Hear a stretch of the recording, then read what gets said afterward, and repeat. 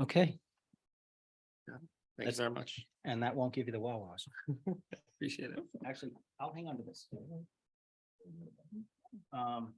There's not an instruction sheet. And a question for you.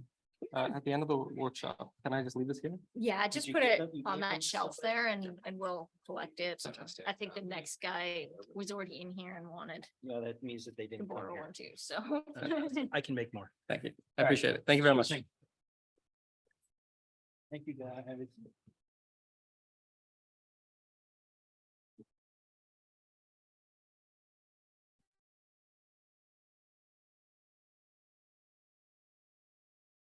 Shu, can we do a quick mic test?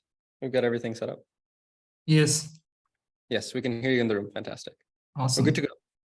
So please feel free to take it away whenever you're ready. So we'll wait for a couple more minutes. We're still waiting for people to filter through. Yeah. Thanks, Shu.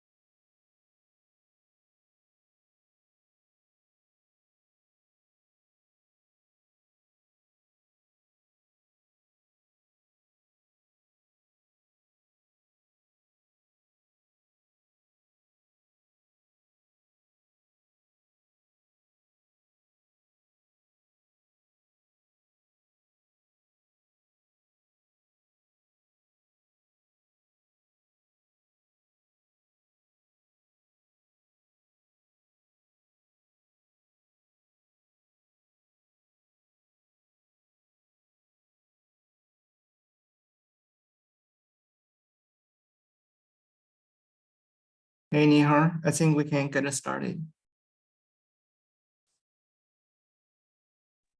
Right, Shu, please go ahead. Yeah. Okay, thanks everyone for coming to the third workshop of visual perception and learning in an open world. My name is Shu. I'm the primary organizer for the workshop, but I feel bad that I cannot attend the in-person meeting. I have a visa issues 3 years in a row. But anyways, I hope everyone is safe and healthy, and a happy Father's Day. Like last year, we had a Father's Day the same day as the workshop. And the goal of the workshop is to connect people and exchange ideas. And we should discuss new opportunities and challenges in the open world. The workshop is a hybrid, and we have on-site audience. Please enjoy and evolve by asking questions. And we also have a virtual audience, and we will broadcast the workshop through YouTube. So feel free to leave questions and comments in the YouTube chat. If you want to find the website of the workshop, please go to the CVPR website and search Open World, and you will see it. If you want to find the YouTube live stream URL, just find it here. And we will record the workshop and make it public after the CVPR conference. Here is the full schedule. Please refer to it. And well, we have a group of people serving at the workshop. And you will hear the opinions and the thoughts in the workshop. And we have 3 challenge competitions. And the first one is discover novel objects. The second one is using foundation models to do few shot or zero shot recognition. And third one is to test the robustness and the generality of the open world visual systems. All right, I want to thank the sponsors for the workshop. Okay, I want to deliver some thoughts myself. So first of all, the open world terminology was proposed by Terry Bolton like 10 years ago. The workshop, the open world initially emphasizes unknown detection. So if we detect some unknown examples, we manually annotate the unknown example and train or fine tune a new model and do this training and testing in a cycle. But I want to make it more broad. Like I want to say the open world is a multimodal. It is imbalanced in terms of data distribution, and the open world is dynamic. I want to focus on the latter 3 parts in the talk. First, I want to combine multimodal and imbalanced attributes of the open world and talk about my recent work. The second one is to combine imbalanced issue and dynamic aspects of the open world as the second part. Okay, let me talk about autonomous driving, which is a huge application in the open world. We know we have the autonomous vehicle with the cameras, ring cameras, and a LiDAR sensor.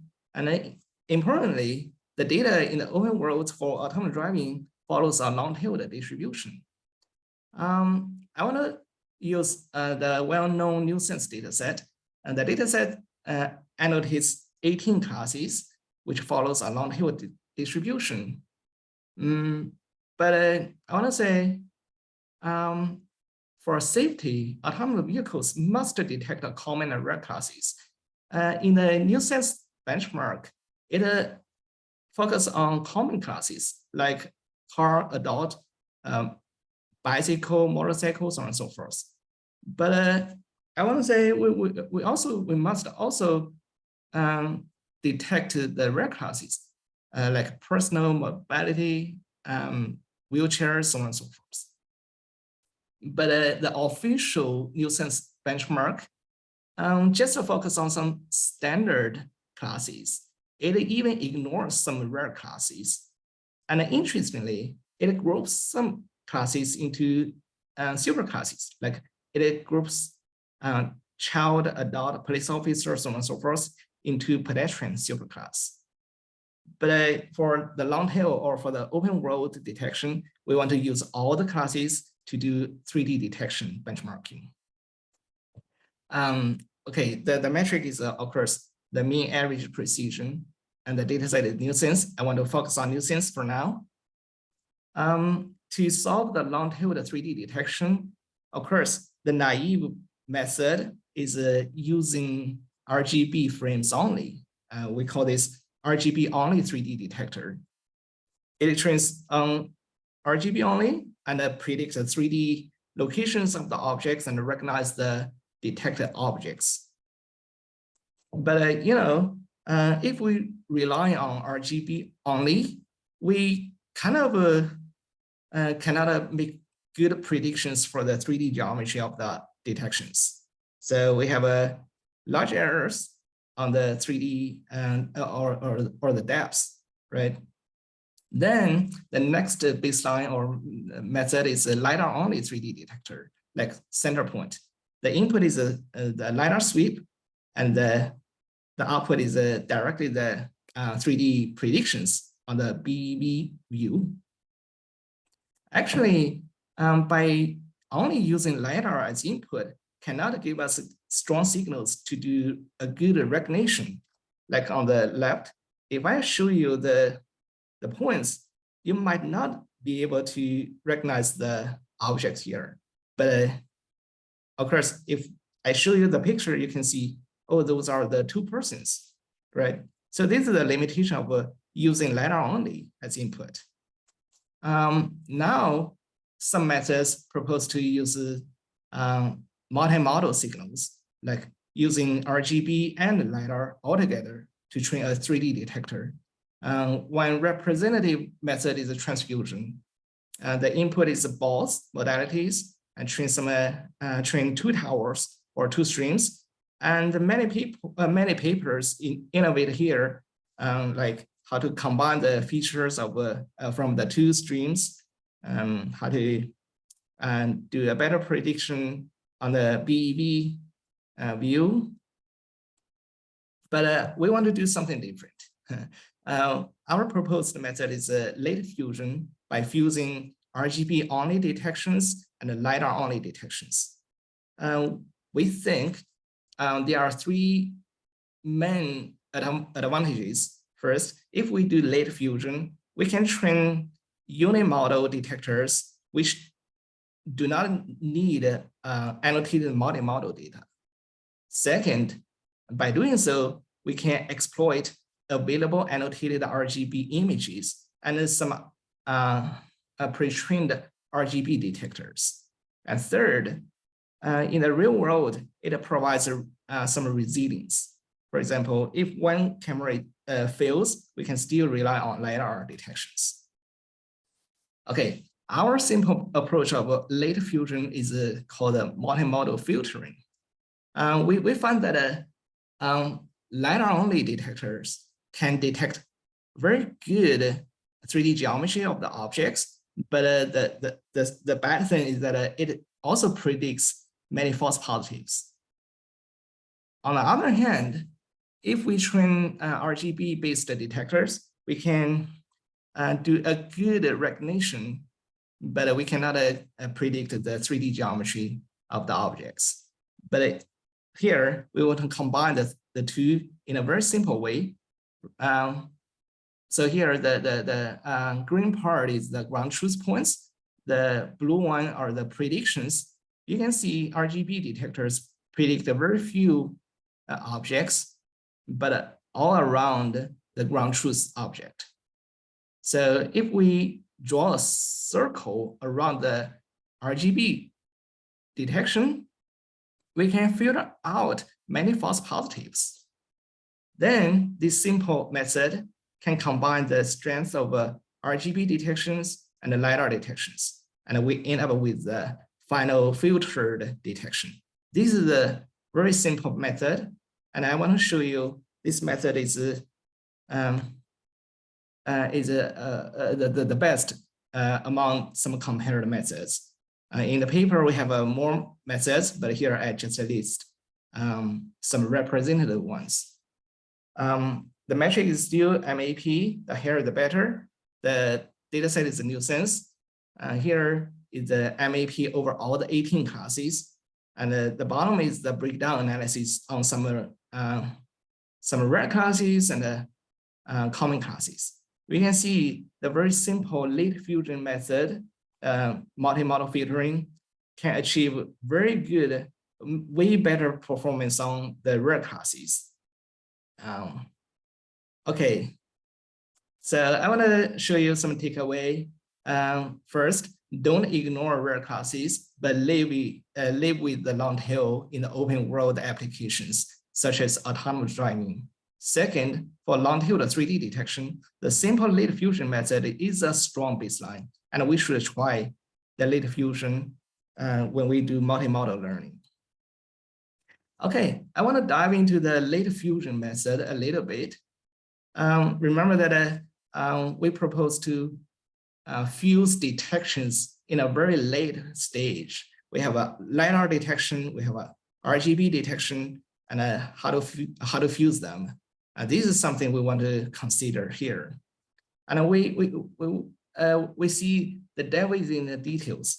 This is another work, not in CVPR this year, but I want to show you some exciting results. In terms of fusing the RGB and the LiDAR detections, we ask 3 questions.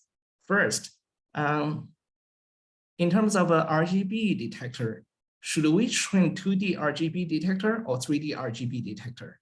Remember that previously we trained 3D RGB detector, which predicts the 3D geometry directly from the RGB frames. But here we want to consider, how about we train 2D RGB detector? The second question we want to ask is that how to find matched detections from RGB and LiDAR. Should we match them in the 2D image plane or in a 3D BEV plane?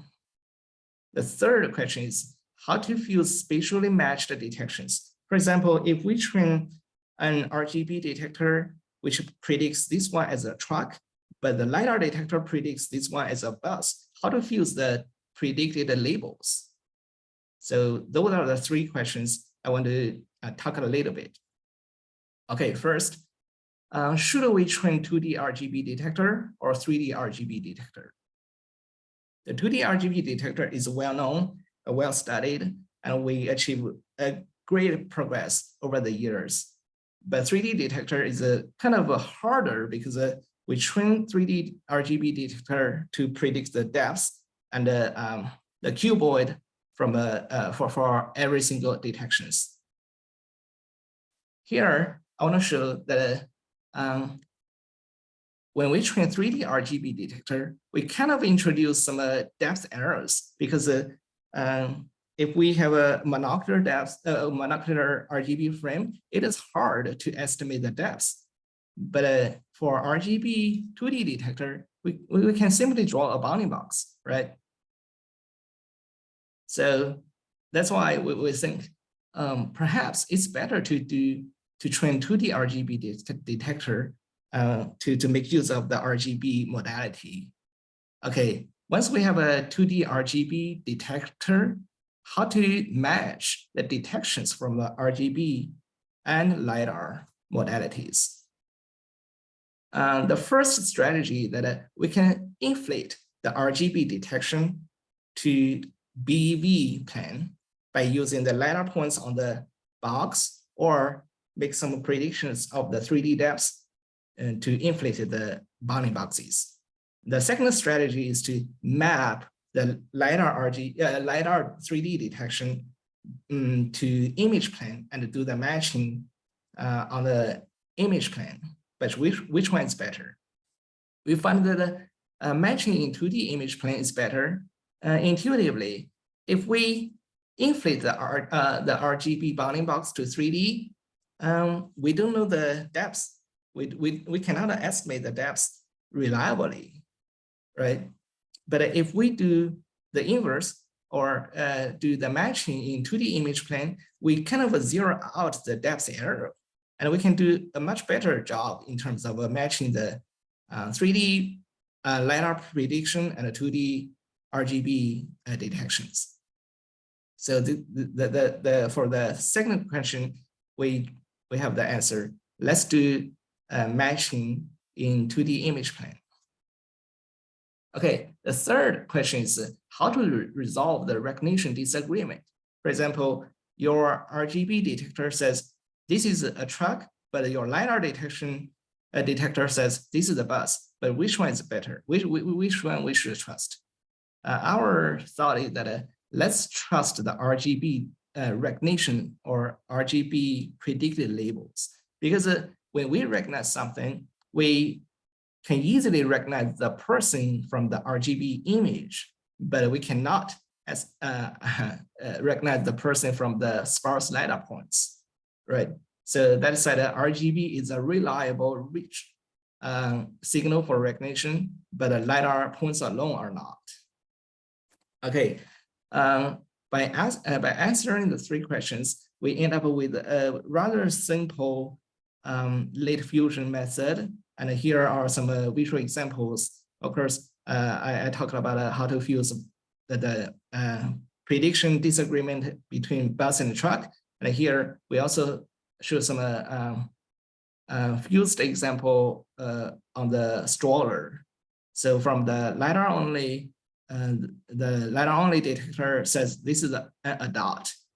This is a mapped from a 3D to 2D. This is a dot, but obviously this is a stroller. So your RGB detector says this is a stroller. So we trust the RGB detector, and then by fusing their detections, we end up with the correct detection. This is a stroller. Similarly, for the child, by using RGB only, we cannot get the correct label.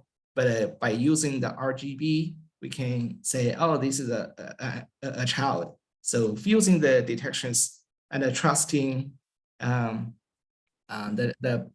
label prediction from the RGB end up with the correct detection. Okay, let's quantitatively benchmark the results on nuisance again.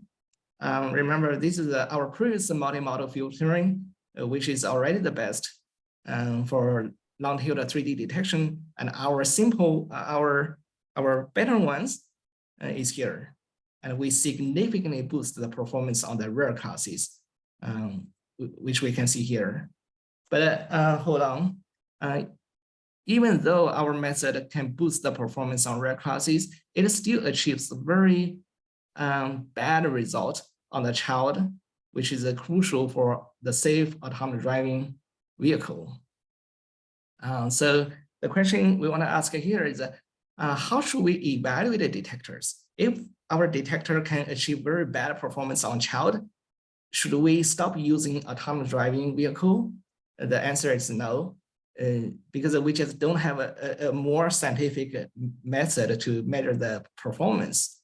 We think there are some different types of errors in the 3D detection. Perhaps the ideal case is that we can localize an object and recognize the correct label. This is the ideal case. And of course, our detectors cannot achieve the ideal result, but the less severe error is that the detector can localize the object, but predict the wrong class. Like here, if that is a stroller, but your detector predicts this is a wheelchair. Well, this is fine, right? Those are vulnerable objects, and the autonomous vehicle must stop or yield. So this is less severe.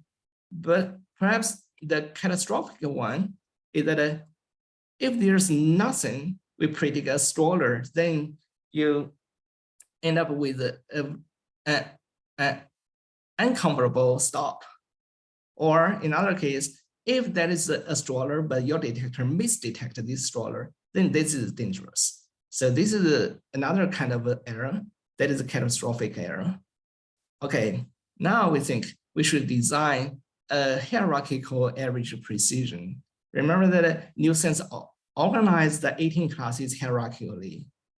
We can consider this hierarchy and design an LC or least common ancestor based metric. For example, If the least common ancestor is 0, that's the standard AP metric. If the LC is 1, then we allow some partial credit for mistaking sibling classes. Like if the detector mistakes a child for adult, then that's fine. We still give the detector some partial credit. So this is the idea about the LC-based metric for better evaluation of the long-tailed 3D detection. Okay, the take-home message is that don't ignore rare classes and live with the long tail. At least if we cannot handle the rare classes, let's merge them into super classes. Last one is that when we do multimodal detection or multimodal learning, let's try simple late fusion of unimodal detectors. Okay, I talked about the first part related to the open world, which is multimodal and imbalanced. Next, I want to talk about another combination, imbalance and dynamics of the open world. Remember that the new sense dataset merges some classes. It merges child, adult, police officer, construction worker into pedestrian. When this dataset merges the classes, perhaps some classes are rare classes, and benchmarking the rare classes or training on the rare classes are not reliable. So it merges. I think, well, it's fine to merge some rare classes, but remember that over time, when we have more labels, more data, we also split some superclasses into fine-grained subclasses. Like here in the mapillary version 1.2, it has classes like a sidewalk and traffic sign. But in the next version, mapillary version 2.0, it splits the sidewalk into a sidewalk plus driveway. And it splits traffic sign front into sign parking, sign front, so on and so forth. So that is that over time, data sets have a versioning dynamics.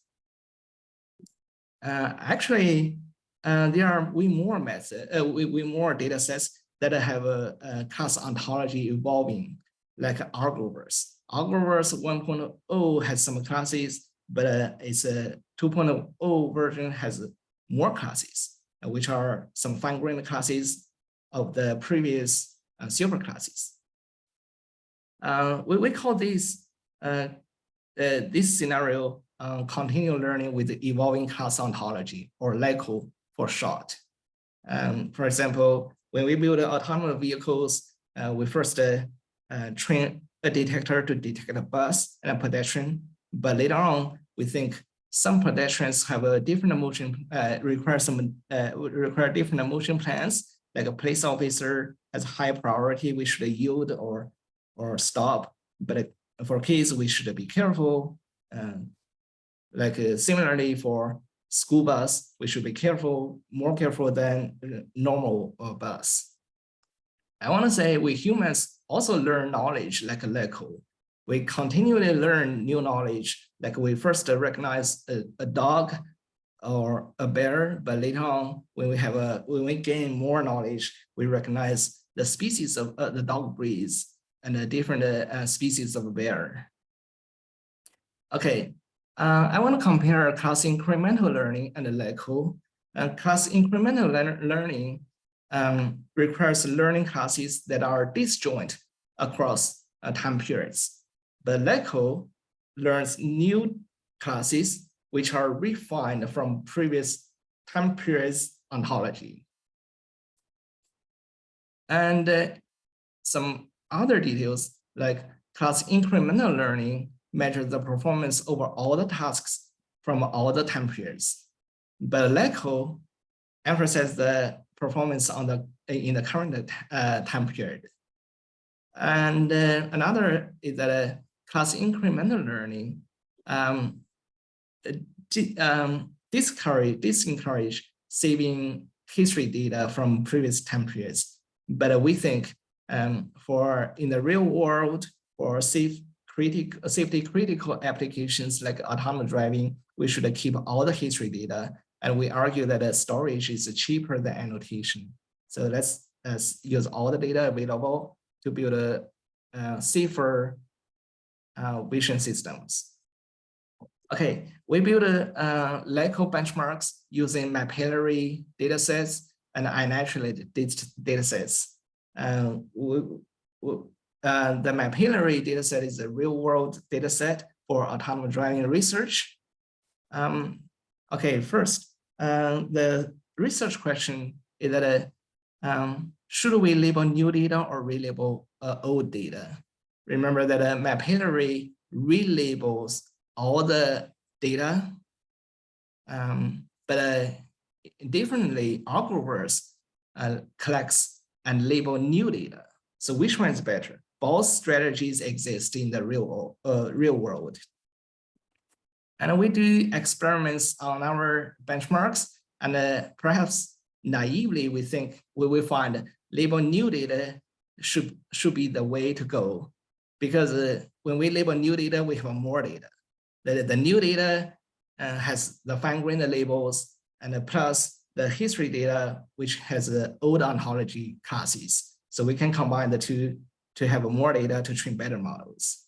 The second scientific question is how to leverage old data and old labels, right? In the previous time period, we have a old ontology data, like the data has a superclass labels, but when we have a new data, we have a fine-grained labels. So how to make use of both? We have three proposals. The first one is simple. Let's discard the old ontology labels and use them as unlabeled data. We can follow semi-supervised learning scenario protocol and train models. The second proposal is that as we have a old ontology superclass data labels and a new ontology fine-grained labels, let's do learning with the partial labels. So this is the second proposal. The third proposal is that let's do joint training. Quite straightforwardly, we can build a fine-grained classification laws. We can use the fine-grained classification laws and the coarse-grained classification laws all together to train a single model. And we think we will find that all the three methods can improve LECO performance. And importantly, when we do joint training, we don't need to worry about the whether the old ontology or new ontology labels are aligned or not. So we can simply use a joint training to train better models. Okay, the third question is that do our proposal generalize to real world scenarios? We tested this on the real world mapillary data set, and the conclusion is yes, our solution is generalized to real world LECO scenario. We find that our solutions yield a consistent improvement under the longitudinal distribution on mapillary and iNaturalist. So please check out the comprehensive results in our paper. Okay, this is the final takeaway. Live with the long tail, don't ignore the rare classes. If needed, merge rare classes into superclasses for better training and a safe development. And lastly, be prepared for new rare classes in the evolving open world. All right, I talked about the two parts covering the multimodality, imbalance, and dynamics of the open world. This is the end of my talk. Thank you. I'm not sure if I have time to take questions, but I can answer by email. So Nihar.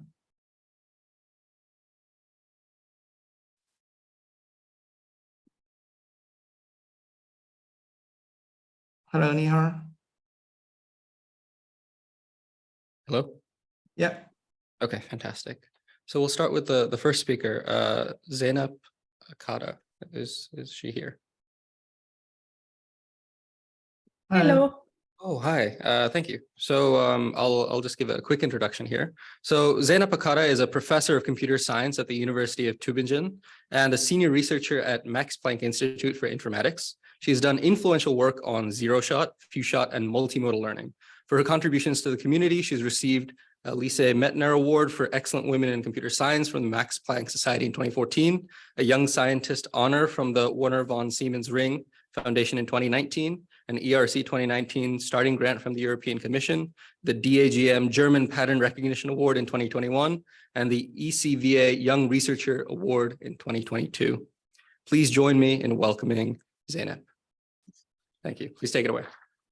Okay, thank you very much for the invitation. It's great to be here. I wish I could join you in person, but this year it wasn't possible, unfortunately, due to family reasons. But I hope my talk is going to be interesting. So I will share my screen. And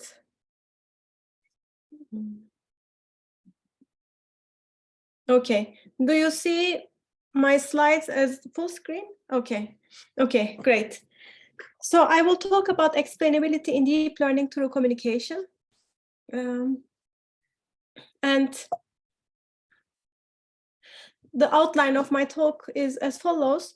I will first argue how explanation and learning are related with one example from cognitive science. And then based on this example, we will define what is an explanation. In particular, we will say that explanations are broad, simple, contrastive, and abstract. And then I will explain how these explanations can be used in conversations. And then once we have established that these explanations are useful for conversations, then I will talk about some research that we did where we tailor these explanations to the communication partner. I will summarize and talk about some future research possibilities. Let's start with how explanation and learning are related. So as I mentioned, this can be explained really easily with an example from Tanya Lombroso's Trends in Cognitive Science paper from 2016, where she creates two different aliens called Glorp and Drent. And our task is to come up with a property where we will design a classifier to differentiate between Glorps and Drents. We can see that their head shapes are different, their body shapes are different, maybe their color distributions are different, and so on. So they have different properties that we may also call attributes. Based on the head shape, we may classify these aliens as glorps, and we can see that we made a mistake.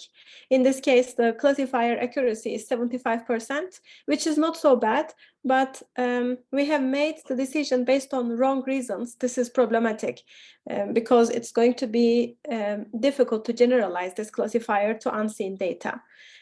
We go back to the classification problem again and try to really look at the distinguishing properties. And we see that the shape of the feet are different.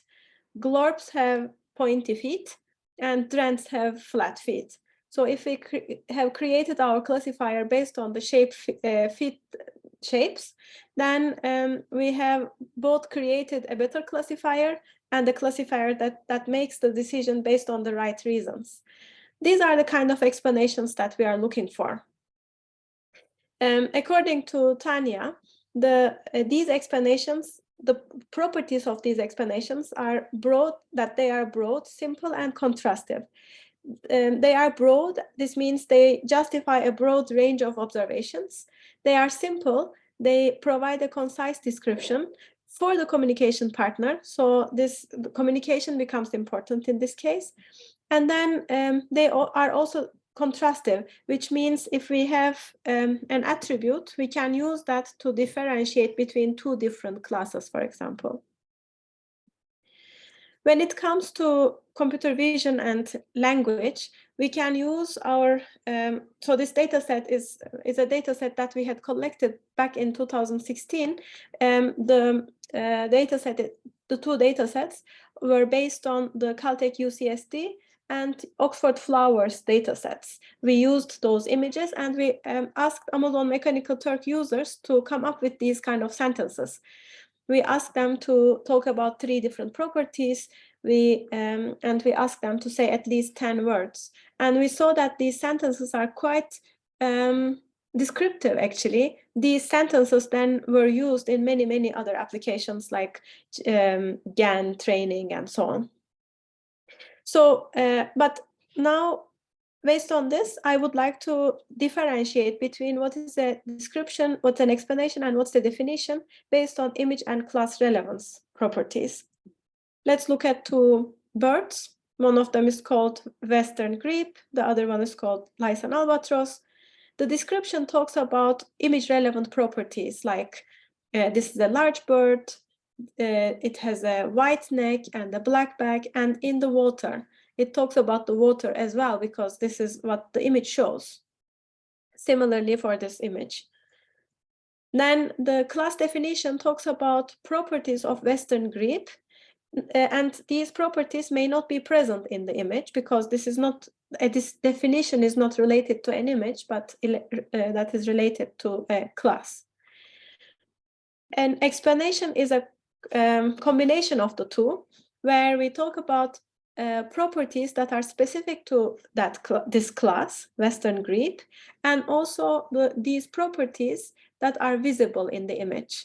So we are trying to maximize image relevance and class relevance at the same time. Now, based on that definition, I would like to explain how we generate broad, simple, contrastive, and abstract explanations. Let's say our learning problem is can be illustrated as follows. First, we have a user that may have a partial observation about the environment, and she asks questions. And then there is a model that answers these questions and explains why this class decision is related to this image.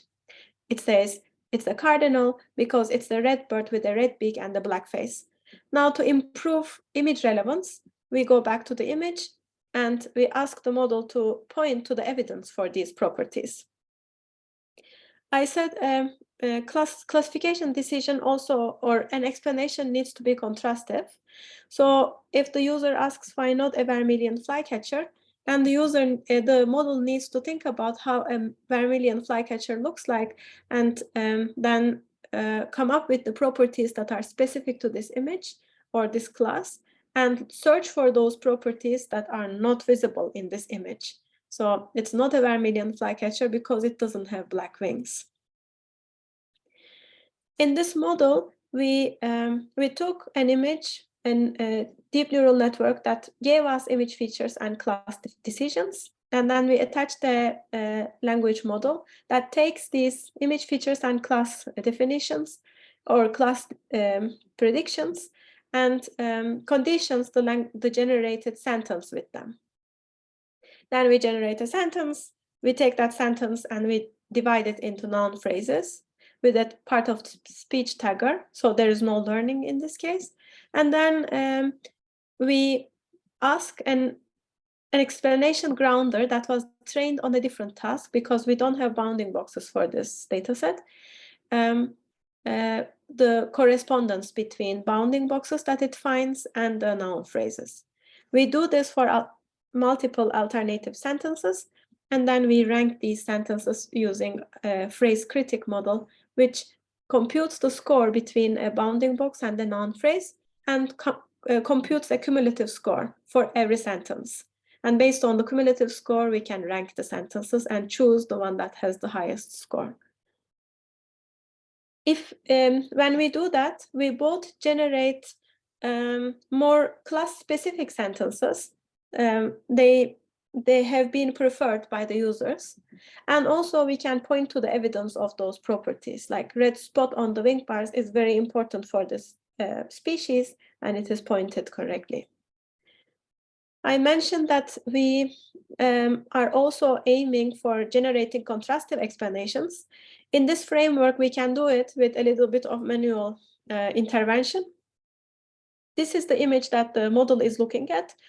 this is an image, another image from the data set that comes from another class, and the image is closest to original image. So the class of this closest image becomes the counterfactual class, and the property comes from the properties of this class that get the lowest score, or that get low score in the original when we project them onto the original image. So it means long flat bill is a property that gets one of the lowest scores when we project it onto this image. So this is how we decide on the counterfactual phrase. Now, we may not have access to such attributes. This is one issue with the previous method, but also we may want to open up the black box a little bit more and try to see how the model comes to a certain conclusion. And here we create a communication channel between two machines. One of them has an idea of how of the classes that the image might belong to, and using those classes, it needs to come up with questions that have the highest importance. And the other agent looks at the image and can answer all of the questions about this image, but it is not allowed to answer all of the questions all at once. It can only answer the question that it has been asked. This is how the explainability is achieved. The first model asks, is it furry? The second model answers yes. That eliminates two of the classes, and the remaining two classes defines the second question. Does it have whiskers? The model answers no, and that eliminates one more of the classes, and then we have the conclusion, it's a dog. And as you can see, as a side product, we have a decision tree that we can use to argue about the decision-making process. Very shortly, this model has an so the recurrent decision tree part has an extended memory mechanism where we keep track of the gameplay, and then the hidden unit activations of this LSTM defines our next question based on how much this question reveals the classification decision.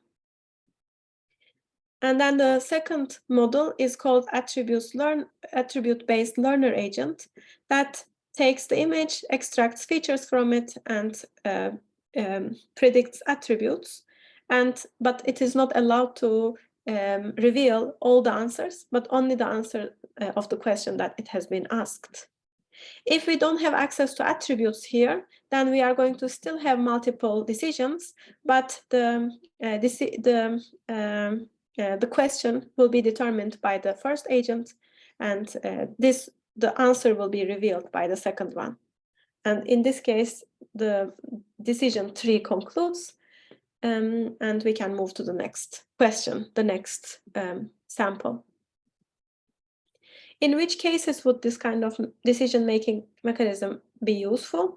We might have access to two images. We don't know whether they belong to the same class. We start asking questions. Does it have white underparts, for example? That eliminates some of the classes. Both of the images fall into the same bucket, and so on. And we see that at the end, for the black wings property, the first image was classified as correct, the second image as incorrect. And this is in fact an artifact of the model. The model makes a mistake for this sample's case, but this mistake could also be understood because the black wings property is not visible because the bird is flying. So we can investigate the mistakes of the classifier this way. An interesting property of this data set is female and male birds may look quite different, and at some point in time they get classified, the female bird in this case gets classified incorrectly because it doesn't have a black crown. And in fact, this black crown property shouldn't have been the property that defines the class. here the model is making a decision based on wrong reasons. So we can investigate that. I mentioned that explanations need to be broad or abstract. And here in this work, we were trying to come up with a vocabulary that is universal, that could fit multiple objects. In this case, we have one type of object, they are all faces, and we work with sketches. As you can see, these 3 different sketches that come from 3 different artists look quite different, although we can recognize them as a face. The universal vocabulary that we have determined has 7 letters that we call primitives. Now we have built a model that takes these sketches and the primitives, and this model recreates these sketches in terms of these primitives. And we can remove all the details, all the unnecessary details, and say that a face is corresponds of a circle, 2 sticks, and an arch. And in this kind of fun application of Pictionary game, we can make use of this ability of the model, and where the 2 models are communicating, one of them is drawing the image step by step, and the second one is trying to guess it. The first one stops drawing the additional primitives once the second one is able to guess the class correctly. Very briefly, we have a sketch, and the sketch parts are separable. We have access to this information.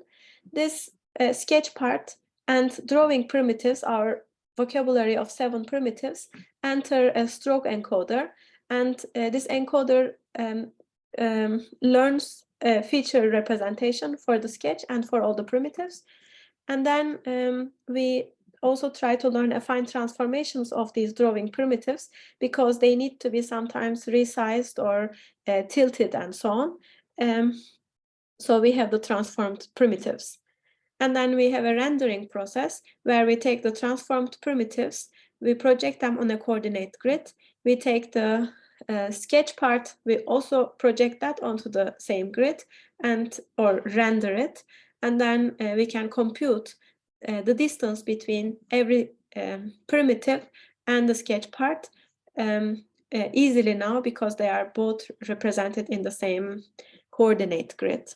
And then the second part of our loss function is composed of a compatibility function that takes the features of the sketch parts and the features of the drawing primitives non-transformed, and tries to learn which primitive is going to be the most similar to the sketch part. We optimize these 2 loss functions together. So these are some human sketches for 3 different classes. Our model with 10% budget draws the sketches with these primitives. For example, abstracts away all the details of this truck and recreates it with a rectangle. And then with higher budget, more details are added. For example, this chair can already be recognized this way. For some other classes, maybe more details are necessary. As a conclusion, learning abstract representations of objects in this way can constrain the system for improved interpretability. We are trying to generate these kind of broad, simple, and contrastive explanations.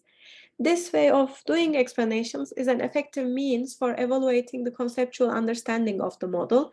We can investigate whether the model makes the decisions according to the correct reasons. And then this can help comparing different objects and assess similarity if we have managed to redefine the objects using a universal vocabulary, for instance. Now, I would like to talk about how this kind of explanations can be tailored for the communication partner. So we are concerned with, for example, describing an image. So in this example, we have two bird images. One of the models needs to pick one of the images and describe it to the second one. The second one needs to, based on the description, needs to pick the same image, the correct image. If both of the agents have the same perceptual component, of course, this is a trivial problem, but unfortunately, something goes wrong in the perception pipeline of this model, and it is, for example, colorblind. So if the description is based on color, then the second agent won't be able to pick the correct image. By playing this game with each other multiple times, the first agent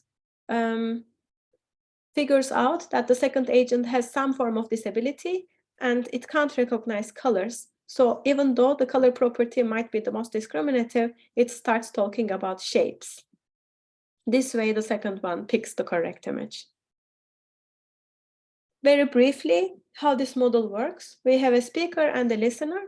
The speaker takes two images, extracts features from them. The listener takes the same two images, extracts features from them. Then they have an attribute predictor.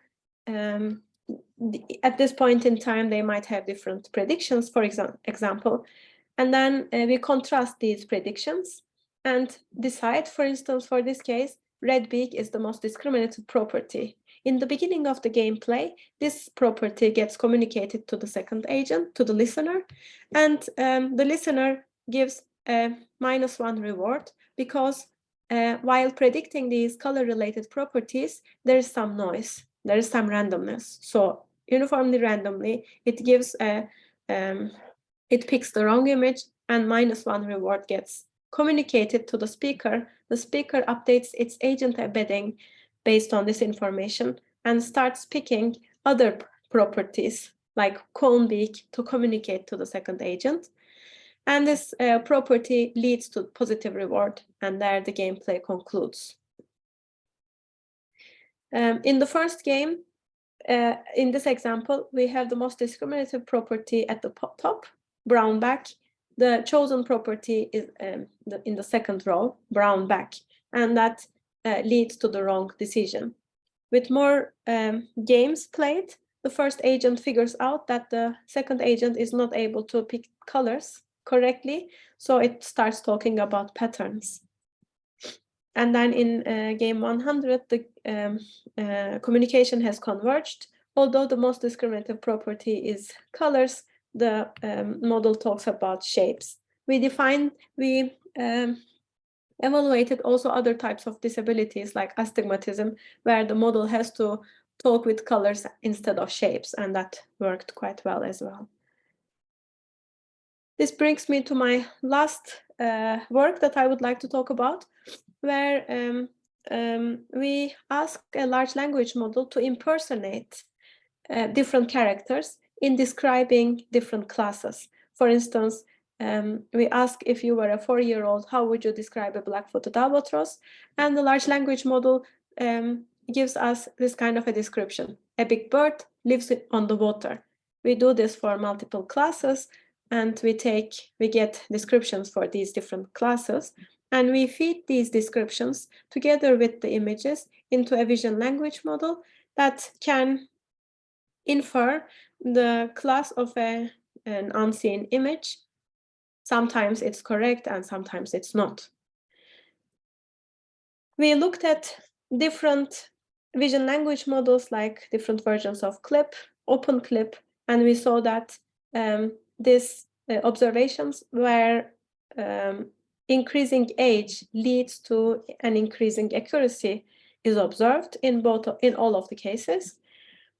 We also looked at 2 different language models and saw that the differences between ages also hold in both different language models.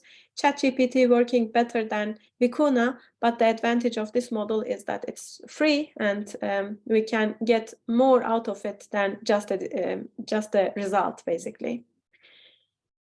Some qualitative results of this impersonation. We asked the model to impersonate a 2-year-old, for example, for 2 different classes, one from birds dataset, one from Stanford Cars dataset.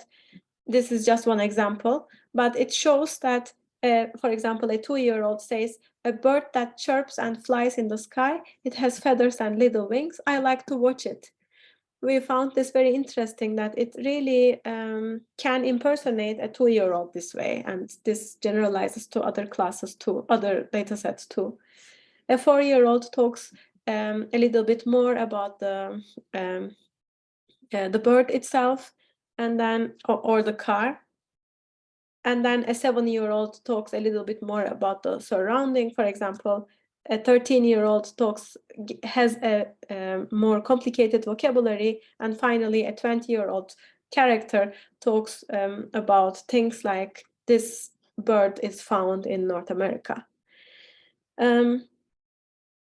So we also looked at different properties. For example, we asked the large language model to impersonate an ornithologist or a car mechanic, and we saw that the ornithologist works better for birds, and we saw that a car mechanic works better than an ornithologist for the cars dataset. Then we looked at how a man persona would behave versus a woman for the bird classification. We did that for all the data sets, and we saw that the man persona describes, for example, cars better than birds, and so on. We looked at how a Black person describes a bird versus a white person, and we saw that white person character performs better than the Black person character in describing birds. And this was the other way around when we wanted them to describe cars, for instance. So in this work, we also looked at other tasks other than computer vision tasks, like reasoning tasks in different reasoning benchmarks. And we looked at bandit tasks, where we asked the personalities to pick one of the arms of the 2-armed bandit, and saw that younger characters explore more, for example. This is in line with the cognitive science literature tried on humans, or validated on human participants. As a conclusion, considering the user's perspective is important to establish a good communication channel with the machines. This will be important in our future. Then also it can help us understand the model's behaviors better. We can ask the model to impersonate a character, for example, if we want to reveal biases of the models and to understand how we can fix them better.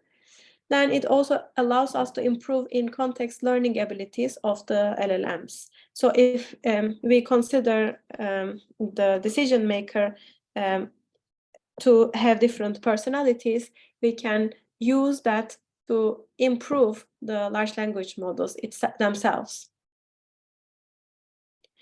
As a summary, I talked about how explanation and learning are related with the differentiating between two aliens simple task. Then I talked about how we learn with basic, simple, contrastive elements elements, and how we generate explanations obeying these criteria, and how we develop explainable deep models, and why it is important for users' acceptance, why it is important to consider the user's perspective when we generate these explanations. In which cases of our daily lives could this be relevant? For example, in medical applications, where the user asks, am I healthy? The model needs to look at the image and say, based on these regions that I found important, I think that there is a possibility that this indicates diabetes. The user might not be the patient, but a general practitioner. Then the model needs to talk about a bit more details of the decision. If the user is an ophthalmologist, maybe it needs to argue why these properties are visible in this image and what can be done about it. Then the user might be a child in the context of education and asks what is gravity. The model needs to talk to the user, the child user, with the vocabulary that it understands, the way a teacher would. And then, for example, I go to a restaurant and I receive a meal that I think I would like. I take a picture of it and ask the model to tell me what kind of ingredients does this food have and how can I reproduce it at home. Then in terms of ecological applications, if we detect a disease on plants, we can ask the model to argue what is wrong with these plants, how can we save them, and so on. I hope I did okay in terms of time. This is the end of my talk. Thank you very much for your attention. If there are any questions, I would be happy to take them.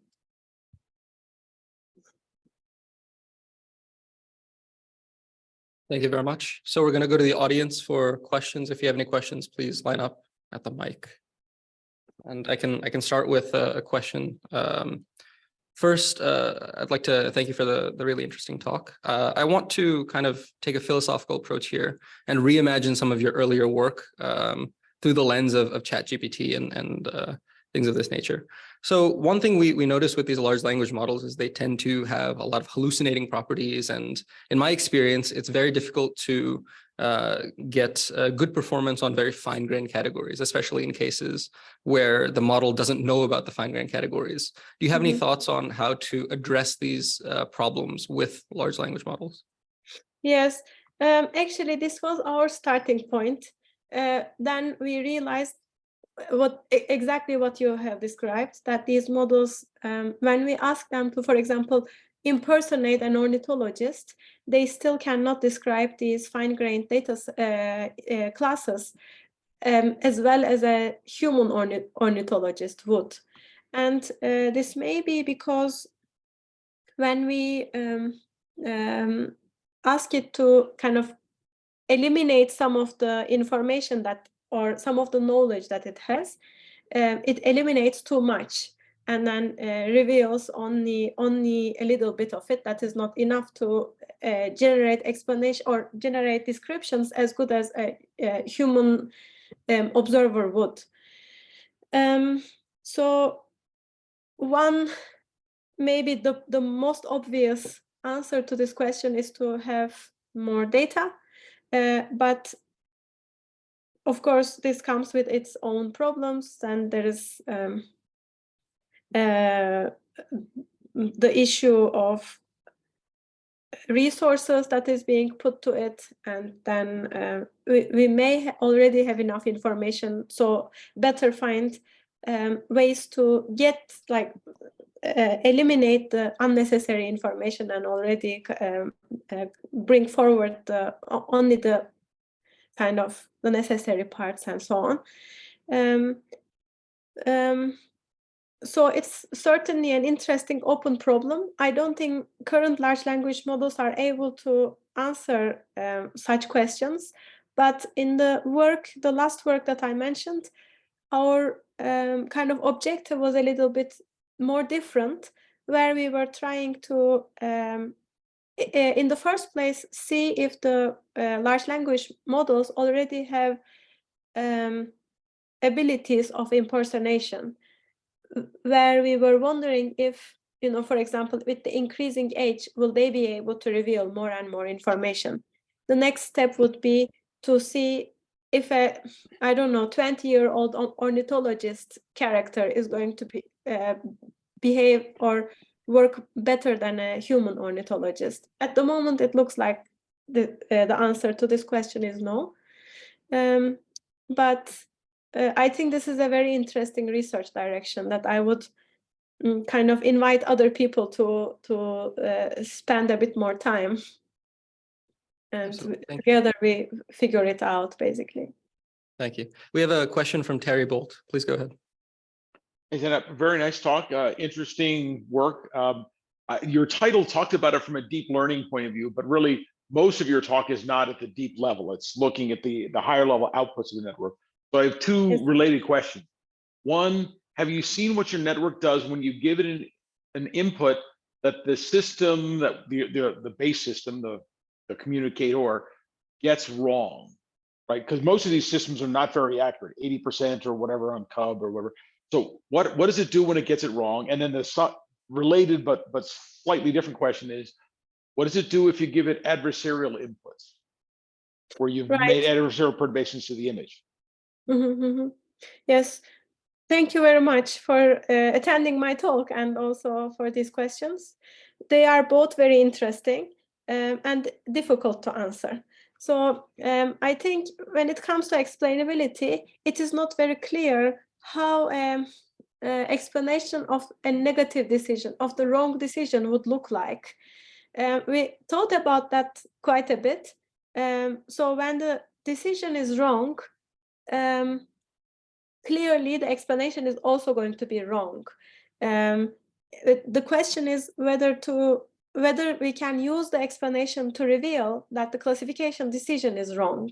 And maybe one way to do that is to look at the inconsistencies between the generated explanations, compare them with the correct explanation, and see like explanation that we know is correct, and then at least mark or flag these decisions where there is inconsistency, and leave it to the user whether to trust it or accept it or not.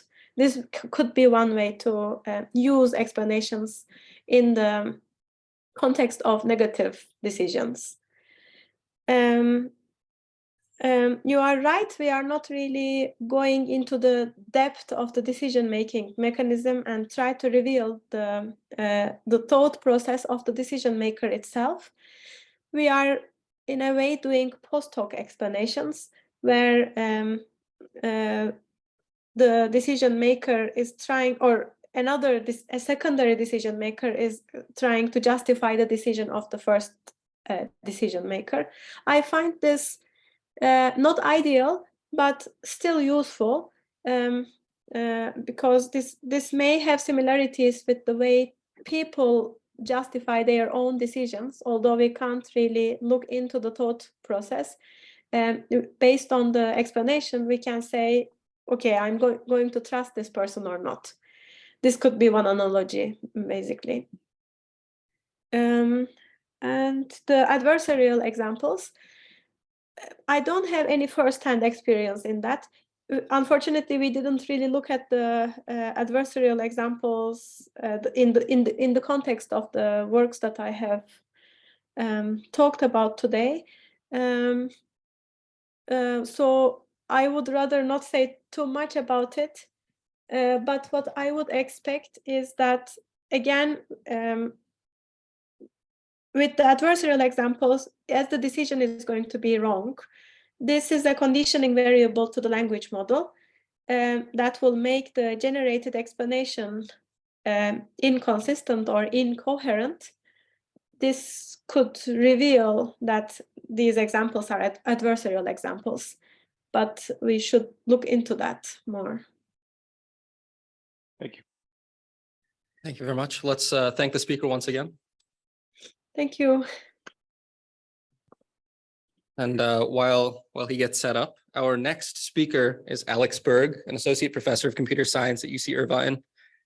He's made significant contributions to large-scale machine learning algorithms for open world detection, segmentation, and classification. His most recent work, Segment Anything, has taken the computer vision world by storm, inspiring researchers around the world to rethink their old problems in a post-segment anything world. Let's welcome Alex.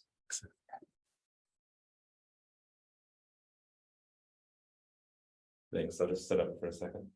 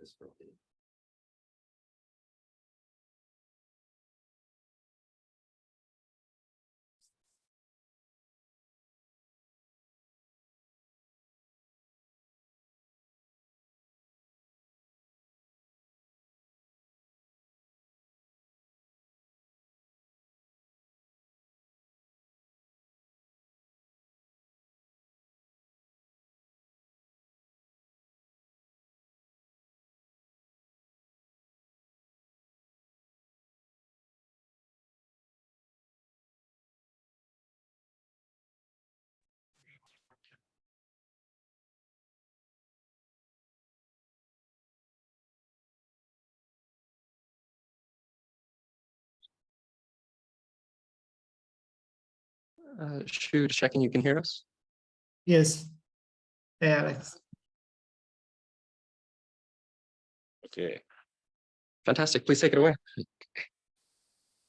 Let me share a screen.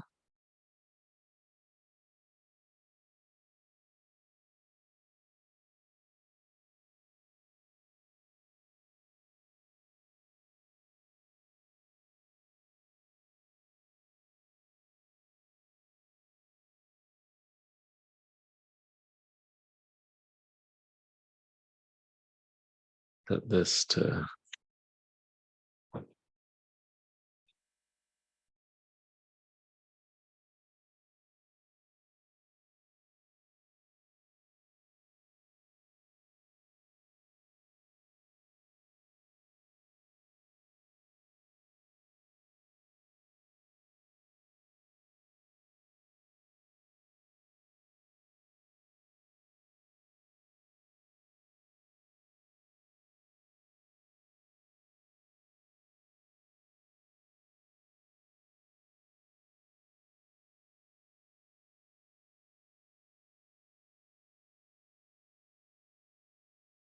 okay, good. Sorry. Okay, so thanks for having me here, Shu. It's nice to see you remotely. I'm here to talk about labeling the open world from active learning to segment anything. And yeah. Why are we talking about labeling the open world? It's kind of an old-fashioned idea in this time of big foundation models, found data. What's the point of talking about labeling? And it still seems to be necessary. We use it for downstream tasks. We use it for evaluation. Even in the ChatGPT world, we use it for reinforcing ChatGPT to do the things that people want it to do, to respond with what they want it to do with reinforcement learning to improve the models. So if it is necessary and part of life today, let's do it well. And because it's this conference for this workshop for an open world. So another version of this talk title is How to Reduce Bias and Save Money While Labeling Everything in 3 Simple Projects. So as some notes, there's a whole lot of co-authors for this work. There are extensive references in the papers themselves so that I can fit a lot in this quick talk. And the talk proceeds from much more theoretical to more real world with the segment anything stuff. So let's start by labeling rare things the wrong way. And why does this matter? Because in an open world, almost any particular thing is incredibly rare. We might sometimes forget this because a lot of the older vision set data sets we use are curated and really focused on some target of interest. But in random images, how often do we see a cat? Maybe every other image in my life. A flower, much less frequently, and a cheese grater, pretty much never. Choosing what to label is part of the labeling process. It's like this is an explicit choice that we need to make. And how do we choose what to label? How do we pick from all possible images out there, trillions of images, to find the ones that we actually take our time to label? You use some model. You use a text model, some model, a search engine, some way to get candidates to label. And all of these processes can exaggerate biases in the models and the data. Hey, Alex. So formalizing this a little bit, and this is again on the theoretical side, the more fun practical stuff will come later. Alex. We talk about the bank loan problem, and we'll see in a second why this is about labeling.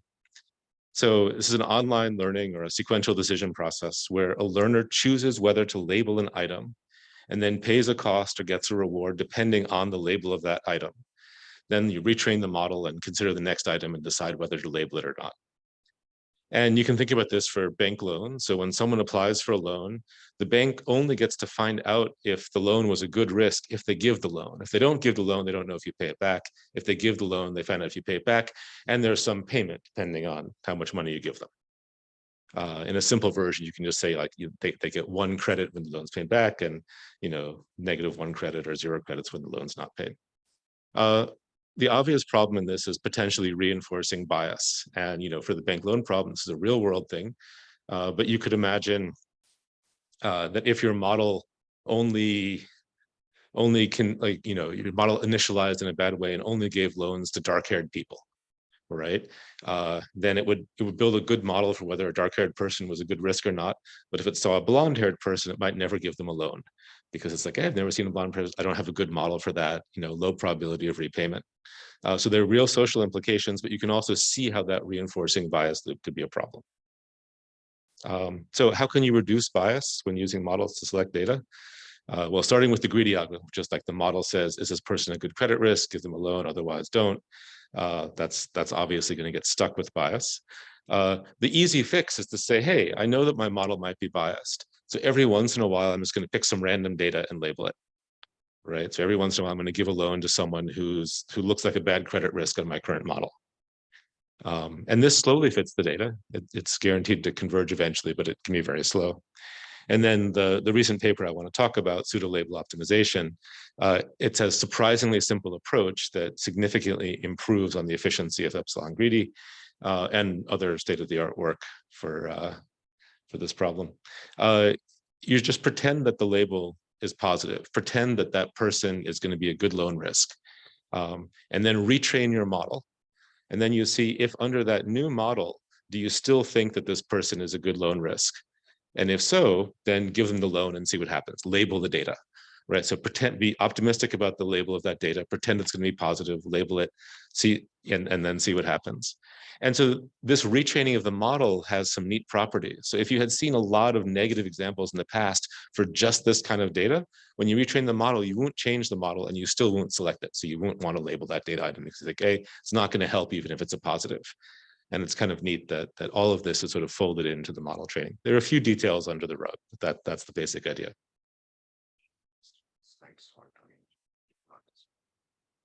Oh.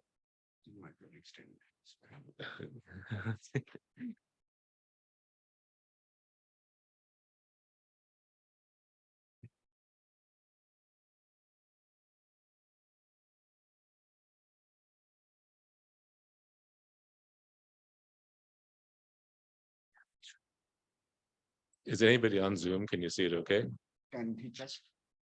Yes. Yes. Okay, thanks.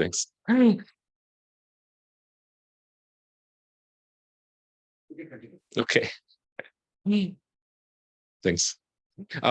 Yeah, so pseudo-label optimism, and this is with a bunch of people. All of us used to be at Meta when we wrote this paper together.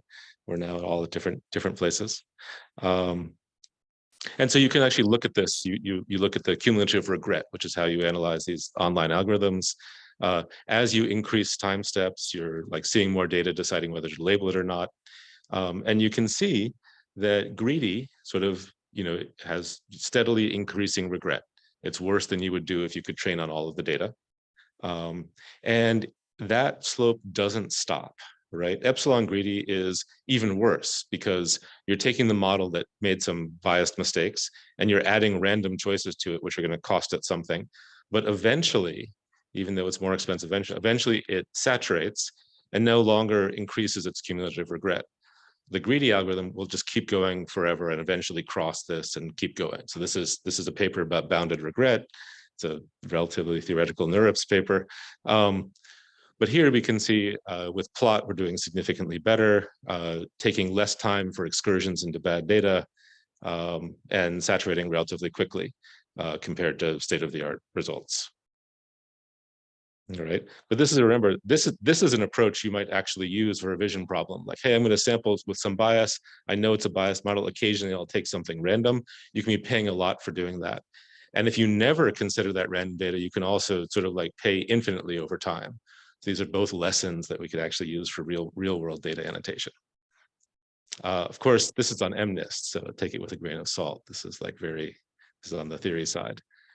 Moving towards something more practical and maybe closer to the vision world, how do we do this? We don't sequentially decide whether to annotate a data item or not. We have huge collections of images or data, and we choose from those collections about what to label. This is, an active learning setting that's relatively common now.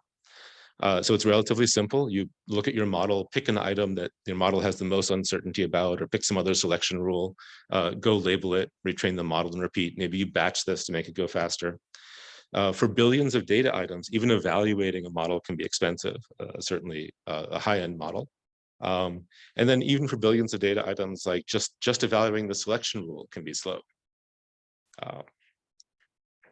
Some selection rules to try to find most useful uncertain data points are relatively expensive. It could be like quadratic. So we explore linear proxy models that are faster to evaluate in combination with a trick to apply fast approximate nearest neighbor methods. And this works out to improve this significantly. This is an even longer list of co-authors because it's getting more toward the practical world and actual experiments on billions of images. This is folks from Meta, Stanford, University of Wisconsin-Madison, a huge number of systems people, theoreticians, Robert Nowak and his student, Julian, and then 2 computer vision people in this list. So a lot of systems people and theory people and 2 computer vision folks. So what does the active learning loop look like? You have sample data, you annotate some of it, you train a model, you go back and you you evaluate that model in your data, pick which samples to label. For a deep model, like retraining and evaluation can be expensive. We can improve that significantly using a linear model. And then if this is in memory and distributed in a cluster, we can do this fast.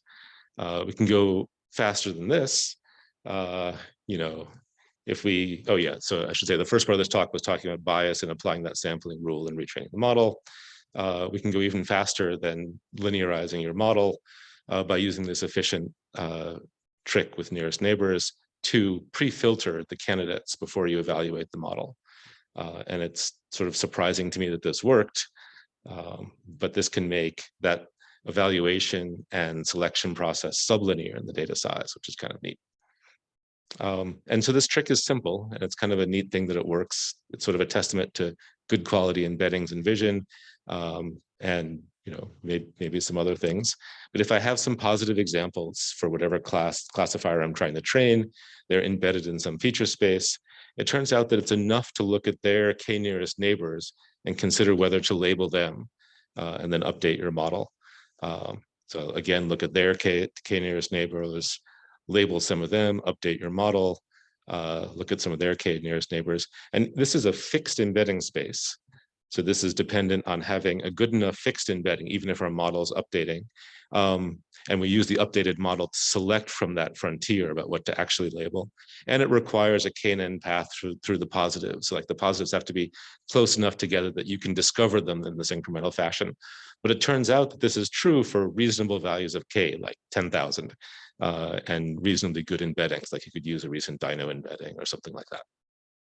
And then you can look at doing active learning with these embedding tricks. So you can look at brute force active learning with linearized models on 10 billion images.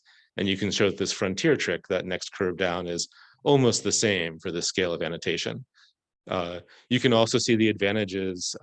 This is sort of like looking over 10 billion images. You can look at full training on a couple 100 million.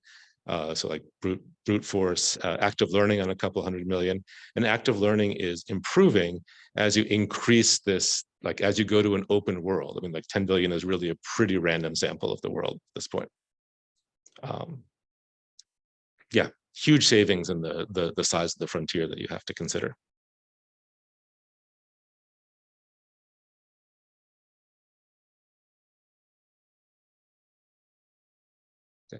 So going on to more structure. So getting on to segmentation. So images aren't just about single labels. There's a lot going on here. A lot of things that maybe we could name or can't name for segmentation. Helps us understand image content, deal with things like recognizing things under layers. This list of authors was so long that I couldn't include first names. But it's part of a larger team and a very, a year plus effort at Meta. This is my old team in the vision group in FAIR. So just as a vision flashback to the old mask RCNN days, here's a nice picture with pretty good quality segmentation from mask RCNN. You can see some issues on the back of the elephant's legs, but you see a pretty significant issue that there's some salient part of this, the how to, that wasn't one of the categories in Microsoft Cocoa, so it doesn't get segmented here, right? And so like I can tease these old friends about this, that like, you know, it was good, but there was a long way to go. And this is because it was driven by object detection, right? So you detect an object, you predict a mask for that object. You had to have trained the detector for the specific object category you're trying to segment. Here's another street scene where you can see, you know, bias and which traffic lights the detector actually works for, which vehicles it detects, that there's a whole bunch of content that's missed by going through this filter of just the things that you can recognize. So how do you move toward a more open world? You know, we can't afford to maybe collect labels for every possible category. The Segment Anything project, and I'm just going to touch on it briefly here, puts together a new task, promptable segmentation, a slightly new style model, and a huge data set and engine, which is really what I'm going to talk about here a little bit, to solve this. And you know, if you look at the archive paper, there's like this whole story about how these are interdependent. But I really want to say that this is a fast, minimal, open world segmentation labeling tool. And just seeing what that tool looks like, I think hopefully this works okay in Zoom. But you're actually looking at that tool in real time. This is running in a browser. As the mouse is moved around, it's estimating a segment. You can give it some geometric prompts, 2 positive and 1 negative, to decide that I just wanted a segment of the car without the surfboard on top. You could do this again and say, hey, maybe I wanted to segment the surfboard, but not the car, and at 1 negative point, and say, oh, I missed a little bit of the surfboard there, and I can add it on. All right. So the neat thing about this, this is showing you a demo of the segmentation algorithm, but it's also a demo of the labeling tool. The labeling tool is very fast. We could decide that I wanted a segment that just included those 2 headlights, right? So like it's up to the user, just like with reinforcement learning for ChatGPT, it's up to the user what they want the system to output. And it gives you a very, very efficient way to do this. So I want to draw some parallels to this and active learning and the kinds of linear approximations that we talked about in previous work. There's some flexibility in the geometric prompts. Oops. So that in the previous example, we showed some point prompts, and here,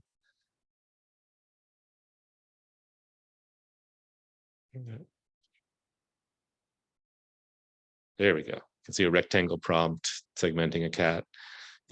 We can see using a combination of different kinds of cats, different kinds of prompts to segment a more complicated example. So here you make it a little confusing. So there's a background cat, and then a single negative point can clean that up, give you a relatively clean cat segmentation. So again, this is extremely efficient. Like if I compare this to segmentation, the segmentation annotation process for Cocoa, Microsoft's old Cocoa project, this is like 6 or 7 times faster and way more accurate. And we'll see that in a second. So you need a model and implementation that can support this kind of efficient labeling tool. And the model is relatively simply structured with an image encoder to some embedding, a prompt encoder to some embedding, and then a simple mask decoder, self and cross attention, a couple layers of that. And how this is implemented in practice with the labeling tool is that the embedding happens on a server on a GPU, sends a relatively coarse image embedding to a client machine running on the browser. On the client machine, you do this interactive labeling, encode your prompt and decode a mask. And this simple self and cross attention head is sort of like the moral equivalent of your linearized version of a deep model that you can afford to apply at scale interactively. And here, most of the design choices for this model are made to support this interactivity. Basically, this is a segmentation model made to support really fast annotation. The fast annotation lets you annotate a lot of data and improve the segmentation model. The task is a little bit different than regular image segmentation. The task is really this promptable segmentation, which then you can like direct toward different kinds of segmentation tasks by changing what the prompts are. So yeah, new task, new model, and then this engine, this data set engine process, that's the active learning bit, but very, very, very loosely active learning. So you have a model, you annotate some data, You use that data to train and improve the model. This goes through several stages over the process of a year when this data was collected. So you annotate as demonstrated in these versions. Maybe if the model starts off really badly, you could use a polygon tool to segment something carefully that the initial model didn't do well. Over time, as you get more annotations, you retrain your model and your tool gets better. So this ended up at around 6.5 times faster than segmentation labeling for Cocoa. And then after a while, you want more variety from the labels. And so here you have the model suggest segments that it thinks it's high confident about and ask people to segment something else in the labeling, and then periodically improve your, retrain and improve your model. And then the final data set that was released is just running that model automatically on 11 million images, getting out 1 billion segments, filter them by an automatic estimate of quality, and like doing statistical samples of that. This is over 90% accurate for the segmentations that come out in the model, and that model is sufficient to retrain. And so this is the data set that was released, the 1 billion masks. So it's a very rough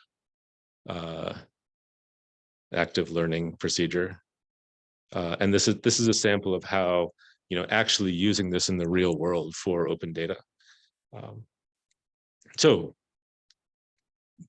what does that data look like? 11 million images licensed. These are sampled from around the world.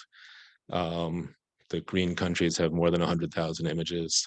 Orange is less than 100,000, more than 10,000. So pretty good coverage. The top 3 countries span different continents. It's an improvement over some previous vision data sets in terms of, not being so biased toward North America. It still has some issues. I mean, it's a relatively good representation across Asia and Europe. It still has some issues about representation in South America and Africa. And some issues on representation across different income brackets, but it's a significant improvement. And the resulting models, just as an aside, are relatively good across perceived categories of people. So like, a relative improvement on the responsible AI front. And does it work? Like, so does this dream of like, doing manual annotation to try to build a model that works for an open world problem? Yes, like it works surprisingly well across a wide range of things, even simple scenes. Comparing to some mask RCNN stuff, we can see like, hey, there's a lot more going on. The segmentation is a little better where they overlap, and it's a lot more comprehensive. You can compare it to relatively recent like VIT debt, much cleaner segments, more comprehensive coverage of different categories. And going back to looking at the labeling, because this is a talk about labeling, we can compare Microsoft Cocoa labeling on this image to like what the output of segment anything. So presumably a user could click on these and make these labels. And you can see that this is much sharper. Like the Cocoa labeling was notoriously rough, right?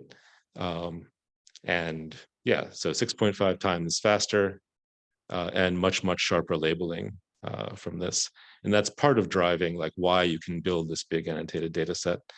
Something else that you notice is in Cocoa or in Mask RCNN, people are a single segment as opposed to a bunch of segments. Under the hood in segment anything, there is this idea of explicitly looking for different levels.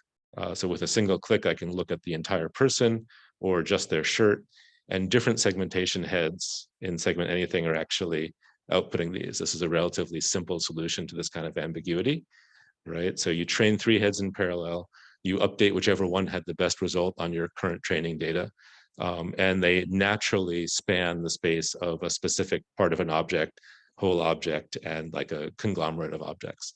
It's like they'll go at three levels of the hierarchy, not explicitly tied to any of that. That just comes out of training them in parallel. And so you can see, whole bird, bird body, not legs, just bird head. And this is like an output from a single point geometric prompt. You can also, convert text strings to geometric prompts, combine them with other geometric prompts, do things like disambiguate whether that little funny window thing on the side of the BMW is in fact not a wiper, add a little bit of geometry to help improve the initial clip model.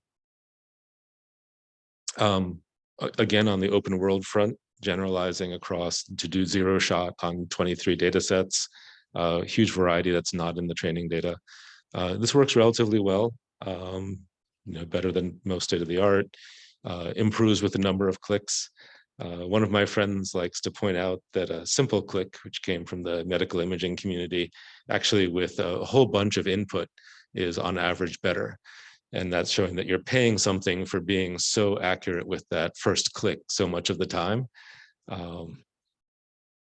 Yeah, also some human evaluation on showing what kind of segments people prefer, even when automatic evaluation on these zero shot tasks looks like segment anything might be having a problem, people actually prefer the segments that come out. So there might be some biases in how the evaluation works. And then I think I'm about 3 minutes to the end. As an older computer vision person, I like to compare this to some early efforts on doing human annotation of open world images to understand boundaries in images. This is the Berkeley segmentation dataset project. And this was one of the early motivations of Segment Anything, was that it was producing edge maps by taking the Segment Anything segments and converting them to a soft edge map that were relatively good on the Berkeley segmentation dataset. So this is zero shot training. A lot of the state-of-the-art techniques on BSDS were trained specifically for that data set and sort of like, tuned to the biases of that data set. So we're really excited that attacking generic object segmentation gave relatively good results on the Berkeley segmentation data set. And that was kind of a neat early motivation for the project. Yeah, it's always nice that you can retrain the model on a pretty small fraction of those billion images. So this would be almost affordable at a university, which is kind of nice. Everything I've talked about are things that you could actually do at a university. It's kind of a nice surprise. This would be a little bit of a stretch. A million images and 10 million masks, but I think you could probably handle that. Yeah, so in conclusion, labeling starts with selecting what to label. If we're careful algorithmically, we can avoid looking where the light is. Open world it always implies extreme scarcity of relevant examples, but we have tools to attack this. And we can apply some of the approaches from classification to structured prediction labeling, like super lightweight linear approximations for that mask decoder. Even a rough version, like, back to the active learning loop, even a rough version of the model is often better than humans at setting boundaries, unless the labelers focus on other types of ambiguity that they're better at. And, this is my, oops. Okay, well, I failed to show my slide, but I like to look at the world through, rose-colored active learning glasses. And I think that's just my, okay. Sorry about that zoom, but yeah, like it's nice to look at the world through rose-colored active learning glasses. It sort of makes it all seem tractable. Thanks.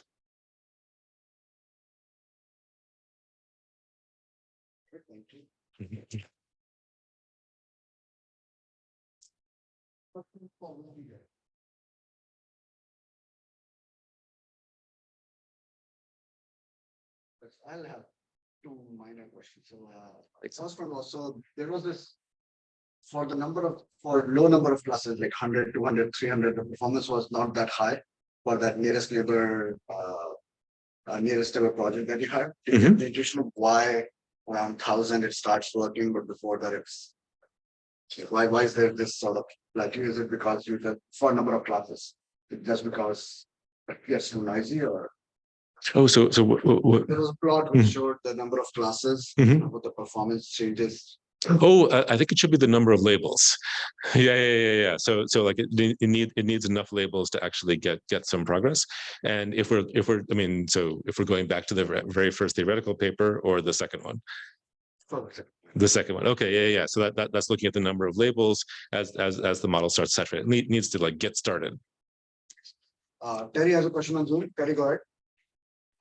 So actually related to that, I it went by quickly and I have to go read the papers, but I struggle to understand how that just using the nearest neighbors of positives will ever discover significantly rare biased samples, right? Because why are they near the positive labels, right? And if they're not, then you're never going to discover them. So I'm a little worried that maybe by looking at overall accuracy or something, right? Overall accuracy really ignores the very small, rare samples, and therefore you might do better on overall accuracy. But if I looked at a per class accuracy, I might be doing worse. Right. So I think that you're touching on one of the things that I thought was neat about this paper. So first of all, it gives you another tool to analyze what kinds of embeddings we have and also what kind of data sets we have. Right. So we looked at a series of computer vision data sets, the labels that they have, and saw that they actually do have these nearest neighbors paths, which says something about maybe we don't have exciting outliers. We don't have like maybe things that like don't look like whatever concept of car is labeled as car in this data, or not too many of them. We didn't see the pattern you're talking about where the per class accuracy and overall accuracy had a mismatch. But yeah, I think it's a great question. And to me, it was the exciting thing is like, it gives you another tool to analyze the structure of the data set and the labels. Thanks. Hi, Dina. Thanks for the talk. I wanted to ask whether there is a clear trend from semantic to instance, because I guess the Dino features are now better in instance than class, the segment anything model, all of these like distinguishing the individual oranges or whatever. But we're not talking about like this shift because the original Coco was very much, car rather than instances. And is that shift intentional or is it just, we're not aware of taking this turn? Yeah, I mean, so I think that gets into complicated questions about like what we mean on the semantic side. But on the practical side, I think, I see attacking bias. I see like this movement from very coarse categories to specific instances as part of the same thing, that you want to label your corner cases. And this goes a little bit against that k-nearest neighbor trick like Terry was asking about. But like, you want to do better, you want to reduce bias, but reducing bias just means finding those corner cases in your labeling. Right. And you can use active learning to more efficiently find those corner cases. You can use active learning to more efficiently label all those pixels because, you can extend whatever you can with your existing model and then use humans to figure out what's going on the boundary. So I think all of this is finding those corner cases or maybe finding the specific instances you're talking about. I see that as the progress of like going from coarse models to better models with less bias.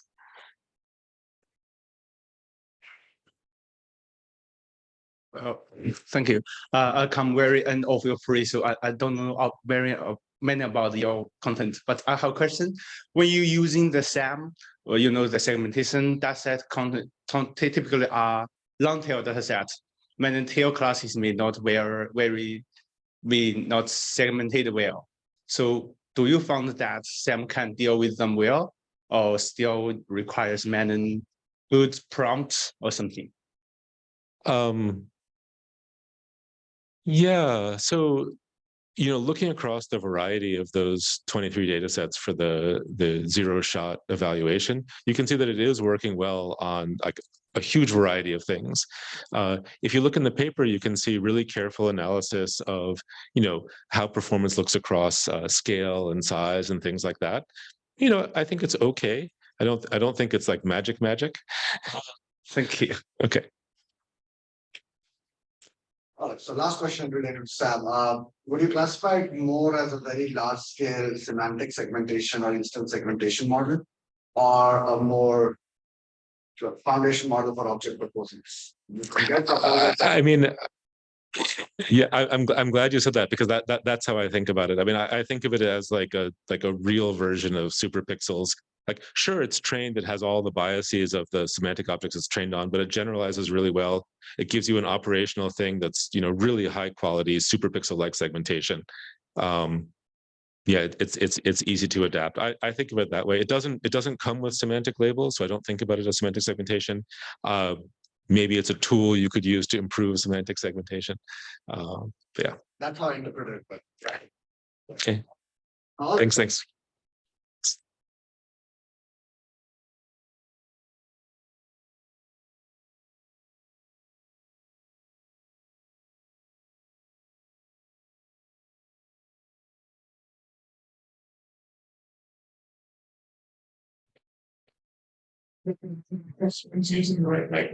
Oh, yeah, that's why I went out to ask him. Yeah. The copy. You said 10:45 is when. That's when I'm speaking. I'm happy to just. There's an adapter. The coffee.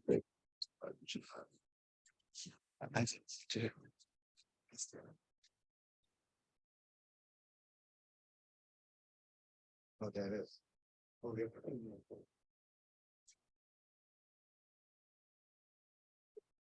So we are running 15 minutes late, so let's do a 5-minute coffee break. We're going to grab coffee and come back and restart it, right? To go meet with someone. Yeah, I got it. You see me? Always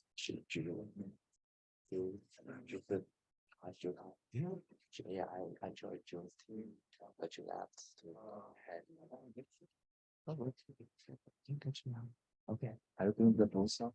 I'll probably okay. All right. See you.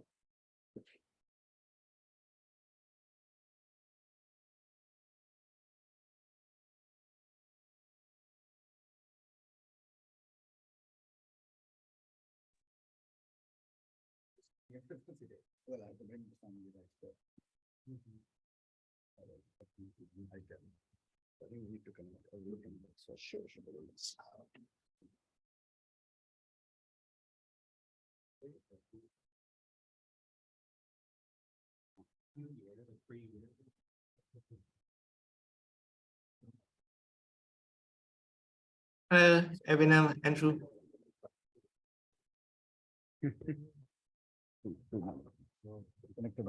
Yeah, I think I'm good.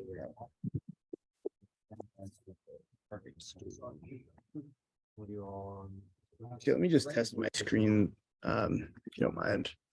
Have a couple things. I can get rid of the mirroring.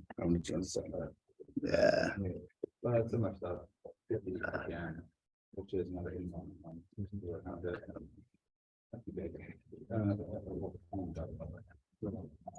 Yeah. Well, for me.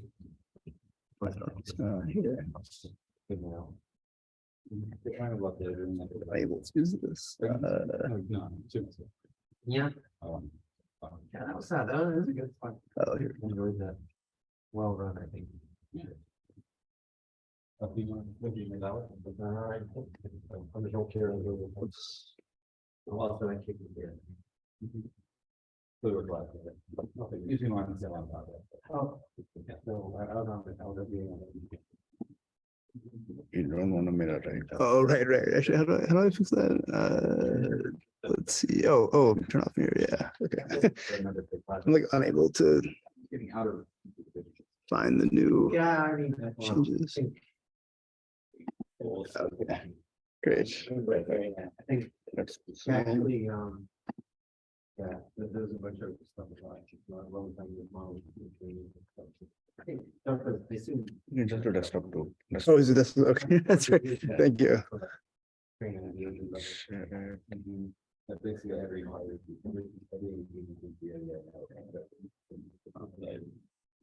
Can we connect this back again, or is it connected?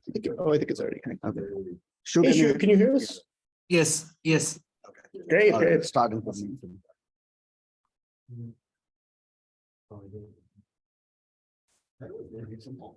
No, I'm great. Thanks. Thanks for helping me set up.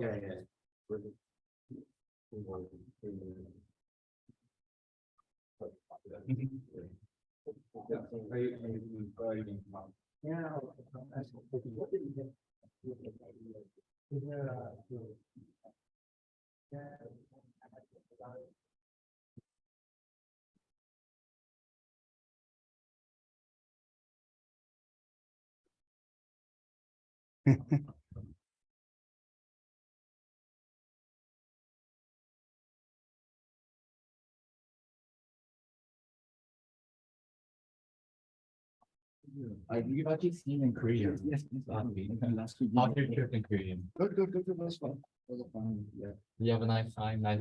Yeah, very nice. Roamed around a lot during the weekend. Okay. And did you come to here direct from? No, I went back to DC for 2 days. Wow. Oh. You must be jet lagged. I don't know what I don't know what time zone. Nice to meet you again.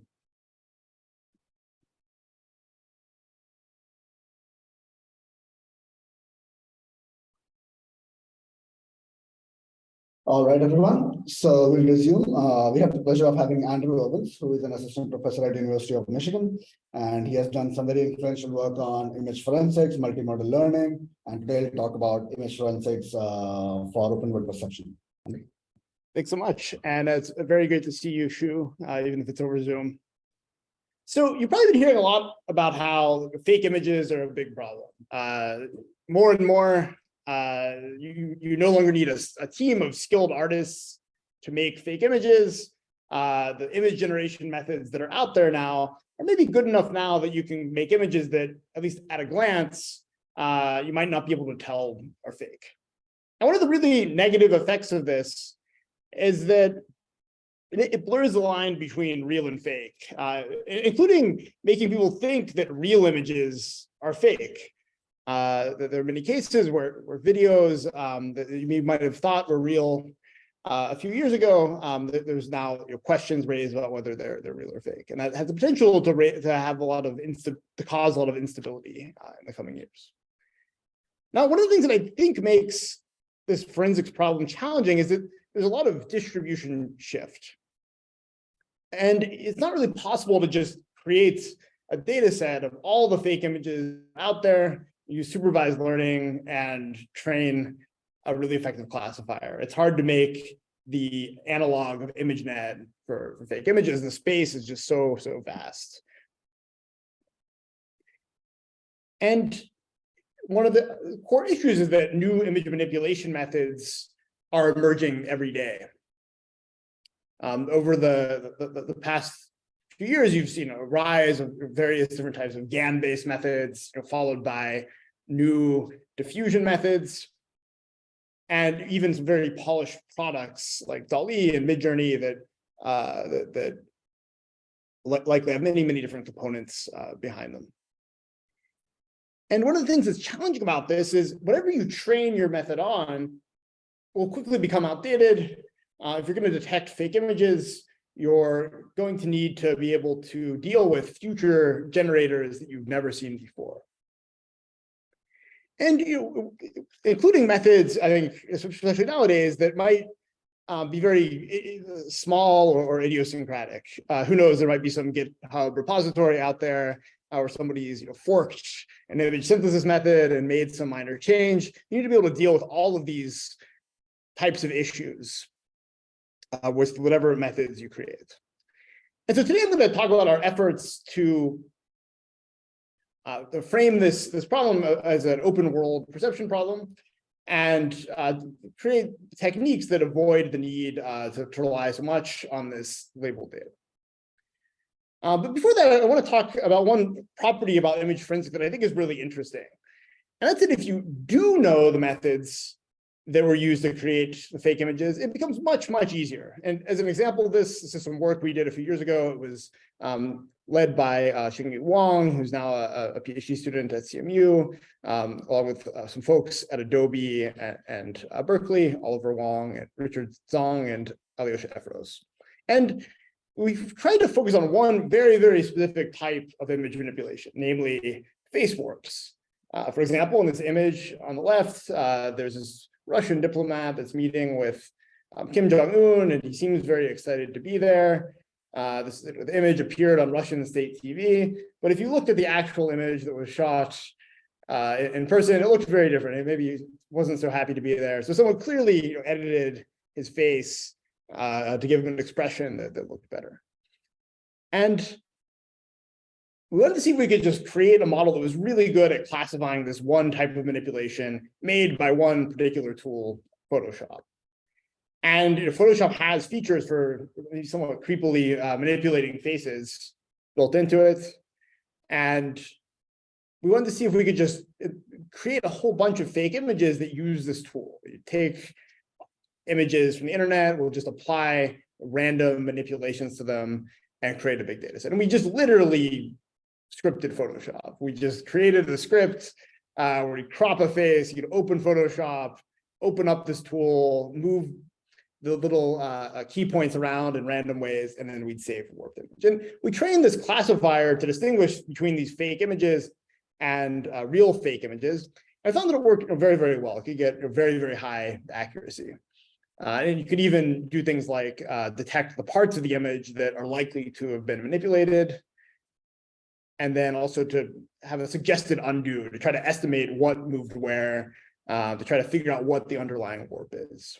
And so you can guess what that original photo might have looked like. And again, here was the manipulated image for reference. Okay, so this image forensics task has this interesting property. There's lots of different ways to make fake images out there. If we knew what they were, then it would be relatively easy. And I'm brushing over some of the complexities, especially you need to be very, very accurate at this task. But more or less, you're getting like 99+% accuracy if you know exactly the methods that were used to create the fakes. But of course, you're not going to have access to all of the tools that are available to make these fakes. And so we'd like to draw on open set, open world techniques that can deal with a kind of changing world and image generation techniques that you might never have seen before. And one interesting thing about these fake image generation methods is that there actually are some common artifacts between them. So you might ask, is there any hope of doing this at all? Does every fake image method just have its own idiosyncrasies and there's no generality between them? But interestingly, there actually is quite a bit of commonality. So this is, again, some work from the same team. We wanted to see, to what extent you could train a classifier on one type of fake image and generalize to others. And so we collected a data set of a whole bunch of 2019 era generated images, GANs, like older GANs, like ProGAN, StyleGAN, BigGAN, along with a lot more exotic methods that aren't even necessarily based on GANs, like cascaded refinement networks, super resolution methods, and deep fakes, which are often a combination of techniques. Like you often will run a generator in the process, but then composite it back into the original image. And we asked, what would happen if we just simulated a setup where we only had access to one of these generators? For example, if we only had access to this technique called ProGAN, could we train a classifier on these ProGAN images and have it generalized to the others? And so this was the setup that we did. We just generated tons and tons of fake images using ProGAN, trained a ResNet to distinguish between real images that were processed in the same way as ProGAN's preprocessing and fake generated images. And interestingly, this model, we'd freeze it, and then we could pass in images created from other networks. And interestingly, we found that this model actually could generalize better than you might expect. So again, it's distinguishing between images that the possible generator actually makes from images that it should make, the real and fake images. And so this model, which again is just trained on ProGAN, as expected, does really well at classifying ProGAN generated images. You get nearly 100% accuracy at distinguishing these real and fake ProGAN images, as you'd expect, because if you know the manipulation techniques, then it becomes a much easier problem. But interestingly, it also generalizes to a lot of other techniques, like these cascaded refinement networks or later networks that have a similar structure, like StyleGAN. But again, it's not perfect. There are techniques that it fails to generalize to. And interestingly, if you kind of tweak how the pre-processing is done, you can often do well on those. Well, which suggests that there does seem to be some common underlying signals there. And a few years later, in 2021, the folks at NVIDIA had this new generator, StyleGAN3, and they asked a lot of different groups to run their classifiers to detect StyleGAN3 generated images. And we used exactly the same model that we trained in 2019. It's only been trained on these images from ProGAN. And interestingly, it got a very high accuracy at detecting these generated images that were created several years later using StyleGAN3.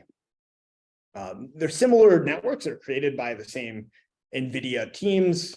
They share a lot of architectural similarities, but nevertheless, it's a method that we hadn't seen before, that didn't exist when we created the paper, and that it could still successfully detect. And likewise for StyleGAN2, which didn't exist at the time.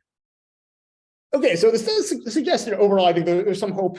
There are some common generation artifacts between these different image synthesis methods. It seems that whatever cues our model is using to detect this one type of GAN-generated image seems to be successful in other techniques as well. So let's look at other ways we might be able to tackle this open world problem beyond just training a classifier.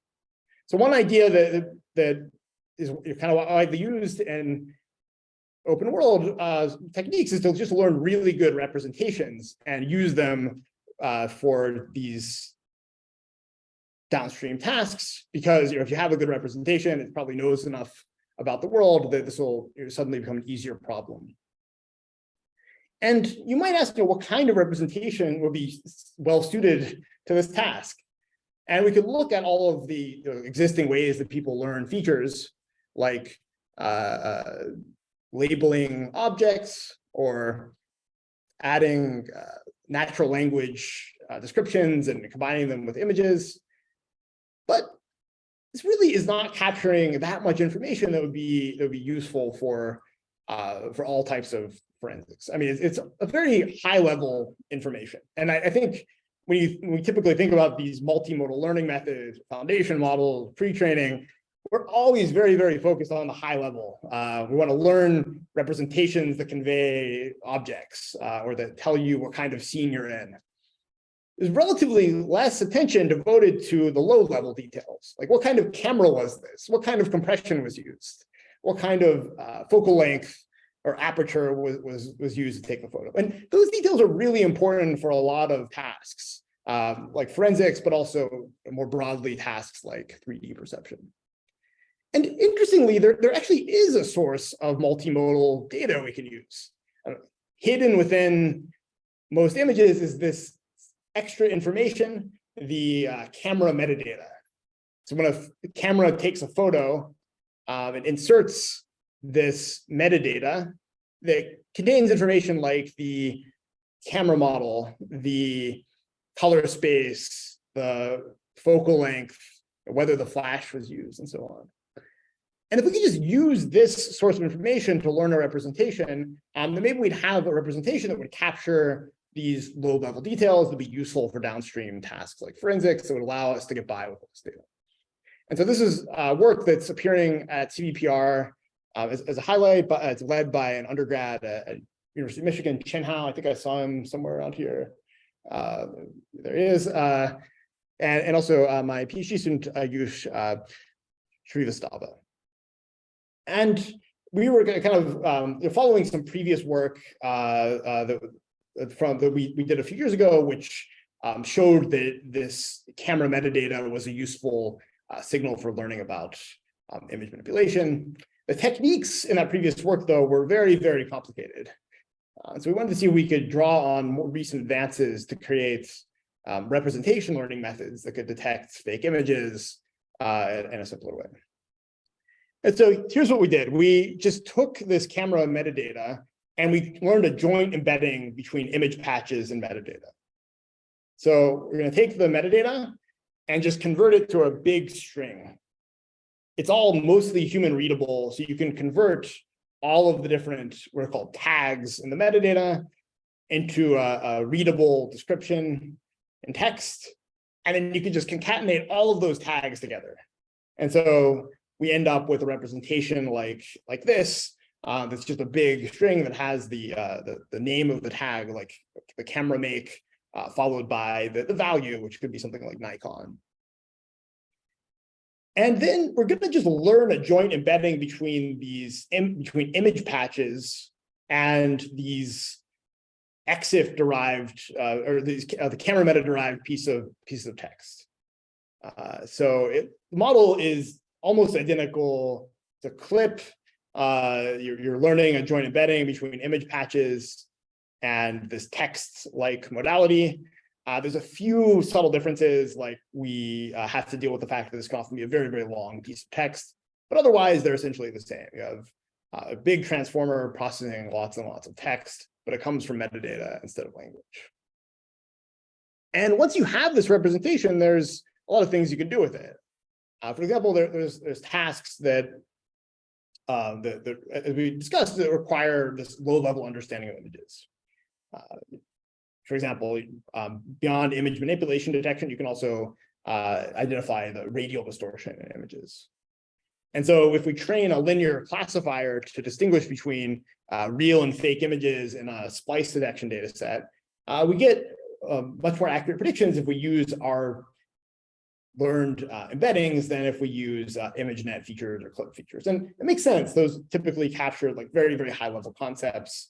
By the time you're in the later stages of the network, you probably don't really know what camera model it is or what the focal length was. And that's by design. I think one of the things that I think was really exciting about this too is you could do what we called zero-shot splice detection. So if somebody's taken an image and manipulated it by adding content from another image, we want to see if we can separate those two different composited regions. And interestingly, you can do this without any training. You can just take these joint embeddings and you can just compute image features for every single patch of the image. And then you can cluster those different patches. And you'll end up with two different clusters, one of which, each of which belongs to the two different images they came from. And again, we don't use any EXIF metadata at test time here. We're just looking at the image itself, and we're exploiting the fact that if image patches have a strong similarity with each other, they're likely to have come from the same underlying camera hardware. And interestingly, we get good results on this zero-shot splice localization evaluation that was established in prior work. We obtain results that are roughly on par with the self-supervised state-of-the-art in this area, and that also significantly outperform the previous work that uses EXIF information. And so you can do things like this. You can take a spliced image and you can cluster the embeddings using normalized cuts, and you can see that this person was spliced into the photo. It was not actually there. And interestingly, the features that we learned seem to do better than other self-supervised models you might try. Like, for example, if you train SimClear with just crop augmentation, and you don't use any metadata, you just say, do these two patches come from the same image or a different image, then you end up with results that are significantly worse. And the model seems to be more sensitive to semantics. It's able to tell that these two people are likely to come from a different scene as this background that contains a tree, but it has trouble understanding that actually one of these people came from one photo and the other person came from the other photo. It tends to be picking up on a lower level information. Okay, so we've seen one strategy for dealing with detecting fake image generation methods that we've never seen before, namely by using these low-level modalities to learn better representations. But what if we could take this anomaly detection idea further? Like, we were able to detect fake images without having any examples of fake images. It would be possible to just have more sophisticated algorithms that can detect images by determining that they're anomalous. And so this is some work that will also appear later at CVPR. It was led by a master's student, Chao Fong, who unfortunately couldn't be here for visa reasons, and it was in collaboration with Xiang Chen. It's also a highlight paper. And we wanted to see if we could detect fake videos of people speaking without having any labeled examples of fakes. So this is, of course, a very classic formulation of anomaly detection. You could imagine training a model on lots and lots of real data, learning a density that can assign probabilities to videos. And then we could, at test time, flag fake videos by testing their probability. If the probability is high, it's likely to be real. If the probability is low, it's likely to be fake. And very classic formulation for how you might detect novelty or anomalies. Unfortunately, though, if you tried to do this, at least when we experiment with ideas related to this, and you use just raw pixels, it's probably not going to work very well. It's just as hard as generating images. You have to learn a big, deep generative model, and you're solving exactly the same problem that the folks that generated the fake images were doing in the first place. So is there a way maybe we could make this easier? So instead of using raw pixels as a representation to train this generative model, what if instead we used self-supervised features? So we'll take our video, we'll extract features that have been very well chosen to be suitable for a forensics problem. We'll train a generative model on those features, and then we'll flag the probabilities of those features instead of the raw pixels. Okay, so this raises a natural question: what kind of features should you use? So here's one feature set that we used. All of ours are inspired by this idea of detecting misalignment between lip motions and sound. Fake videos often have slight misalignments between motions of lips and sounds.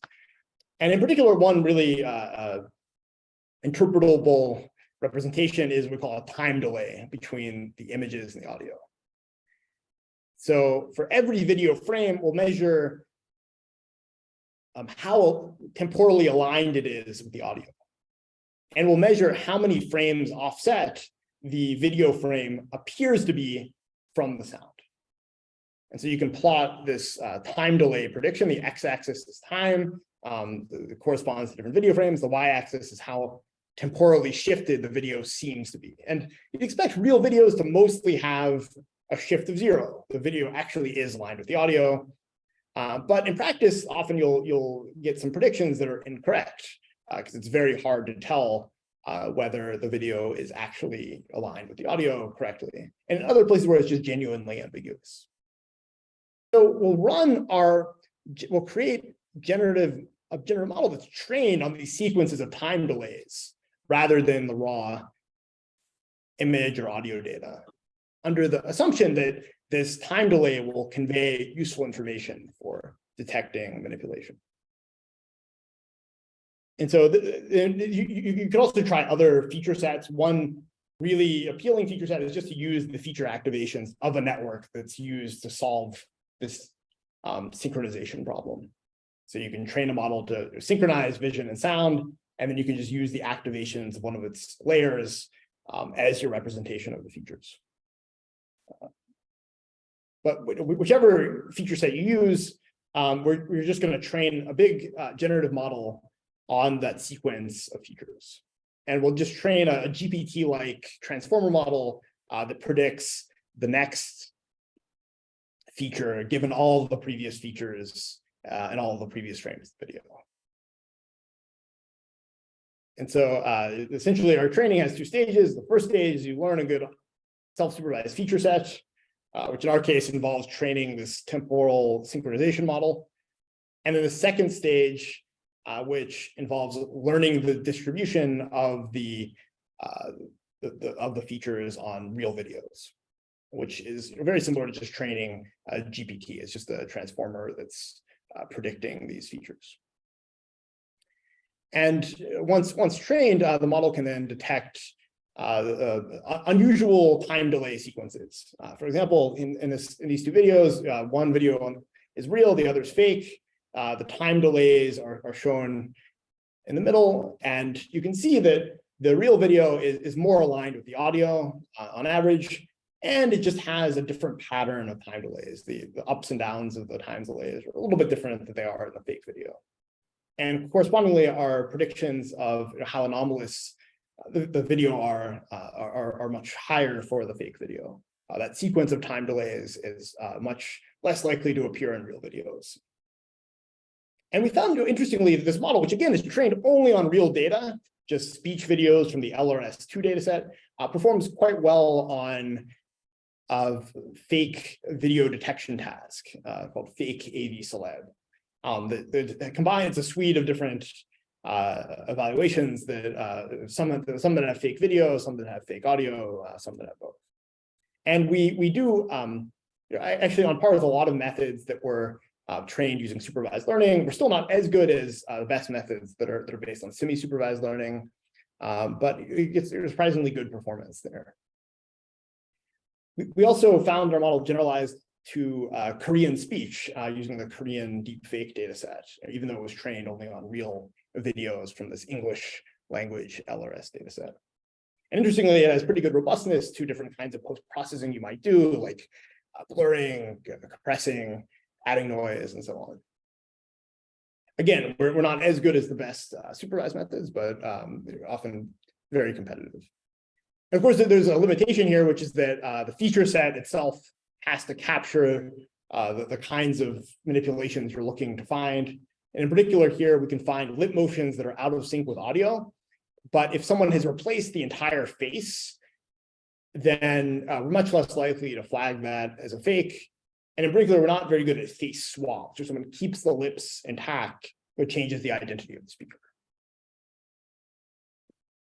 Okay, so just to summarize today, I think image forensics is a really interesting domain to study through the lens of open world perception. And we've talked about how it can be a relatively easy problem if you know exactly which methods were used and exactly how the images are processed. But in general, that's not the case. And we have two different methods that are steps toward learning to detect fake images without actually having examples of fake images, namely a method that detects that learns representations from multimodal associations between images and metadata, and an anomaly detection method that's based on self-supervised feature sets. But I think more broadly, this is a really interesting topic for open world perception. There are a lot of real world cases where you'd want real world applications for this. And as the number of fake image generation methods really proliferates and gets taken up by like hobbyists that are creating their own generators, I think it'll be a really interesting problem to look at in the future. So I want to thank all of my wonderful collaborators, and also thank you.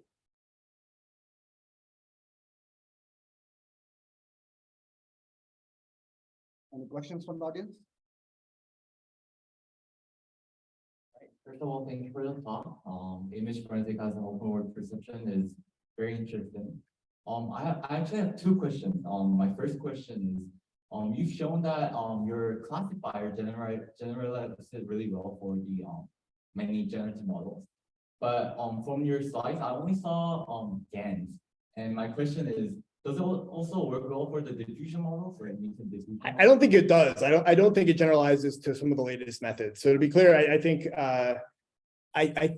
We did that in 2019. We haven't really systematically looked at the latest diffusion methods. So I don't know like a rigorous answer to that, but my impression is that it probably doesn't generalize to everything. You plug in like latent diffusion, I don't think it works, but it does seem to still work on the GANs. And to be clear, back then it did work on other things that weren't GANs, like autoencoders or perceptual loss-based models. So it seems to be more than just GANs. It could be like have to do with the architecture, but we're not exactly sure which cues it was using. Okay, and my second question is, you've shown of using like the metadata of the images and retraining like in clip style and improve performance on the main path. My question is, is that performance gain really from just as training, or is it just from using more data? Is there a way to prove that that performance gain was from the actual training itself? Or Yeah. just using more data that's more performance. Yeah, it's a good question. So the question is whether why the model is improving. Is it because of this metadata based training, or is it just maybe that we trained our model on more data that was somehow more in domain? So I think that I think one piece of evidence that suggests that it's due to the metadata is that if you use a SimClear-like objective, like you take the same data we did, but apply augmentations to get negatives instead of using EXIF metadata, then it doesn't work nearly as well. So to me, that suggests that even though it's controlled for the data, if you change the objective, you get a worse representation. And we also saw that in the previous work from 2018 to some extent. Yeah. All right, so Good those questions. guys, thank you for your Thank you. All right, any other questions? Yes. Thanks for the talk. This might be a silly question, but like, can you combine multiple models for finding fakes? Like, how does the combination work? Is that terrible? Yeah, that's a great question. Can you fuse different methods together? Yeah, I think a lot of the approaches that are in a lot of the competitions will combine several techniques together, and I think that's a really good idea in practice if you like actually want to get really good performance and you don't care about the approach being a little bit messy.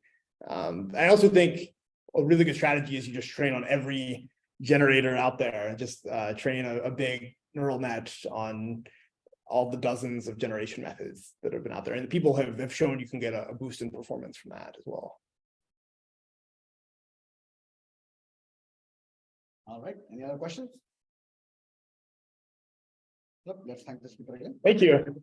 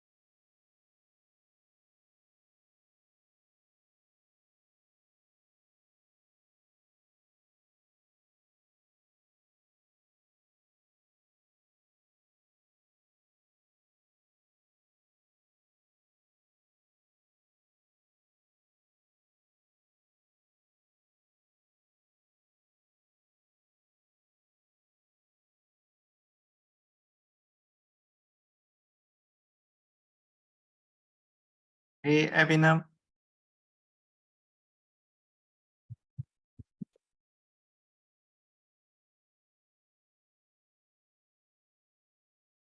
Can you hear me?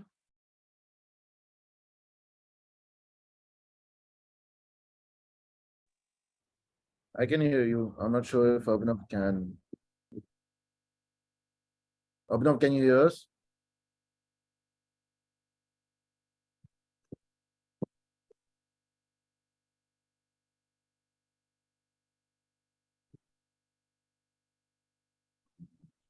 Can you ping him using Slack or email?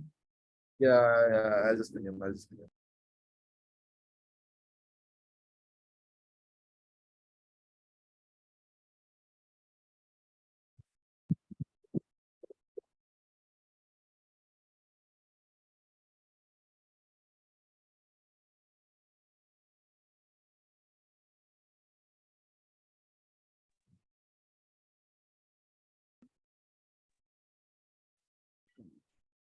Hey, Abhinav, can you hear us?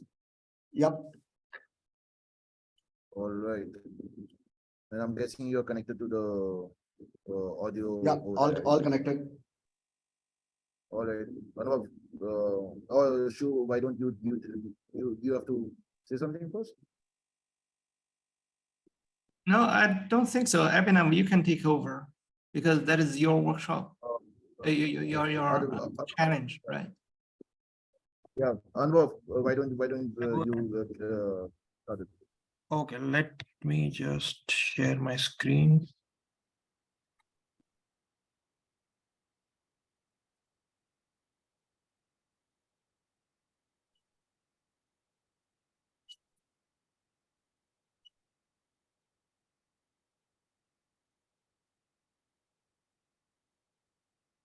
Can you guys see my screen?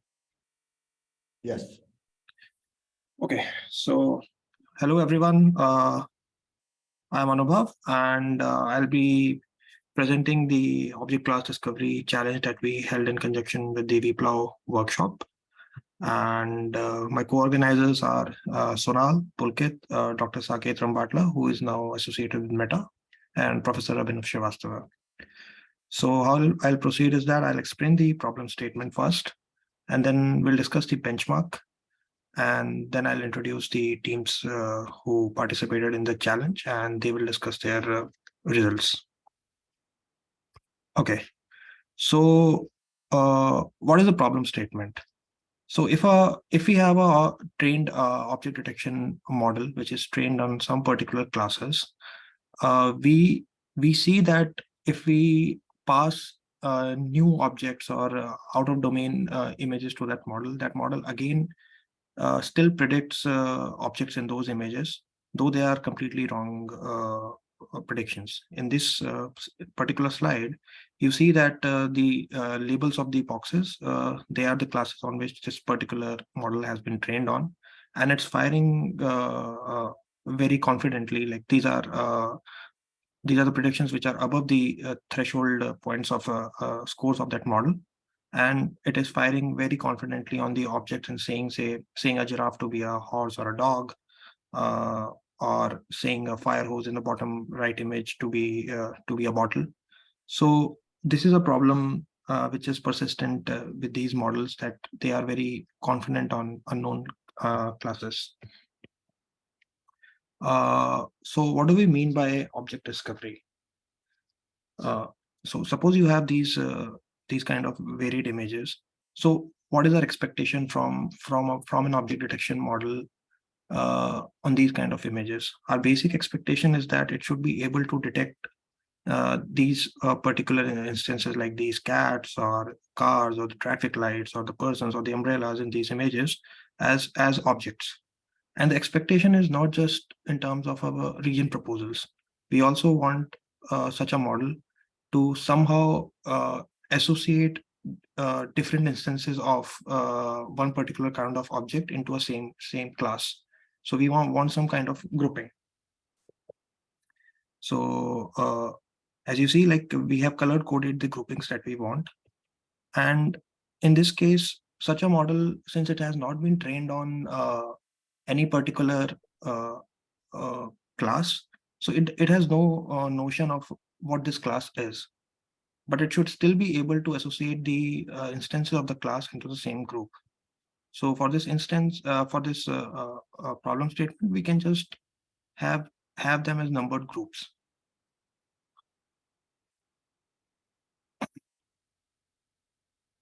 Okay.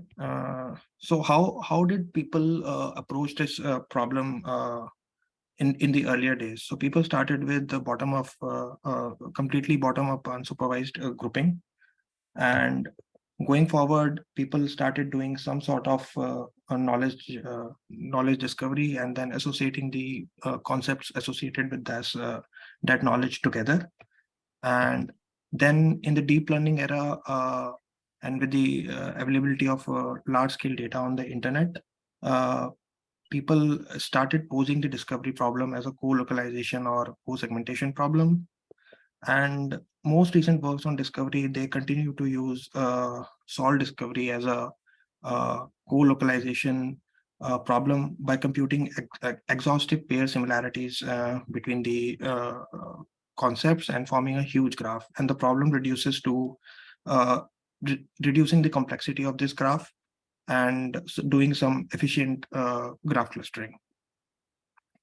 So how do we design a benchmark to measure the performance on this kind of problem? So what we have been proposing in the different versions of this challenge across the years is that we'll have a data set on which we'll have supervised labels on some particular number of classes, which in this case we have, say, a training set has Pascal VOC. So you have 20 classes which you can use as your training set. Then we want these kind of models to discover objects in a larger data set on unknown classes. So this is the kind of standard output that we want to see. So if you see on the right, the solid boxes are the ones which the model has already seen in the training set, and the dotted boxes are the one which it is trying to the new concept that it's trying to discover. And if you see on COCO, like larger images, the red boxes are the ones which the model has already seen, and the other colored boxes are the new classes that it's trying to discover. So for the purpose of this challenge, we have given the challenge participants options to use either ImageNet, Pascal VOC, or both as a training dataset. But for ImageNet, they should be restricted to using only the 20 classes or the associated concepts in the ImageNet for the training set, and they should not be using other classes. And then our test set, our in the wild unlabeled data set is COCO. So it turns out that we have 60 new classes in COCO. Small correction, they're allowed to use the entire ImageNet except the 60 unknown classes from COCO. Yes, yes. Yeah, so not the 20, but the 60. Yeah, go ahead. Okay, so this is the entire problem statement. Now for this year's challenge, we proposed a slightly new version of the metric, and this is our performance is basically defined as the cumulative purity into the number of elements in a particular cluster, and we add this product across all the clusters, and we divide it by the total number of instances in the data set.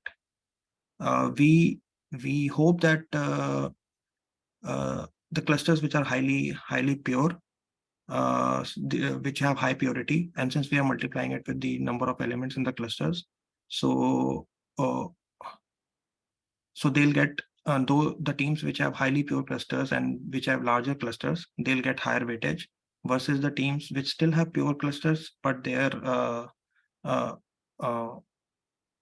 count of the elements in the clusters are low, they'll get a lower weightage.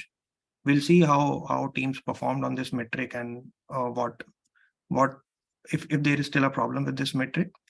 So I'll now discuss the participation that we had in the challenge.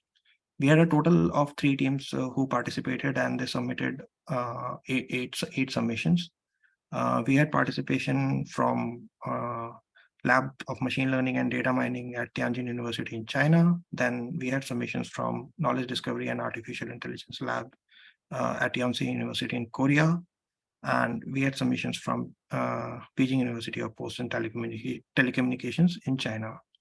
So I would now like to call the team members to present their results. We have for some teams we'll play the recorded video versions, but some teams are here on the Zoom who will be presenting their results.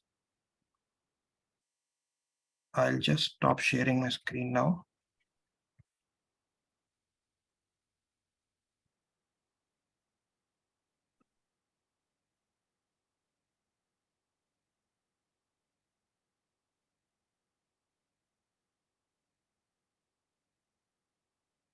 Team OWOD, are you guys present here?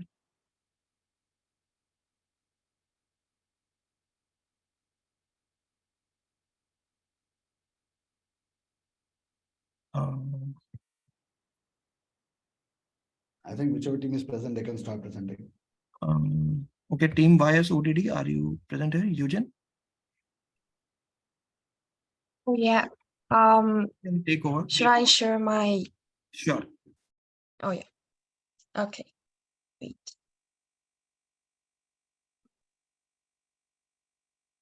Oh.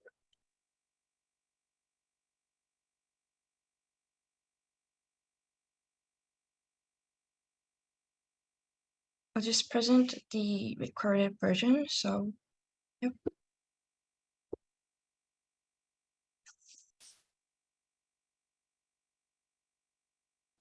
This is Team ISODD. I will present our approach for the Object Discovery Challenge today. This is the outline for the presentation. Firstly, let me introduce our approach. We adopted a two-stage framework consisting of an object detector for localization and offline clustering for object discovery. To further enhance discovery performance, we generated as many bounding boxes as possible and processed generated bounding boxes. We showcase our flowchart downside of this slide, and we updated parameters of network only in a detection stage, as you can see in the figure, and we extracted box features with fixed pretrained encoder and grouped the features with offline clustering algorithms. The object detector returns bounding boxes with various proportions.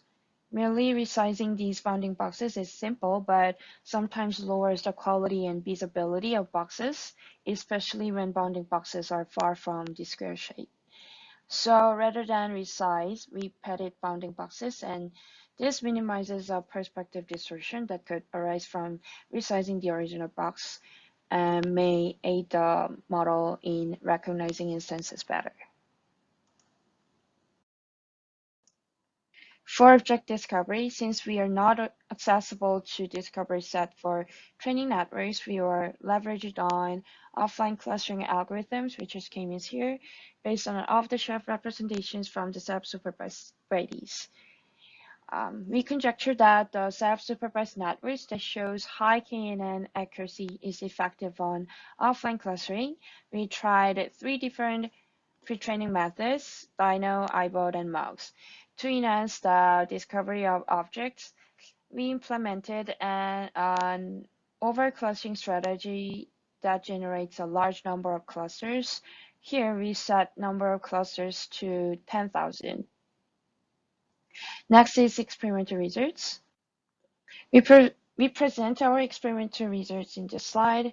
Firstly, for the main results, we confirmed that compared to the baseline, which is provided by the committee, we improved 41% in the new metric and were able to discover all unknown objects. The reported score in this table is from our final submission, and with additional experiments, we found a better setting as shown in table 2.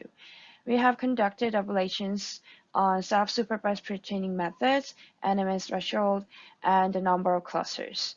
For self-supervised pre-training, the best new metric score was obtained from Dino pre-training method, and iBot was slightly better in terms of number of discovered objects.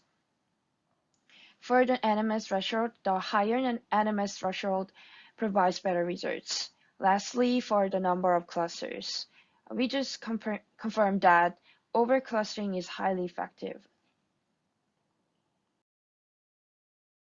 From here, we will introduce a further extension of our approach. We repurposed our task to a less restricted task where exposure to images from the discovery set is allowed.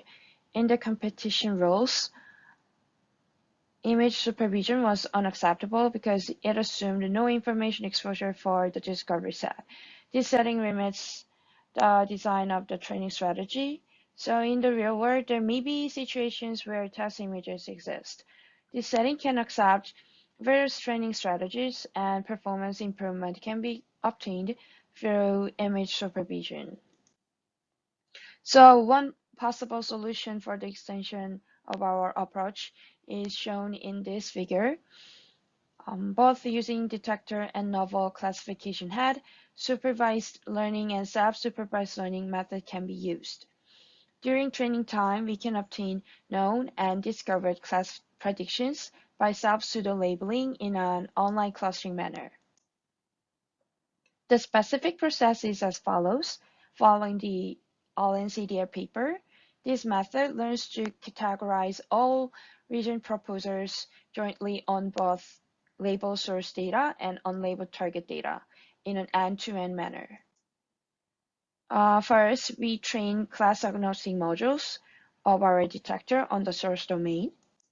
And then we proceed with self-supervised training on the target domain to learn additionally categorize instances of unknown classes. To end this, there is an added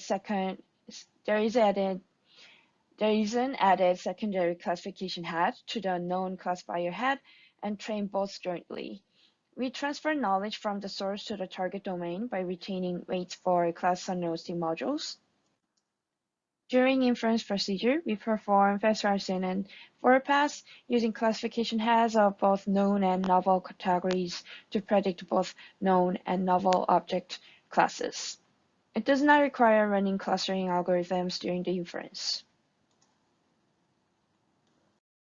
For self-supervised learning, we perform pseudo-labeling via constrained clustering during online model training to assign a soft pseudo-label to each region of interest. Instead of offline clustering algorithms, we follow the swap paper, which minimizes an online clustering energy function during the mod training.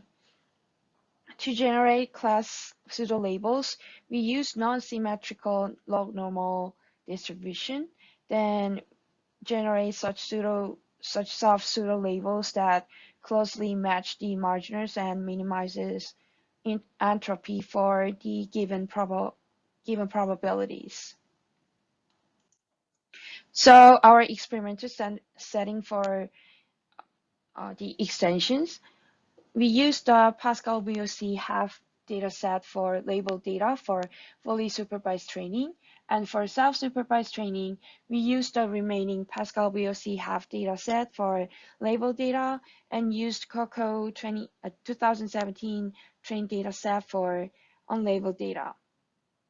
The list of classes in each dataset is presented on the right side.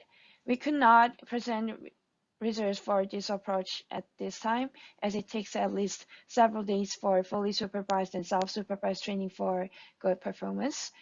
We are still working on training networks, and hopefully these results are to be updated as soon as possible.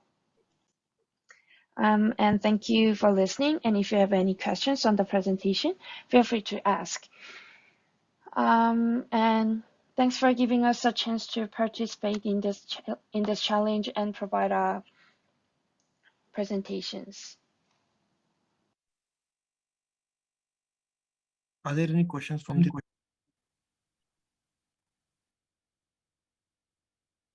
Okay, I have a question. So you said you fixed the number of clusters at 10,000. Did you guys try with the much fewer number of clusters? And if you did, what was the problem that you were facing? For like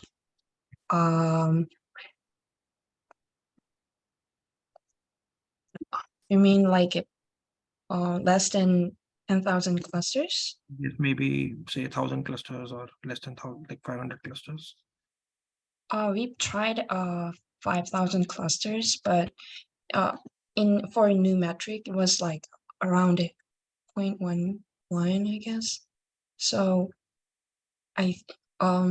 we found that 10,000 was a better than the less value of the number of clusters. Yep. Are there any more questions from the audience? All right, let's thank the participant. Thank you. Thank you. I don't think we have the other two, so we can play their videos and. Yeah, team OWOD, I don't think they are here. Let me just play the video in that case.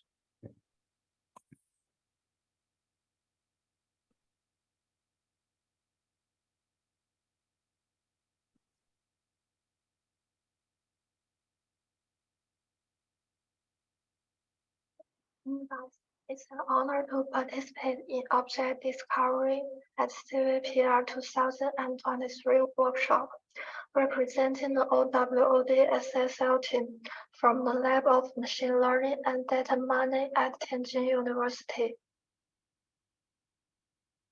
Our report contains following 6 sections. First part is to analyze the challenge of the task. The issue is open world unknown detection tasks. It's the inability to train models with high quality information without any supervision or known classes. Current methods such as attention-based imagery and activation map-based methods use known class information to imitate unknown class distributions. This approach results in biased distributions of known classes towards known classes. To tackle this problem, we propose a multi-granularity knowledge-guided open-world object detection model that incorporates high-quality knowledge from sample, model, and class granularities to enhance supervision. The second part is a description about the overall process of proposed method. Our approach begins by separating the foreground and background to avoid interference from the background when detecting unknown foreground objects. We then utilize the Dino algorithm to obtain the attention map, which represents the knowledge learned by the model.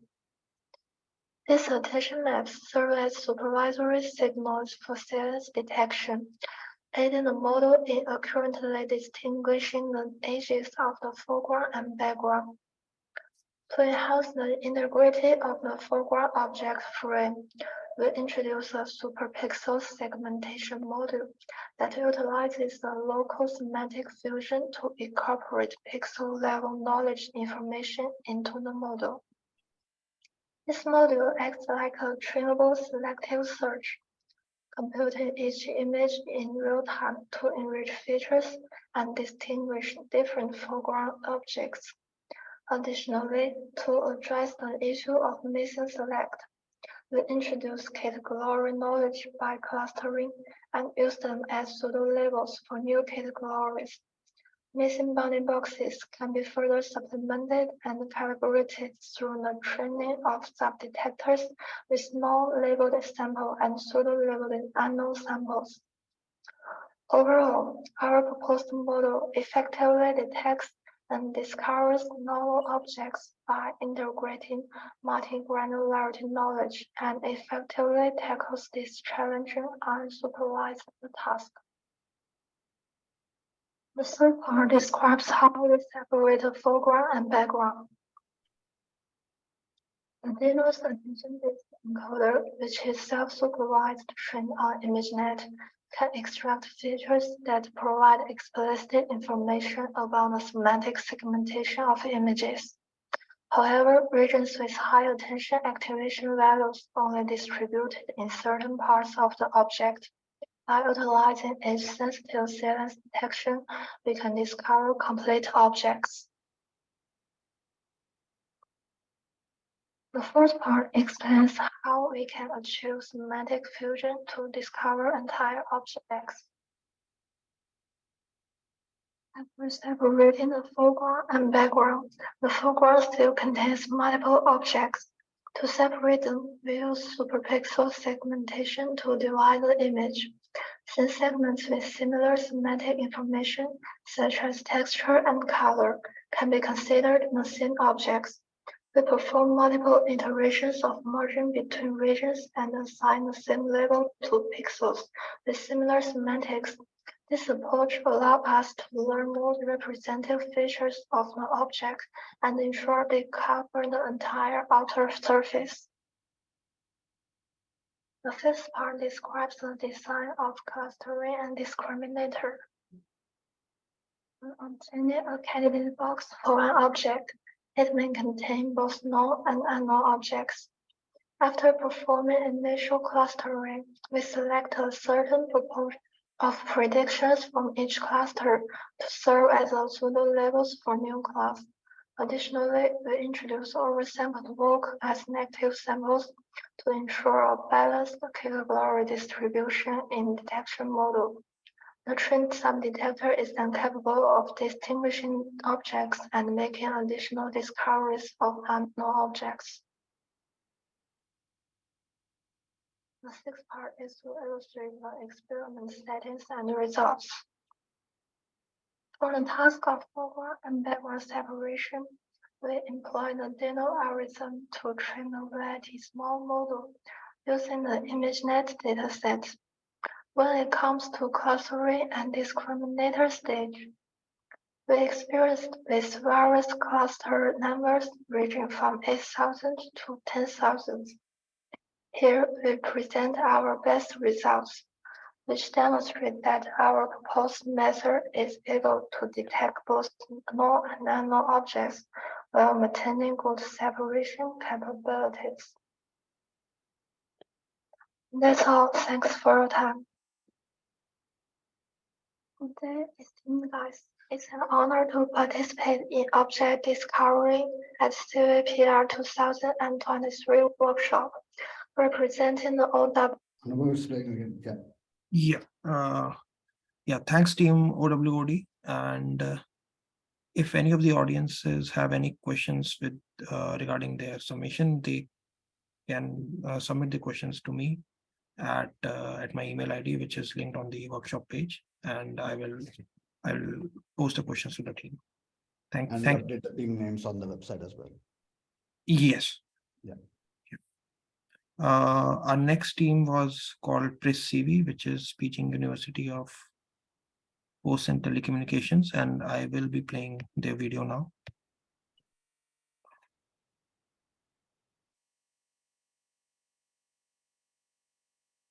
Hello everyone, I'm Xie Jiahao from Beijing University of Post and Telecommunications. It's a great honor to be here to do a presentation about the competition. Object discovery is the task of automatically identifying and grouping semantically coherent objects without human intervention. Discovery algorithms typically address several challenges like note detection, open word recognition, and the clustering operabilities, which are essential for systems deployed in the world. The task of this challenge is to discover novel objects in a large corpus of unlabeled images using knowledge about the known objects. Specifically, given a labeled dataset with key known objects and a large unlabeled dataset consisting of few unknown objects, algorithms should output a set of time clusters, each of which contains regions belonging to an object class. Additionally, object detectors will be trained for each cluster whose performance is evaluated on a held-out set to assess the real-world applicability of the object discovery system.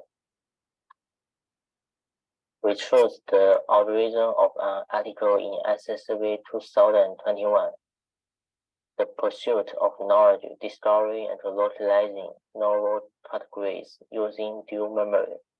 This framework consists of 3 main models: encoding, storage, and retrieval, prudently integrating with each other. To begin with, the encoding model extracts image regions and their representations. The storage model has memory slots that represent concepts and that are constantly being updated. The retrieval model takes as input the storage and the output from the encoding models and outputs a decision which updates the memory slot. Finally, a memory consolidation operation is performed to amalgamate the objects discovered in MW2MS. The memory consolidation makes representations found in the working memory are added to thematic memory, extending our repertoire of known categories.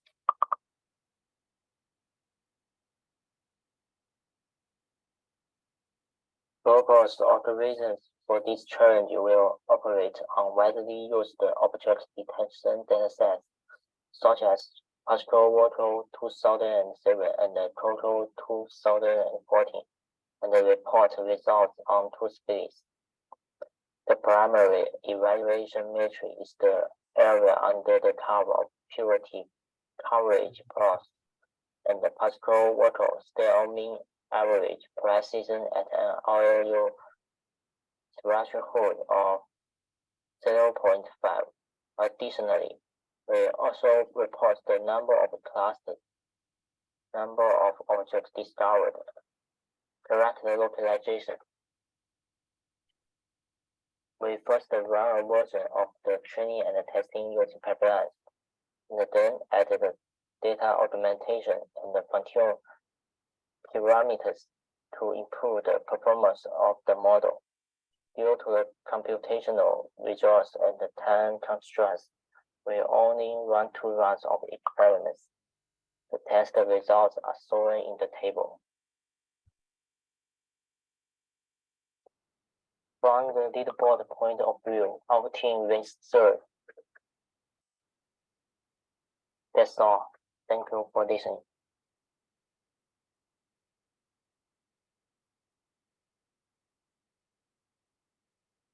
Yeah, this was the team pre-CV, everyone. Same for this team. If you guys have any questions, feel free to post them, mail them to me, or and I will update their contact details on the challenge page as well. Now I would like to discuss a few small ablation that we ran on the team's submission.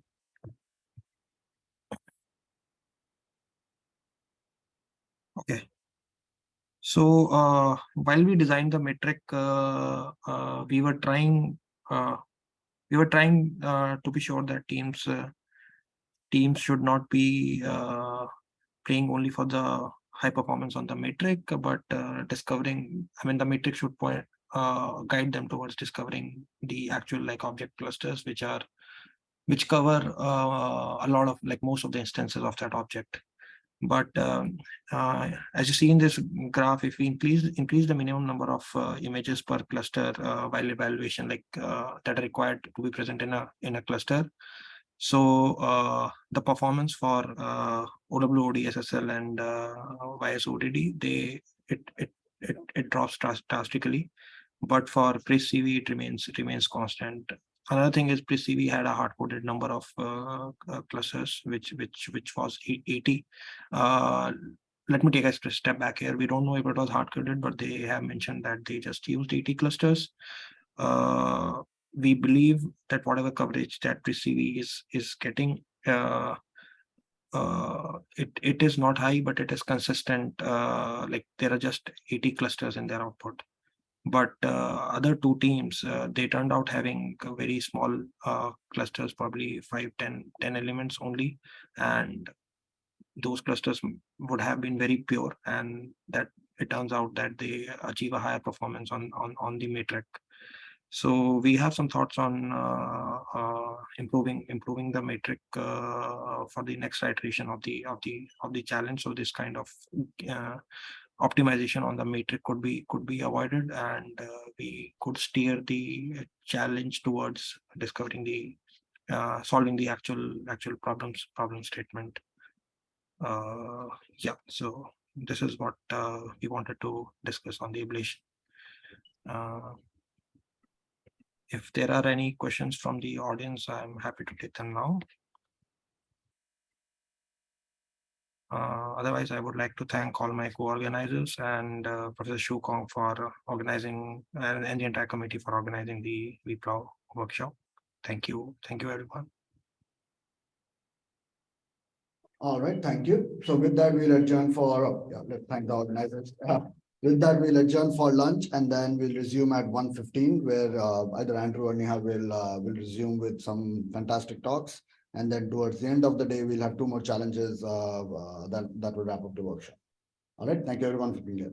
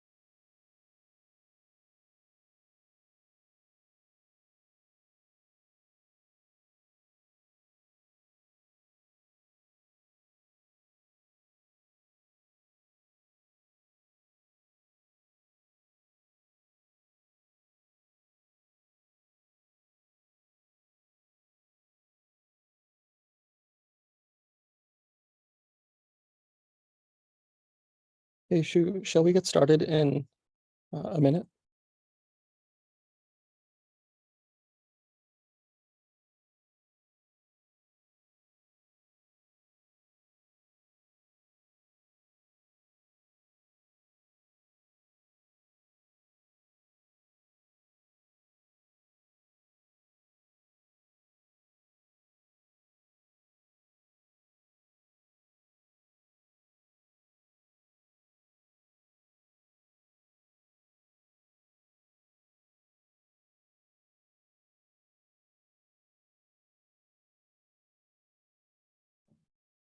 Yes. Okay.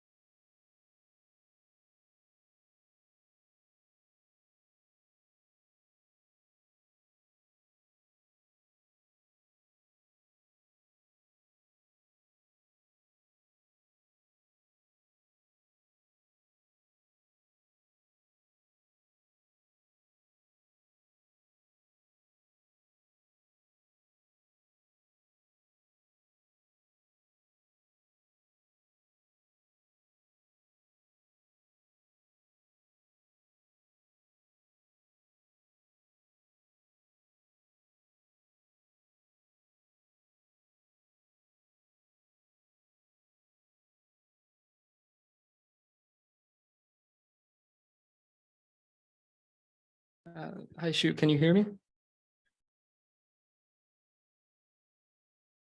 I guess maybe not. Oh, I think it's 4 a.m. there. It's probably okay. Got it. All right.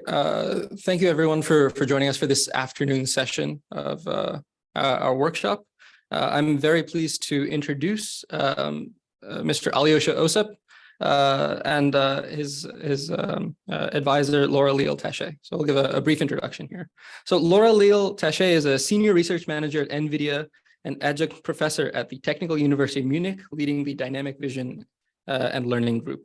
She is a recipient of the Sofia Kowalowska Award of 1.65 million euros in 2017, the Google Faculty Award in 2021, and the ERC Starting Grant in 2022. Alyosha Osip is a postdoc with Laura at NVIDIA, who's presenting today. His work focuses on scaling object detection and segmentation and tracking models to the open world and learning from both raw, unlabeled streams of sensory data. Both Alyosha and Laura have done exciting work on tracking in the open world. Let's welcome Alyosha.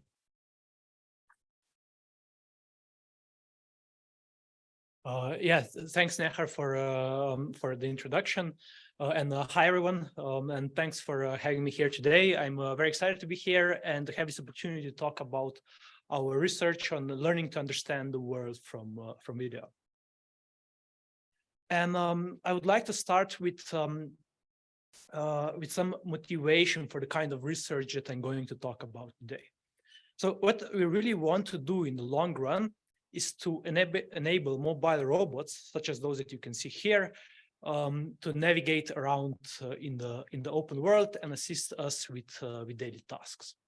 And of course, to do that, robots have to understand their surroundings, right? So they have to accurately perceive static 2D scene geometry, understand its semantic meaning, so that they, for example, understand where the drivable surfaces are.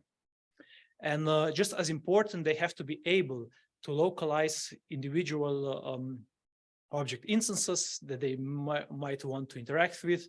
And they also have to understand motion patterns of objects so they can predict their future motion. This is very important for navigation.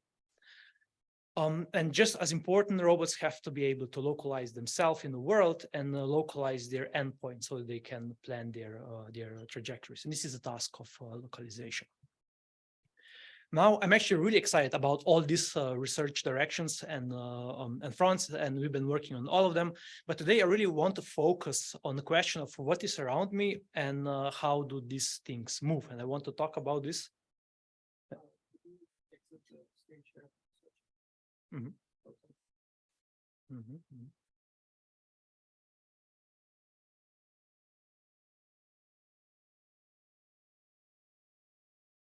No.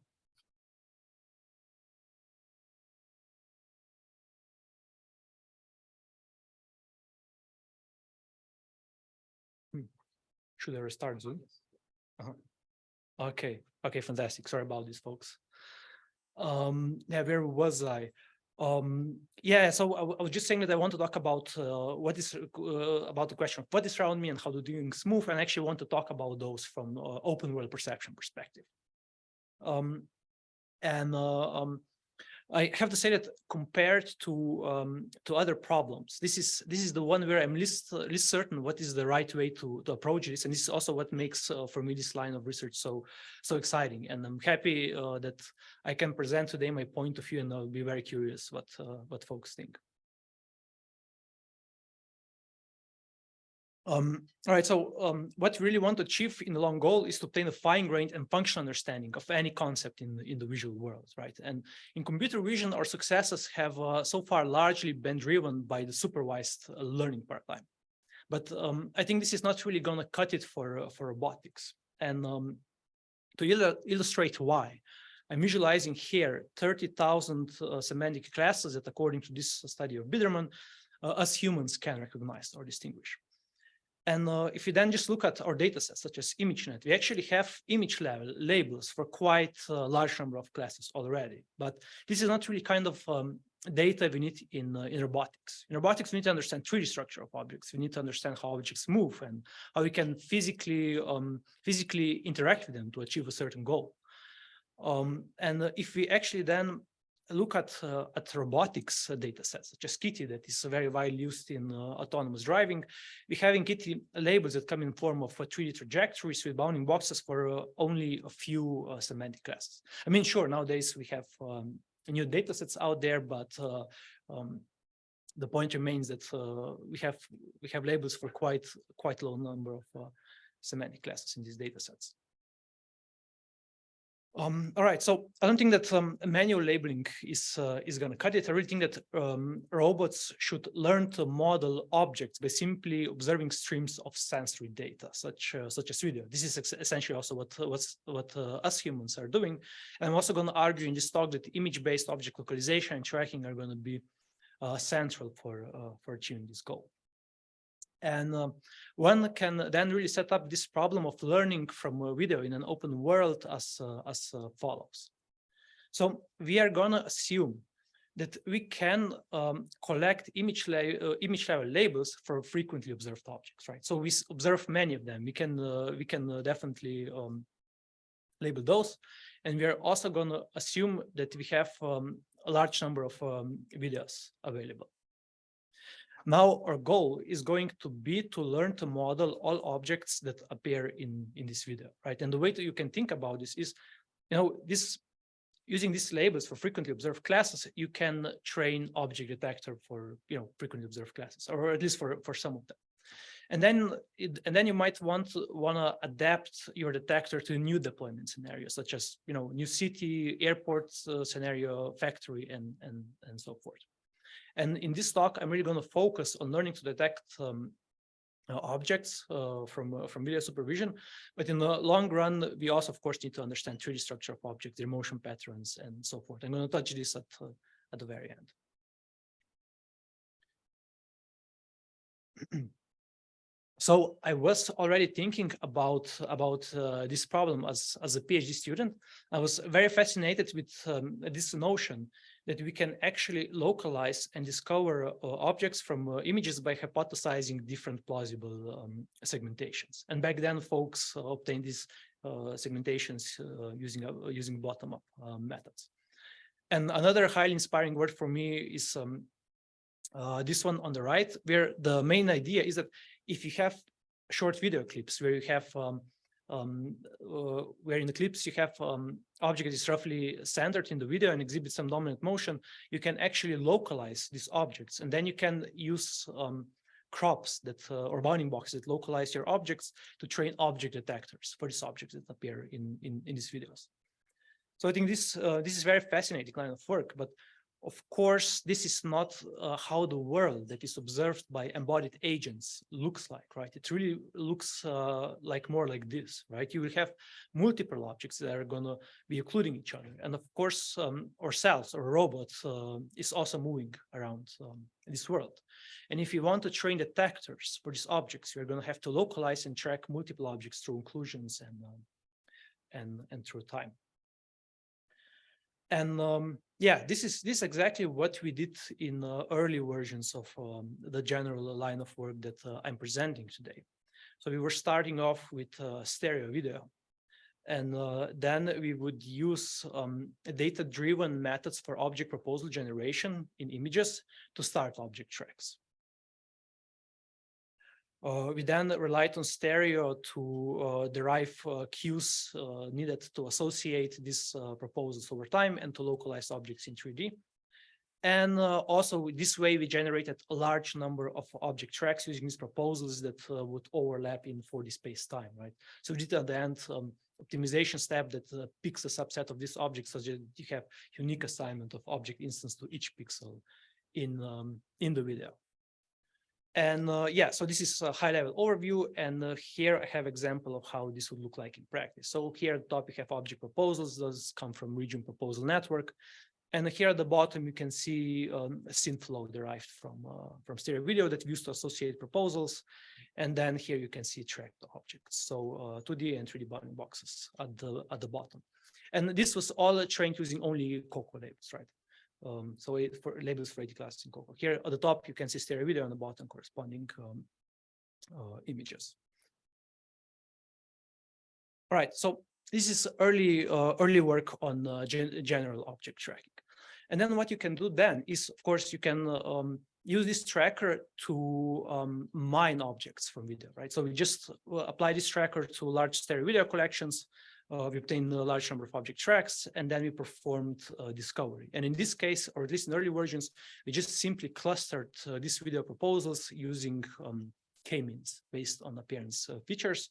And then your cluster IDs are kind of your object pseudo labels that you can use to retrain detectors. And this is what we did. And yeah, this worked. So here we have some images from updated detector, and you can see here that new detectors for these cones and sign ballers emerged after retraining. We were very excited that this actually works. So we could track novel objects, we could group them, and we could use these cluster IDs as pseudo labels to learn to detect new classes. But on this path, we had many issues and we were facing many challenges. So I think that one quite obvious issue is that this only works for frequently occurring objects, right? So we really had a problem with the tail. And it really defeats the purpose, right? Because frequently observed objects, we can label them. I think the challenge really is to learn to detect those that appear in the tail without supervision. Next issue we were facing is evaluation of this overall system, right? So we didn't have data sets, benchmarks, or evaluation metrics to study performance of this overall approach or individual components rigorously. So for example, of course, one very important component is tracking, right? We have to be able to track objects that were not in our training set.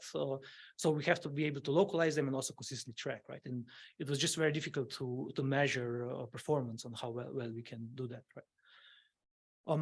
Also, overall, this was very challenging from engineering perspective. We had multiple networks, multiple components. It was slow running. This took quite a lot of time. And then when you have multiple knobs you have to turn, you kind of run out of energy to innovate on more fundamental side of this problem. For example, how to deal with the long tail, right?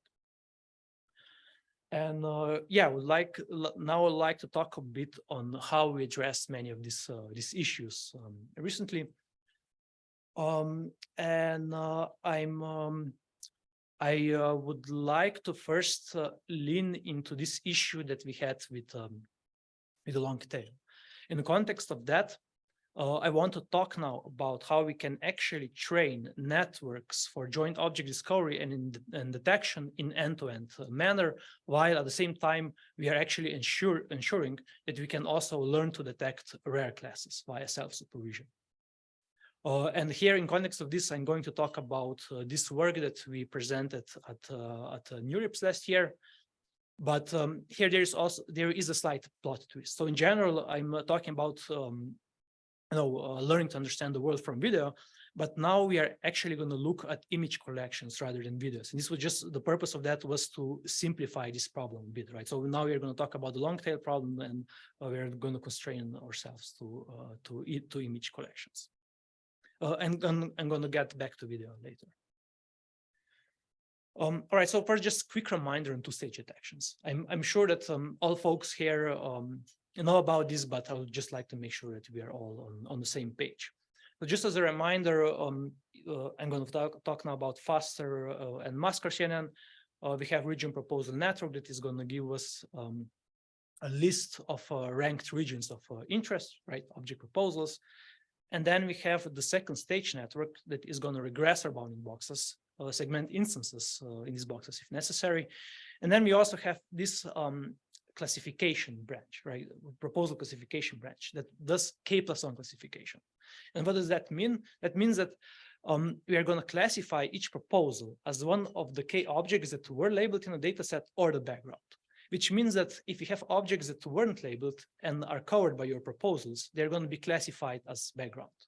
And I think that this is really not the right thing to do, especially because there's no way we can label all object classes. So we actually really propose to do one quite simple change. Just classify each region proposal as one of K known or N unknown objects that we assume will appear in a data set. And I'd also like to contextualize this a bit in relation with a very exciting line of work on open world object detection. Just really curious if folks working on this problem around here would really like to talk about it. This is really exciting line of research. The main difference is though that in open world detection, it's assumed that human labeler is going to label their data that we're going to use to retrain an object detector. And actually we are doing that using self-supervision, right? We are learning to also to classify objects. And now let's talk about how we can do this. So we're going to start with the supervised training using some label data. And you can think about this as just you train your FASTER or Maskar CNN on existing labeled data sets such as Coho, for example. And in this process, you're going to train your backbone, your region proposal network, your bounding box regressor. So these are actually all class agnostic components, right? And then we are also going to train the classification head. And this is where the semantics comes in, right? This is going to be class specific. After we did that, we actually already learned to propose, regress, possibly segment object instances. So we're actually going to keep these parts of the network frozen. And from here on, we're going to focus on learning to categorize null object instances. And here we are also going to lean on this notion that after this training, network already learned to some degree how to categorize objects using some label data, right? And one way to think about this is object discovery or clustering really is at the core ill-posed problem, right? Because the first question is how you're going to group objects anyway, right? Are you going to group them by color? Are you going to group them by orientation and so forth? You can actually answer these questions if you have some examples of how to group the objects, right? And this is actually essentially what the label data set does, such as Coco, right? It tells you which image patches you should group together. This is a really cool observation made by folks from Georgia Tech in this paper. All right, so yeah, as I mentioned, we already have the primary classification head, and then we're going to add the secondary classification head that we're really going to train to categorize null object instances. And you can think about this is that we are learning to predict cluster assignments. And from here on, we are actually going to train network end-to-end, right? So first stage was purely supervised. Now we're going to use labeled and unlabeled images together. We're going to extract regions of interest, and some regions of interest going to be matched to primary classification head because, you know, during training you have supervision for those, and those that not are going to be matched to the secondary classification head. And then we are going to just concatenate logics from both heads, and we are gonna add softmax layer on top of that and just train the whole network, essentially using cross entropy loss, and gonna train both heads jointly. And now the interesting bit about this is, so just showing here the full loss that we used to train this. So of course we have region proposal loss here, bounding box regression loss here. Then here you can see the regular the regular classification loss, right? We have labels, we use label data for this one. And then here we have the self-supervised loss. And this one is going to be actually trained by pseudo labels that we're going to generate online for the current batch. And this loss really encourages to categorize every region of interest. And by keeping supervised, fully supervised loss here, we also this also encourages known classes to be categorized as according to the object class vocabulary of the label data set, right? This is important, and this is also going to alleviate forgetting, right? If we didn't have this in, we would just forget to classify labeled object instances. Now, of course, the question is how do you generate the pseudo labels, right? What you do in practice is online clustering. So we are going to do clustering in each training iteration. And the one thing that you could do, of course, is to use k-means. But first of all, k-means is going to be very slow, right? So this would really slow down your network. And the second issue is that using k-means would implicitly assume that your object class distribution is uniform, which is not really the case, right? It's heavily long tail, it follows Pareto distribution. But if you think about this problem, what we're really doing is we're trying to assign B region proposals that are in our current batch to N prototypes that represent novel objects in our data set. And you can actually solve this. This is really optimal transfer problem, which means that you can use then efficient algorithms such as fast online sync or NOP. But it's really important that you impose these restrictions that marginals of your assignments follow a long tail distribution. This is really important bit. Otherwise, you would have same issues as with k-means. All right, so then the inference time is similar to faster RCNN, just that we have two classification heads, so we're going to push proposals through both, concatenate logits, and then softmax is going to give us or class, either one of k or n. And to evaluate MAP, I'm going to talk now about results. Here comes the interesting bit. So we train our network using label data just for 80 COCO classes, right? And we are going to evaluate this also on Elvis classes that we don't use during the training. But we are going to use labels for these classes to assign labels to our clusters, right? Just to evaluate MAP, because otherwise we couldn't evaluate MAP. And here I have some key results. So RNCDL, this is our method. And here at the bottom, you can see fully supervised baseline. So this network was trained on full COCO and Elvis, and our methods using only COCO labels. And you can see that there is definitely still quite a gap between our approach and fully supervised method.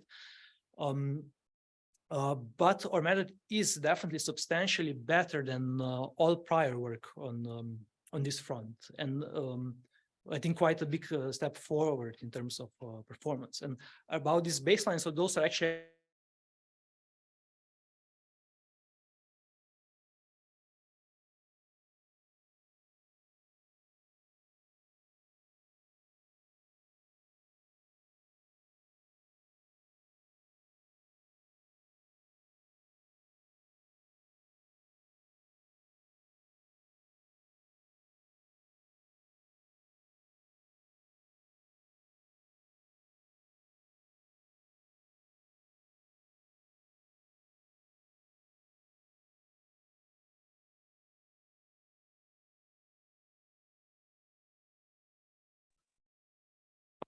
looks like I'm back.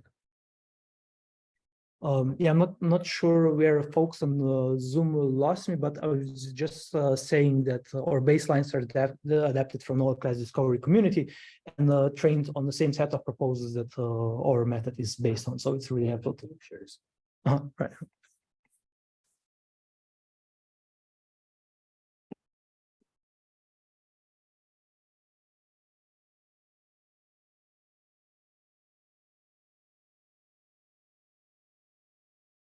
Works. Okay. Oh yeah, and another interesting bit is that actually, if you then go from Elvis model, so model trained using Elvis data to visual genome data set, then you reach almost the same performance as you would get with fully supervised method. And then here I have some visual results. So in blue, I'm showing the known classes, and in the red, the novel or unlabeled. So one thing that you can definitely see is that we have much more of blue objects, right? Known because other classes are really the rare classes, right? So this is why minority of them is red.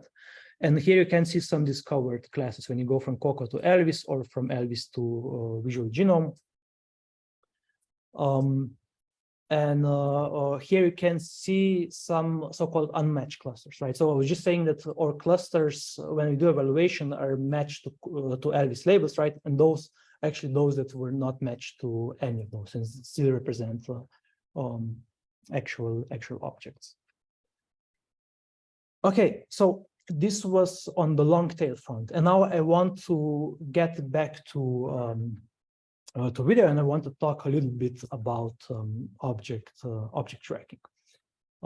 So overall, the whole thing that I'm presenting today is, of course, still active line of research. And the one important thing here in the whole vision is that we need object trackers that can track known and unknown objects, right? So those that were not presented as labeled instances during the training. And yeah, until recently, we actually had no really good way of answering how well you can actually track unknown objects. And this changed with this paper that we presented last year at CVPR. And this paper gives community all the tools that are needed to make progress on this front. So data set benchmarks, benchmark and baseline models. And the key thing that this paper tackles is to help us answer the question of how you can evaluate your open world track, right? And here we built upon large vocabulary tracking any object data set that really labels a large number of object classes. Here we actually made really clean cut between known and the novel objects, right? So known on those that overlap with COCO class vocabulary, so that you can, train a region proposal network using COCO data set.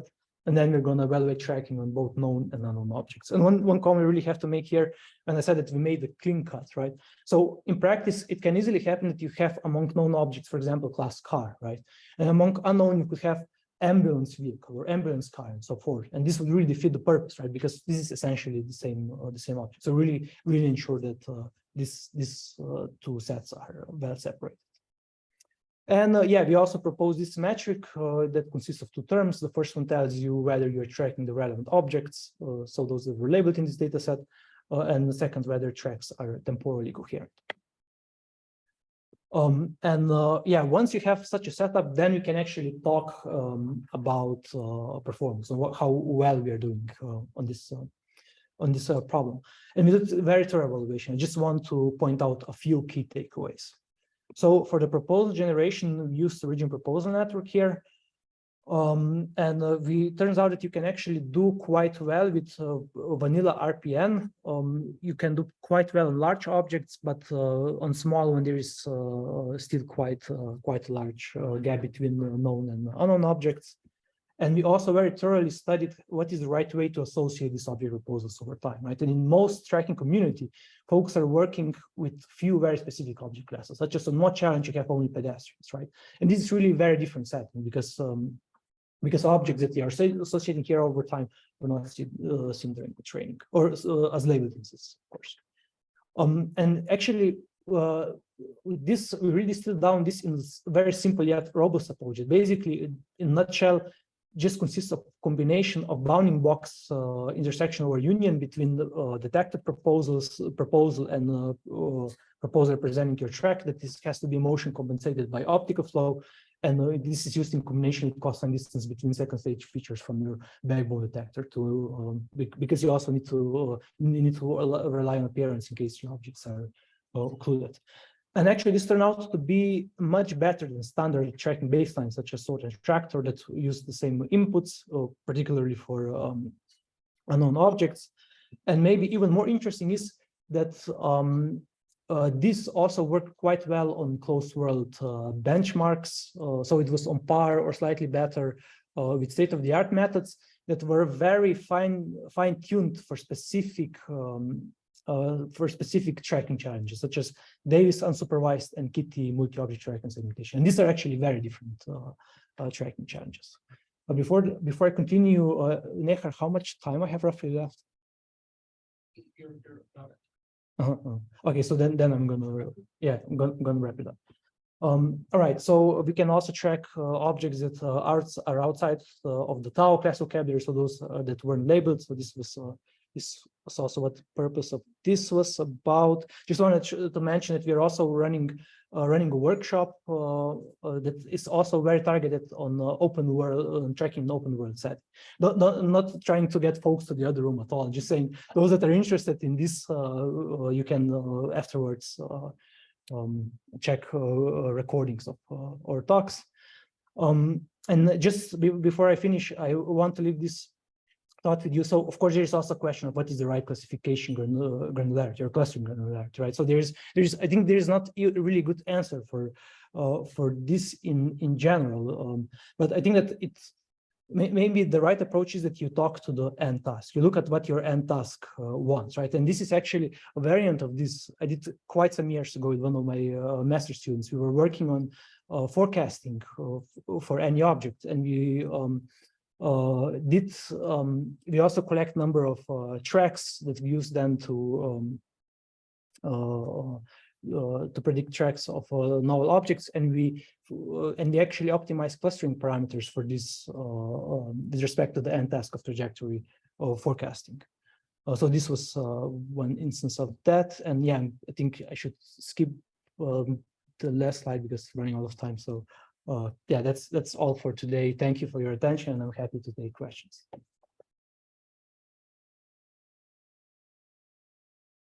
Anyone has any questions, please feel free to come to the mic. And in the meantime, I'll start with a question of my own. So maybe a philosophical question here is that segment anything has really revolutionized open world segmentation and open world detection. Has that solved open world tracking? In your mind, what remains hard about this problem? Yeah, so sure, that's this paper, this line of work is really impressive. So I would say that with respect to what I was talking earlier on open world tracking, this really replaces the region repose method that we used to initialize tracks. So you should replace this with SAM. There's no question about this. We actually didn't manage to do this and evaluate how well this works on or a benchmark. We should probably do it soon. But someone at a workshop talked about this morning, Adam Harley, also from CMU, and the conclusion was that there is still quite a large gap to bridge compared to fully supervised baselines. So while this is a big step forward, there's lots more work to be done. And one of the things is, so I was talking earlier, what is the right way to associate these object proposals over time, right? And I think this is really a part that where there is plenty of space for improvement. All right, let's thank the speaker again once more.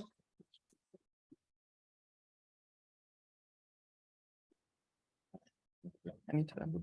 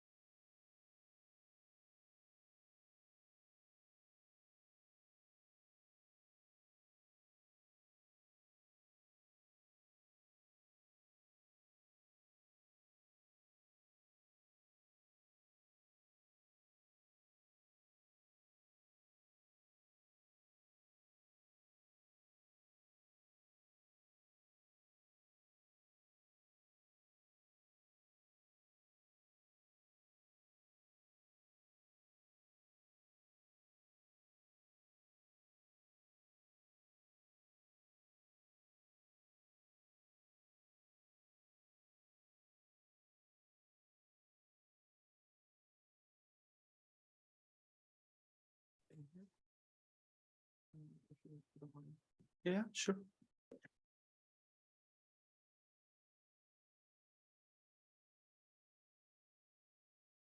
Go ahead.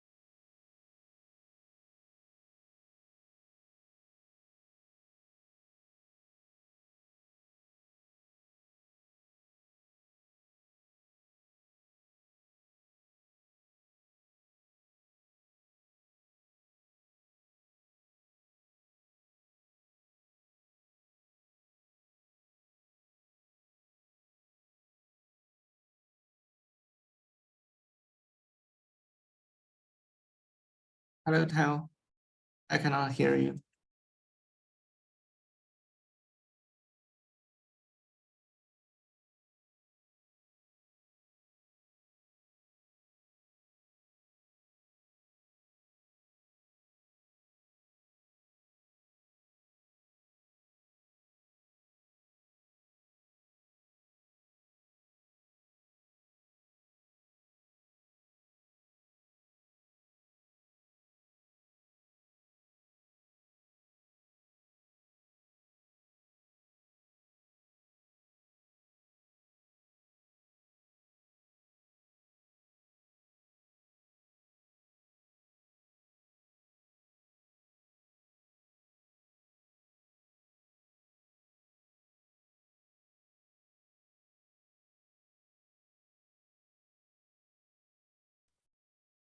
You can hear me?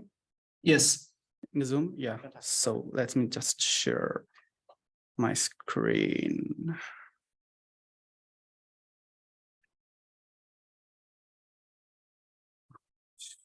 Don't know. Just open system preference. Yeah, I can go back. Yeah, sorry. So I'm present 4 papers that related to open vocabulary, weakly supervised visual recognition algorithms. And let's start with the philosophy questions. What does it mean to see? I mean, if you'd ask David Marr, which is one of the forefathers of computer vision, they would probably say the plain answer would be to know what is wearable looking. In other words, vision is the process of discovering the images, what is present in the world and where it is. And what are the benchmark and the tasks that related to this, this process of visual understanding and recognition.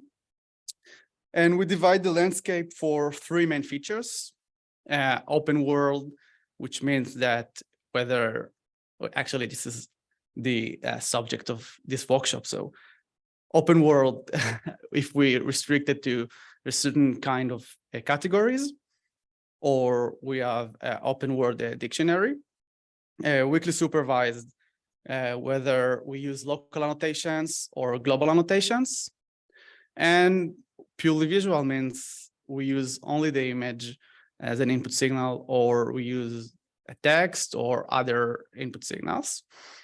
And we divide the landscape, and the fundamental task, as many speakers present, is the object detection, the fundamental task, which don't use closed sets of categories, which means that it's not open world.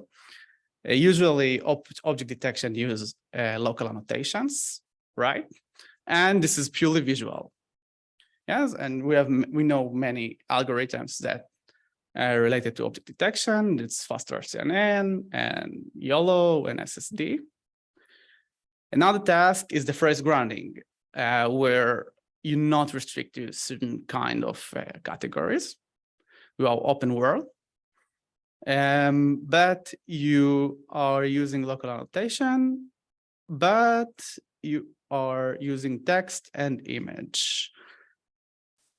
And another task is the weakly supervised localization, where you are restricted to certain kind of categories. This is weakly supervised. And you are using only the image as input signal. And I'll present one paper that algorithm that we study in our lab. Most of those algorithms based on classifier, which learn to distinguish between certain types of object, like different types of dogs, different type of cars and birds.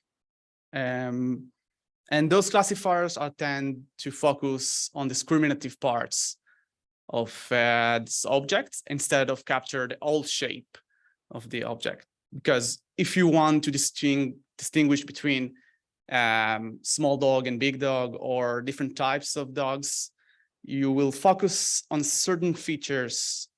And this is right also for cars. And so we want to develop an algorithm that's based on this classifier, but can generate a good localization map. And how we do that? So we take the image, and the image is passed through the classifier, and we generate logits. And then we use generator for the heat maps. G can be unit or any segmentation architecture. And we use a multiplication with the image in order to create a foreground image. And what we want to do with the foreground image, we pass it also through the classifier, and we want that the logits of the foreground and the image will be close to each other. But what is the naive solution of this architecture? The naive solution is to generate a map that's all ones, right? So we add a regularization on the mask that for each pixel that you use, you will pay for it. And this will create a sparse map. And with this restrict, we capture the whole shape of the image. But as I said, usually we tend to focus on discriminative parts. So if we learn and we converge under those losses, the map will not capture the whole shape. So we also use early stop criteria because we observe that during the training, if we G first capture the whole shape and then converge to the small distinguished parts and the features of the classifiers. So this is an algorithm that for weakly supervised localization. For closed sets, you see that there is no closed sets here because the classifier it's learn only for certain types of categories. And we also said test our algorithm for data sets of birds, cars, and flowers. And the generalization of this algorithm is the weakly supervised phrase running, where we are not restricted to certain types of categories. It means, well, open world. Again, we weakly supervise, we're not using local annotations at all. And we are not purely visual, which means in order to use this algorithm, you need an image and you need a text. And how does a common algorithm looks like? We use an image encoder, and we use a language model that takes the text and generate a representation. And there is a fusion component that just align them, and we generate an heat map that's related to a certain bounding box in the image. And how does our solution looks like? We use a clip model, the text encoder, and we use a VGG backbone. And the fusion component just is a common decoder. And we learn to align between the VGG representation and the clip, and then we just generate with the decoder. And this is how it looks. This is a paper for NIPS 2022. What is where we're looking? Weakly supervised open world phrase grounding. And we propose 4 losses. The foreground losses, which very similar to the previous loss that we saw in the weakly supervised localization. We want that the foreground image will have a clip score, which is very high related to the text. I mean, if I take the image and multiply with the mask, I want that the clip score will still be high. I mean, we will focus only on the pixel that's related to the text. And we add a background loss where we take the background image, which is the 1 minus the output mask multiplied by the image. And we want that this score will be low. And we'll use the regularization for to generate a sparse map. And we use another guide, which is explainability of clip. We look on the attention map and the gradients in clip where we take the image and the texts, and we use this signal as guided. And with this 4 losses, we achieved a state-of-the-art performances in weakly supervised phrase grounding. And then we explore what happened in the latent space of the visual encoder. I mean, is aligned right now with the text, right? So if we take each vector in the latent space which related to any special area in the original image, and we calculate a similarity map between each vector to the other, and we want to examine how does similar areas in the image looks like. If we look on this example, you can see the jumping man. We can see that the 2 green dots are related to the man, and B and C are similar map that's related to those dots. And the blue and the red are related to D and E, which are related to the grass in this case and the trees. And we can see that the similar objects and similar semantically objects in the image generate a very close map. And we want to use this assumption and this observation in order to fine-tune and improve the performances of the phrase grounding. And how we do that? First, we take G. G is the generator that's take image and text and generate the related pixels in the image to the text. And then we generate K-relevance maps. So what are the related maps? So we take the latent space, as we saw, and we generate for each vector a map, and we take the relevance map that's overlapping with the solution of G. And we aggregate them in order to take a more accurate map. Here we can see this is an example where G, it's not so accurate, you can see. But with this heuristic, we generate an accurate map. Here you can see another example. And here you can see another example where the related text is 6 children, and our output map in the original G is 2 kids. And after, bless you, After that, we have 6 children.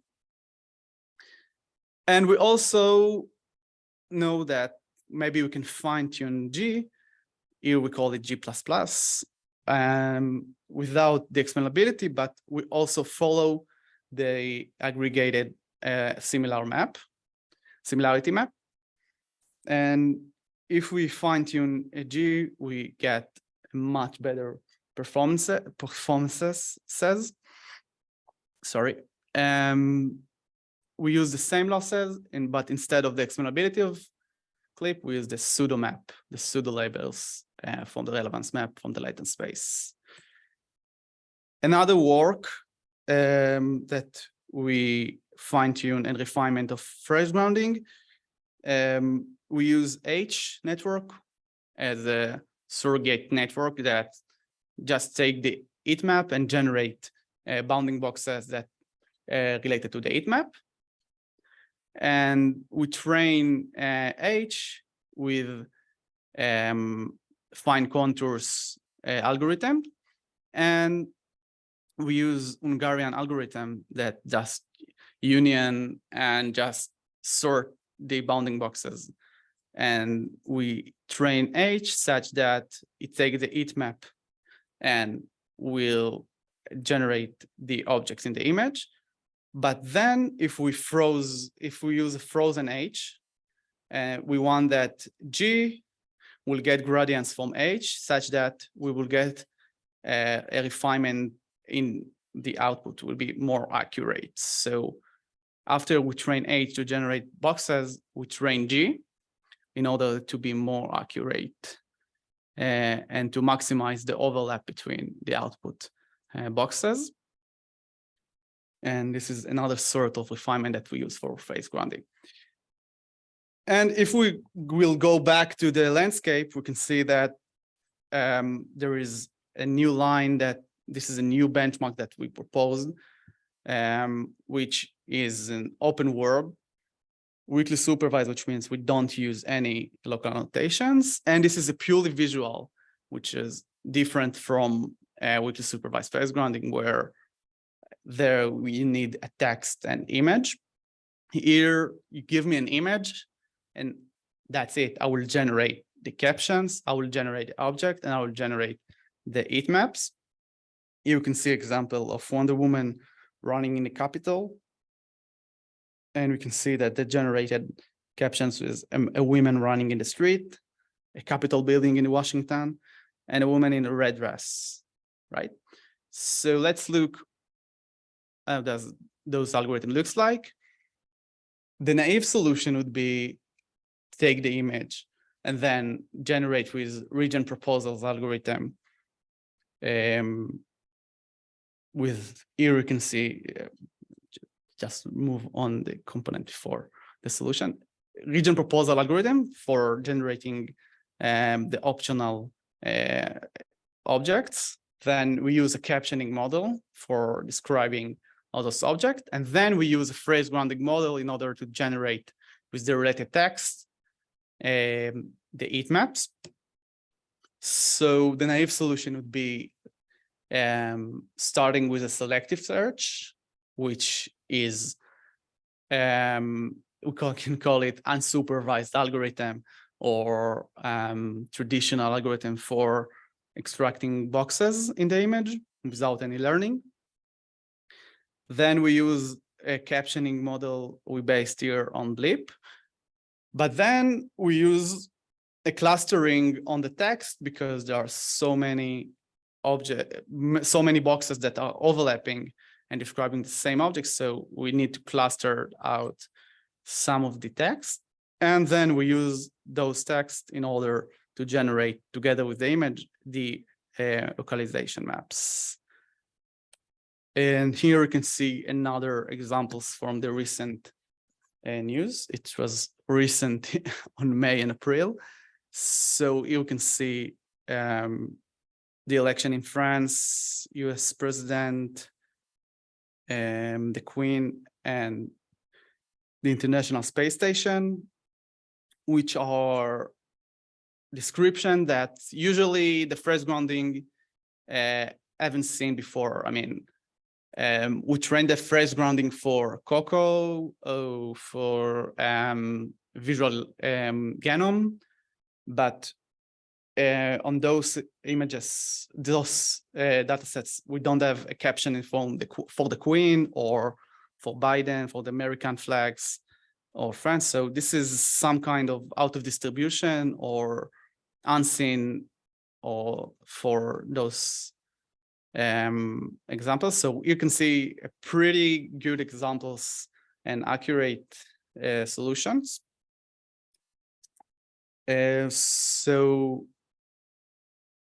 let's move on what we saw. We see an algorithms for phase grounding and weakly supervised localization. And we also saw what is verbal looking task. So this is the 4 papers. So if you have any further questions, I would be glad to answer. And if you have any collaboration or any cooperation you want to do, please connect me and you can send me an email or just talk with me after the talk. So thank you very much. So any questions? I can ask the first question here. So you showed a lot of very compelling visuals, but I'm curious, where do these methods fail? And it seems like these methods would very likely inherit the biases of the visual language models which you use. Yeah. So where do you see this moving forward, or how do you see this moving forward? Actually, it's a good question. Cases where we failed. Okay, so first, if we want to distinguish between old men and children, it's very difficult for the localization map to generate 0 pixels for the old man, and because we are not using any cross entropy loss. I mean, if you use cross entropy and there is a negative and positive, and you know that some of the examples are positive in the children and negative in the old men, so maybe the generator will distinguish between them. But for if I write a Ferrari or Tesla and there is Tesla in the image, but there is another cars like Peugeot, you know, so you will also generate heat map on those images. In the appendix of the paper for NIPS, we had another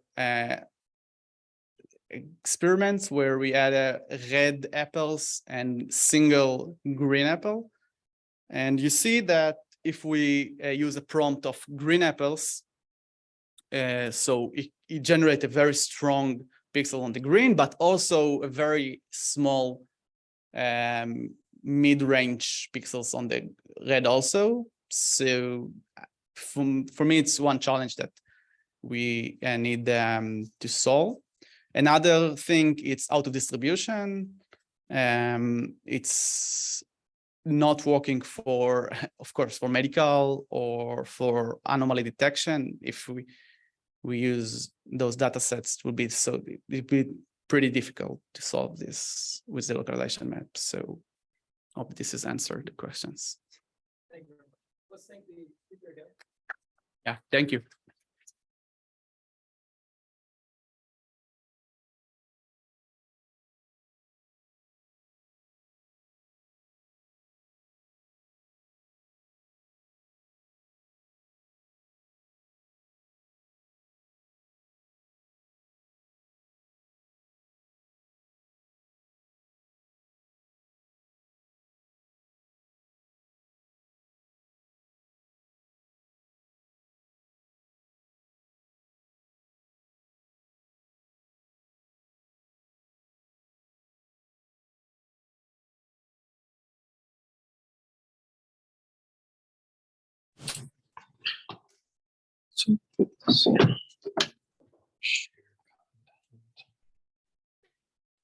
So this.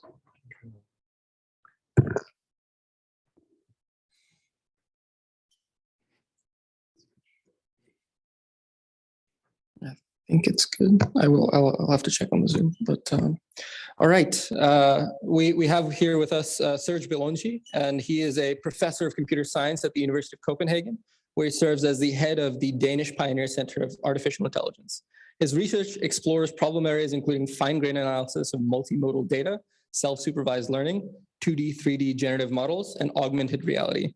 He is a recipient of the NSF Career Award, the Alfred P. Sloan Research Fellowship, and the MIT Technology Review Innovators Under 35 Award. Let's welcome Serge. Please take it away. Great, thank you for the introduction. Let's just take a moment to see if the Zoom is working.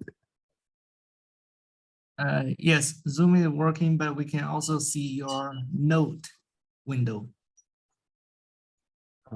Isn't that correct? Oh, it's not showing there. Oh, that's weird. Okay. But now it is. Yes, now we see that, but the Zoom sees the speaker. Oh, it's not speaking. Oh, yeah. I don't actually know how to shut that off. Okay. All right. Yeah. Great. Okay. So today I'll be talking about a concept called narratives. And it's in the context of unfalsifiable claims in social media from a multimodal context. It's a slightly strange project, which is actually just getting off the ground. I'm part of a new center in Denmark called the AI Pioneer Center. And one of our moonshots involves preventing the spread of misinformation online. So what you're seeing is the beginnings of this project to try to get a grip on the spread of misinformation, which, as we all know, in the age of large language models, the tools that are available to spread misinformation are getting more and more powerful and easier to use. So we're talking about, as a preliminary step to detect misinformation, we want to find out what are the prevailing narratives that are present in discussion that are happening online. So I'm using this term narrative. So let me start by explaining what I mean, because the term is used in a lot of different contexts. In literature, a narrative is about the arc of a story. So there's a protagonist, an antagonist, some kind of transformation, catharsis, and so on. That is a proper narrative. What I'm talking about in this context is the vulgar sense of the word narrative. It's something that's used in an accusatory way. And often on social media, people don't know that they have a narrative until somebody accuses them of having one.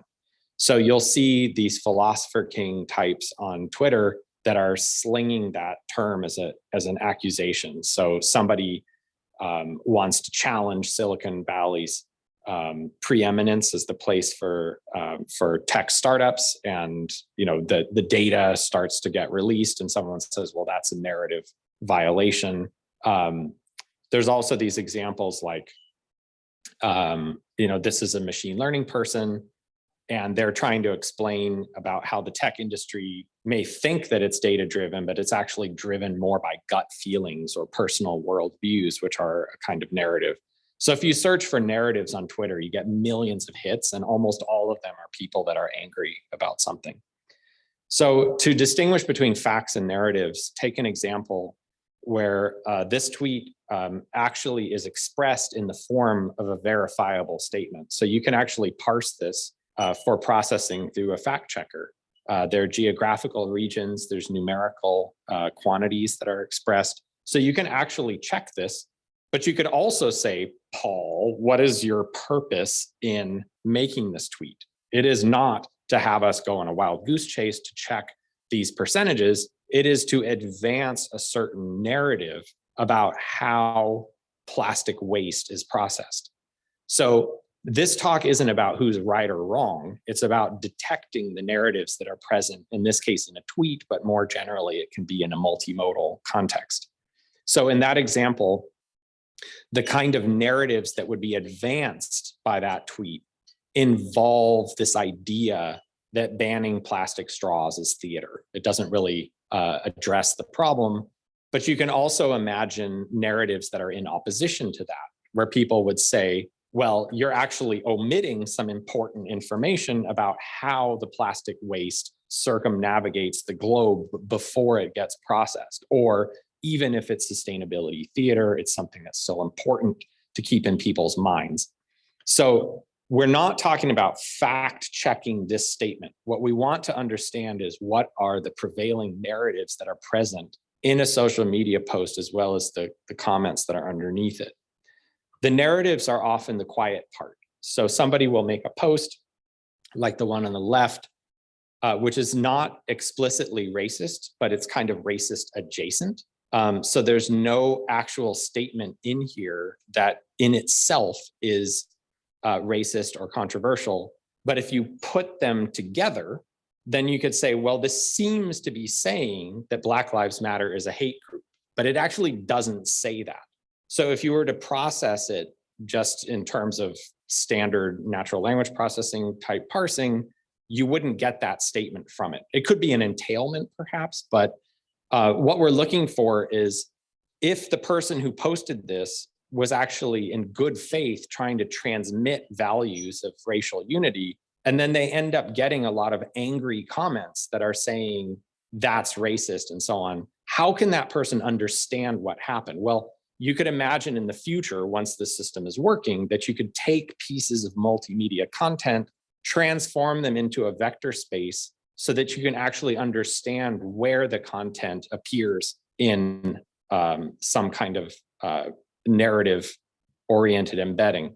And it's important to remember this isn't just a Western thing, it isn't just English. We have to understand how narratives are different in geographical and socioeconomic contexts. So the one on the right is a tweet in Danish, and it was after a major soccer victory in Denmark. I had just moved there, and Denmark's national team won a really important game, and crowds poured into the streets and they blocked the traffic and so on. And this person made a tweet, which I would say is not falsifiable, but the tweet basically says, when this happened, the press treated it as a very celebratory and fun thing. But if this had been different ethnic groups or if this had been an LGBT type group, the press would have treated it differently if they had spilled out into the streets and blocked traffic. There are narratives that are present in that tweet, in the text, in the image that's presented. That's the kind of thing we're trying to understand, not tracking down the specific facts that are being claimed.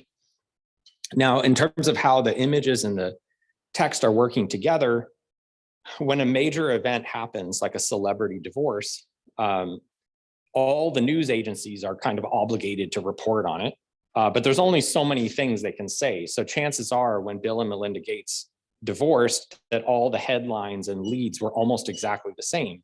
But all the photo editors at the different agencies had to choose photos to run with the story. And this is qualitative, but when I look at the photos they picked, they project positivity. So they seem to say that this celebrity couple that got divorced is going to be okay. They're mature, everything's fine, nothing to worry about here. Now, in fact, the public perception of Bill Gates has changed since that debate, since the divorce happened. And beyond that, not all celebrity couples get the same treatment when it's time to choose the photos that are shown with the headlines. So there is a dynamic between the photo choice and the headline that is transmitting a narrative to the reader, and people may not even realize that it's affecting them. There's also these well-known issues like out of context photos. So here there's a political candidate running for office criticizing the opposing, a platform of the opposing candidate, trying to show that the grocery shelves are going to be empty as a consequence of that opponent's program. The problem is, if you look closely at the currency here, it's pound sterling, but this person was running for office in the US. So they were trying to make a point to advance a narrative with a photo, which turned out to be completely irrelevant. And once that was pointed out, she deleted the tweet. Now, the technique that we developed to just get this project off the ground was developed with some students in Denmark and at Cornell. And I'm just going to say a little bit about the how we approach this problem. The motivating problems I've been describing are kind of heavy and dark, and I want to lighten things up a bit with a problem that still allows us to explore narratives, but not in such a heavy, freaky way. So the scenario here is that you're at a conference center and you just washed your hands and now it's time to dry your hands. And you're presented with these two options. You can use an air dryer or you can use paper towels.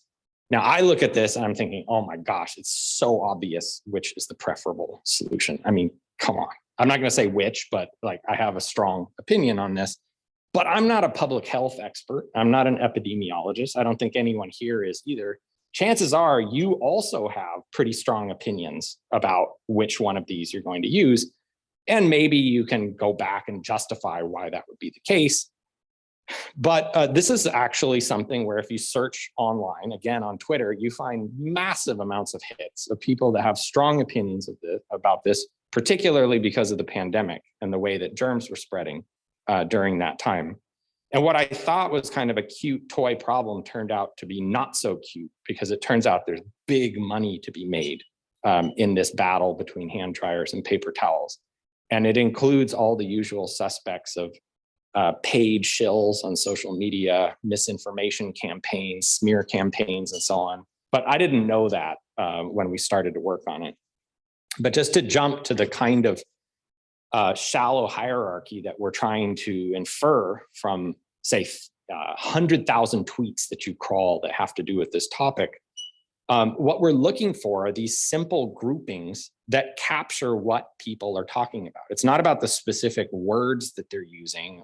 We want to be invariant to typos. We want to be invariant to the language.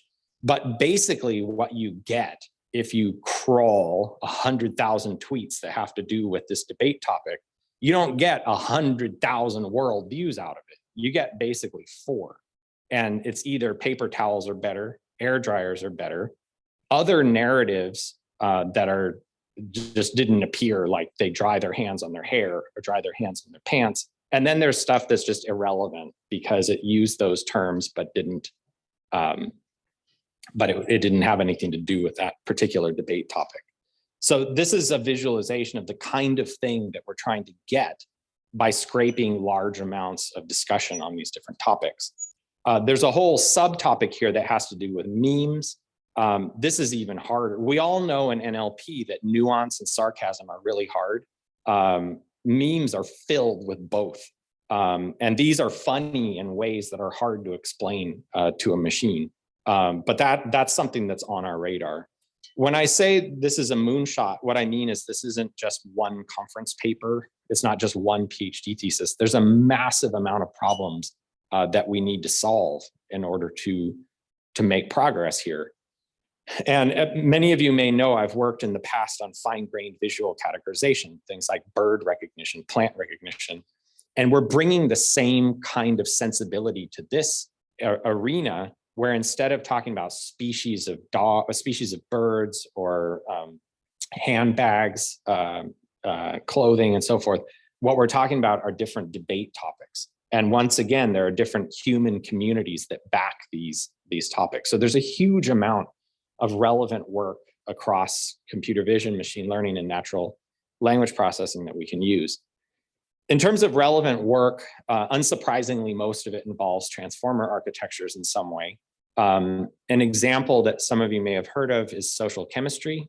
So Max Forbes from UW led this project. And this is an example where the kind of thing that you want to determine is that if you have roommates, running a blender to make a smoothie at 5 a.m. is a bad idea. And you want to be able to make that inference without having that specific case in your data set. So it's got a representation learning problem. You also want some amount of generalization, and you want interpretability.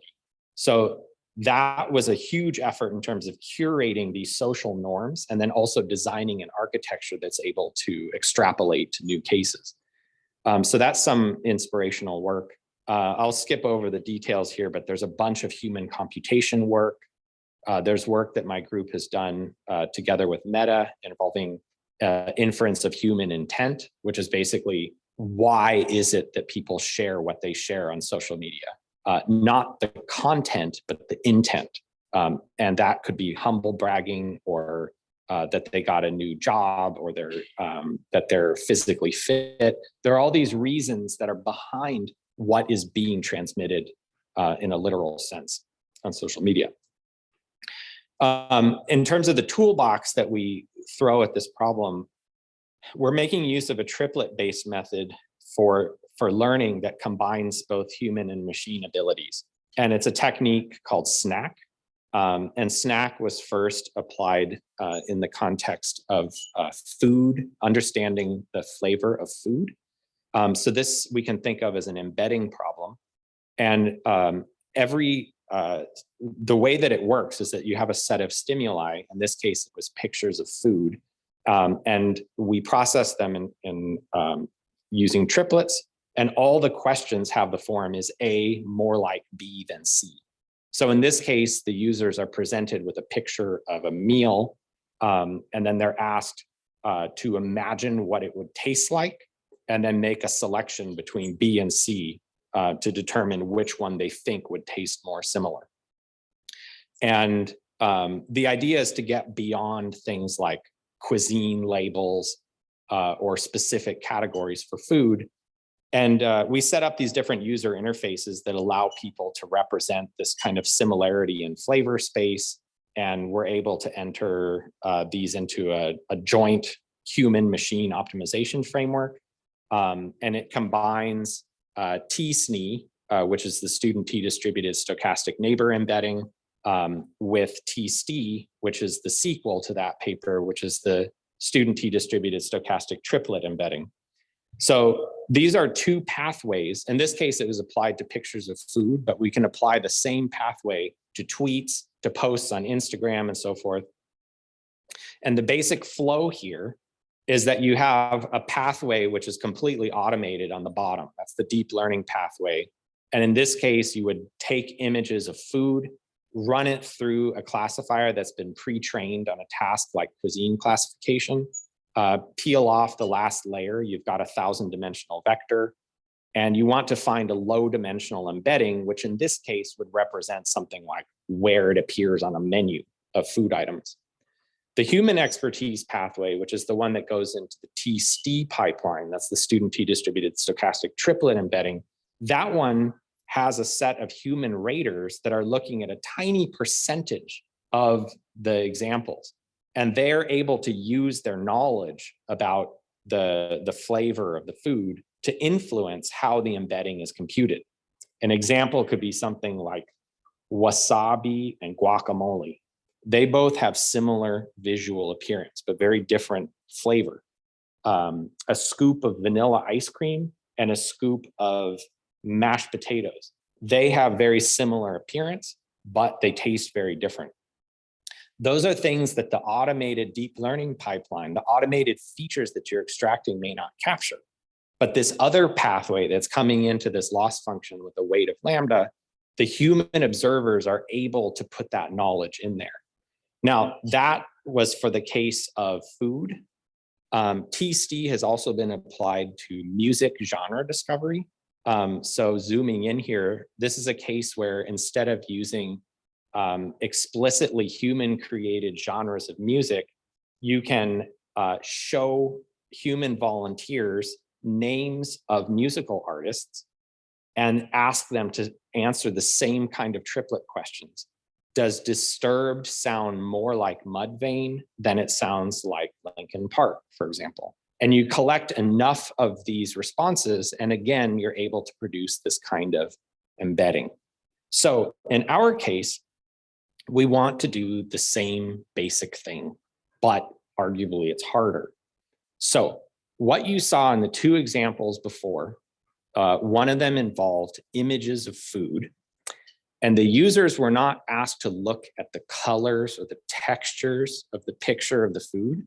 They're asked to look at the pictures of the food and think about what it tastes like. So they're supposed to use the picture as an inspiration, lift it into some kind of flavor space, and answer questions about A being more like B or C. In the case of the music, they're shown the name of a band or musical artist, and they're not supposed to fixate on the ASCII characters or the meaning of the words in the band name. No, they're supposed to think about how the band sounds when they play music, and again, answer the question, about A being more like B or C. In the context of the narratives, it's the same kind of thing, but it's not taste of food. It's not genre of music. It's about the narrative that underpins what is being tweeted. So it's a similar setup. It takes longer because people need to read these things serially, but it's the same basic idea. You read the tweets and you have to make choices. What do you think was more similar to this tweet based on the underlying narrative that was present? And that was what allowed us to induce this example where we had the grouping, we had the group of 4, and then a little bit of subdivision within those. And these are all still summarized in terms of the different types of viewpoints about paper towels being better than air dryers that have to do with chapping of skin, or different opinions about how hygienic something is. But the point here, and the way that this connects to the problem of fighting misinformation, is that I mentioned these examples like hand dryers versus paper towels. When you do the raw search on social media for the number of tweets, like I said, it's hundreds of thousands or millions of tweets. And if something like that pops up that has to do with vaccination or breast milk versus baby formula or all sorts of other topics, if in good faith, a social media company wants to combat misinformation, that is a fire hose of data that they have to deal with. But like I said, it's not a million viewpoints that are being expressed. It's a million tweets, and those resolve to a relatively small number of narratives. Now, again, I'm not talking about what's right or wrong. It's not my business to do that. But what I do want to know is that if there's a bot farm that's cranking out misinformation that is advancing a certain narrative, I would like it to be possible for Twitter or Facebook or Reddit to be able to detect that something is happening with that particular narrative. And whatever fact checkers they have should marshal their resources to address that and then propagate it to all the tweets that are advancing that narrative. So in terms of what does this look like when we're trying to capture these embeddings? We were using the T5 sentence transformer, and there's not a lot of related work out there. So we kind of had to create our own lesion studies, and it's still a very hard problem. But basically what we were trying was a lot of off-the-shelf representations that are putting together, that are making use of these features that are purely machine computed, and then combine it with these the human effects that are impacting the embedding. So I'm not going to say too much about this. What you see between the top left, item A, and the bottom right, which is item H, that's basically the difference that you get between an embedding that was purely machine computed, just using the T5 sentence transformer off the shelf. And on the bottom right is when you use the snack algorithm that has that human influence that's trying to pull the different narratives apart. And the more density you see that has the same kind of color coding, the better job it's doing. Quantitatively, what we can do is look at the amount of triplet agreement that we're getting for some held out set. So we can have some examples of ground truth triplets where we know whether A is more like B or C.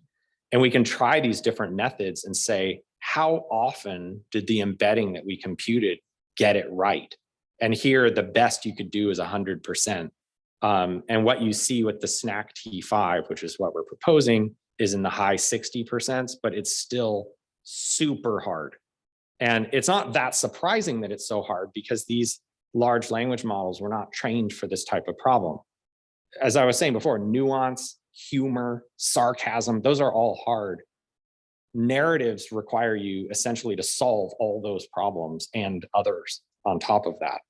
But the idea here, because we're putting the human and the machine capabilities together, is that eventually, with the small percentage of the data that's being fed through human raters, we could produce something like a dashboard, some kind of control panel where the social media companies could see when something is trending in a big way, something goes viral, and they start to see a whole bunch of individual tweets that are landing on the same basic narrative, that they could see that density forming and mouse over those and see, okay, there's a bunch of viewpoints popping up here. What are the IP addresses? Where are these coming from? Are the profile photos machine generated, and so on?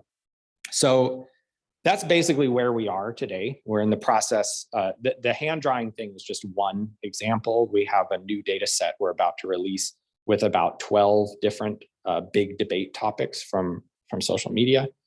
But there's a massive amount of sub-problems that we need to solve here. Large language models off the shelf are not going to solve it. And it could be that the human component is going to have to stay there in the fullness of time, or it could be that the human in the loop part provides enough information that you could make it fully automated. But that's where we are. It's just a taste of this research direction that is just getting started. And that's it. Thank you for your attention.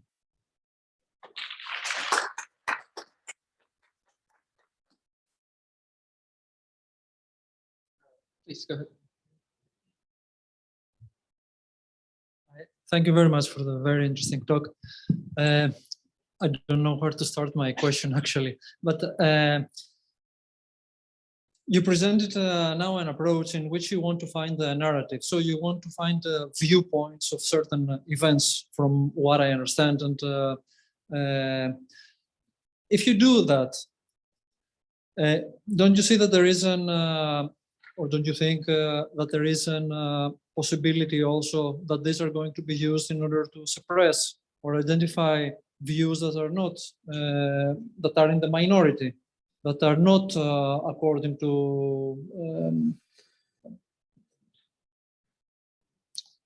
they want not to, some people might not want to be heard. And is it not more important to try to see, for example, what you show is was quite interesting. Sometimes they want to, information is presented in order to generate certain impressions that are not correct.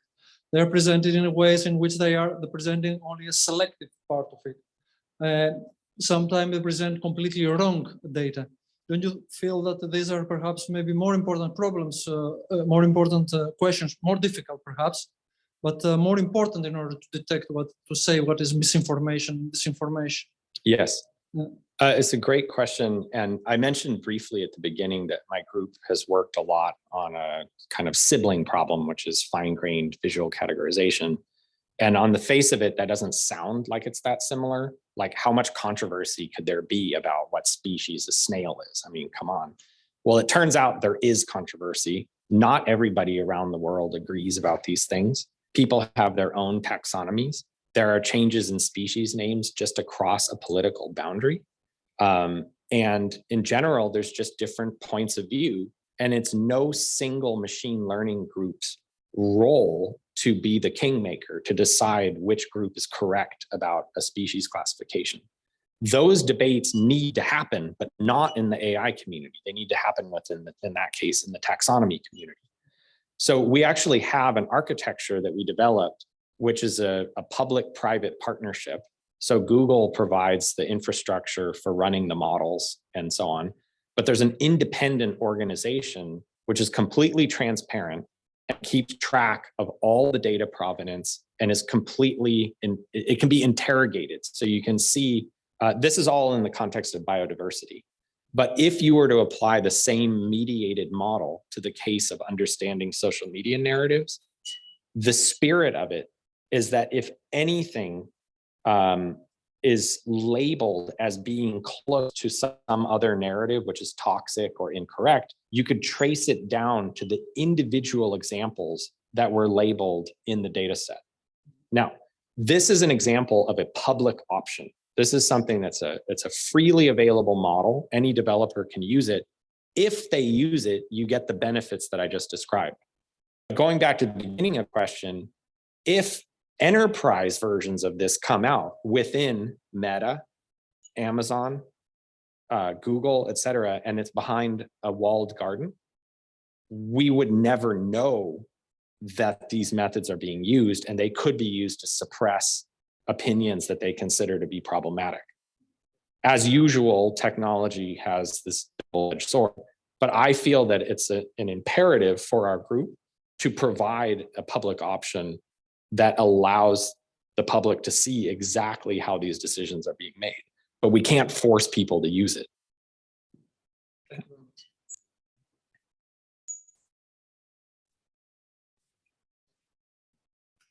Thanks for the very interesting talk.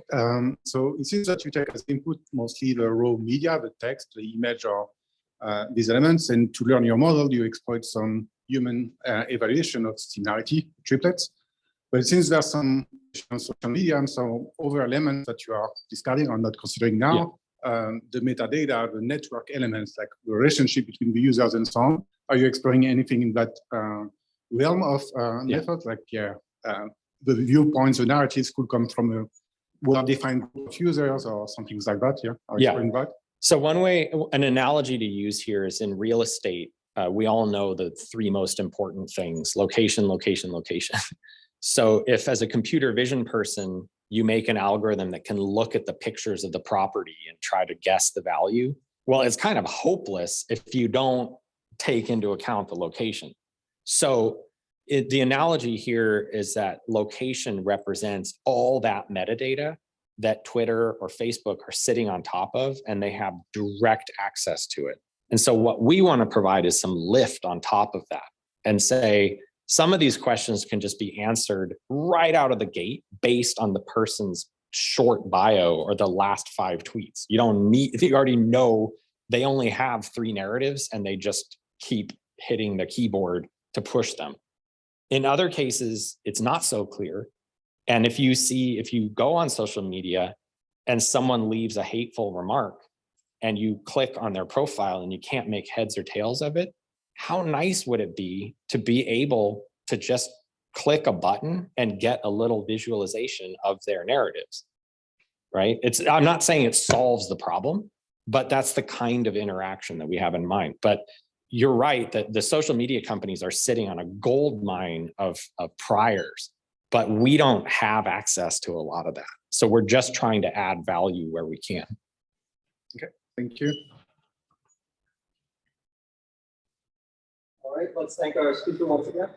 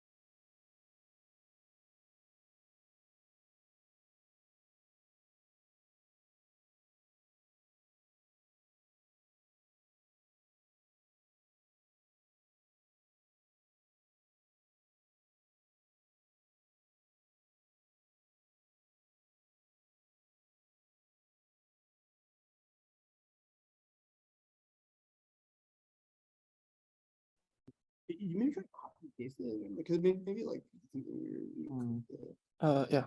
Do you need me to email you a Zoom link or something? Good. Sure. I'll just Link on this calendar is taken. got it. No worries. Yeah. You can try and copy and paste it like maybe you can figure it out. Like if you want to grab it. Oh yeah. Actually, maybe I see this. Yeah. Okay. So I have. Yeah, I can send this to you, or you can just look at that ID. Yeah, maybe I'll just type in the ID. Could you? Yeah, that's a better. Say that 987 658 5850. See that works.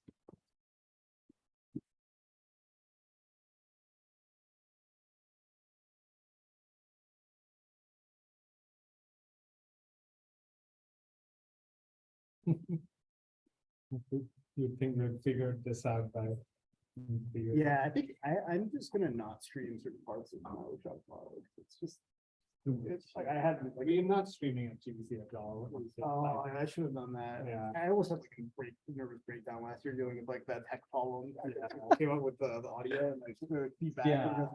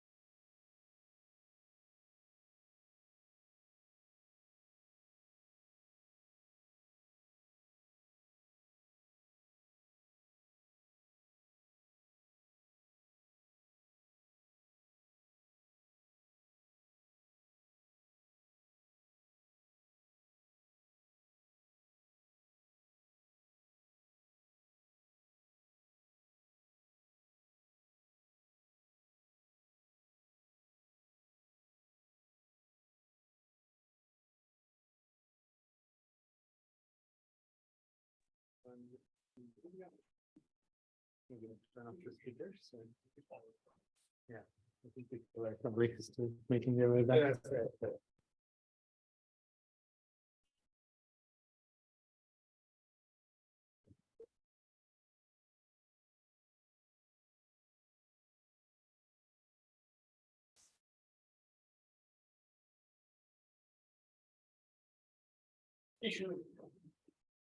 Hey, Hey, it's Sabransu. I turn on the speaker so people can see you and hear you if you want to say something. We can hear you. Yeah.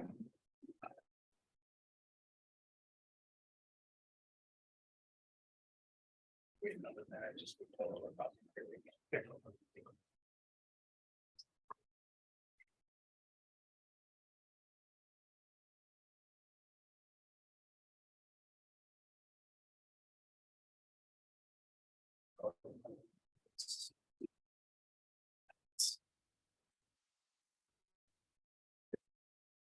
All right, so I'm very excited to introduce Subhranshu Maji.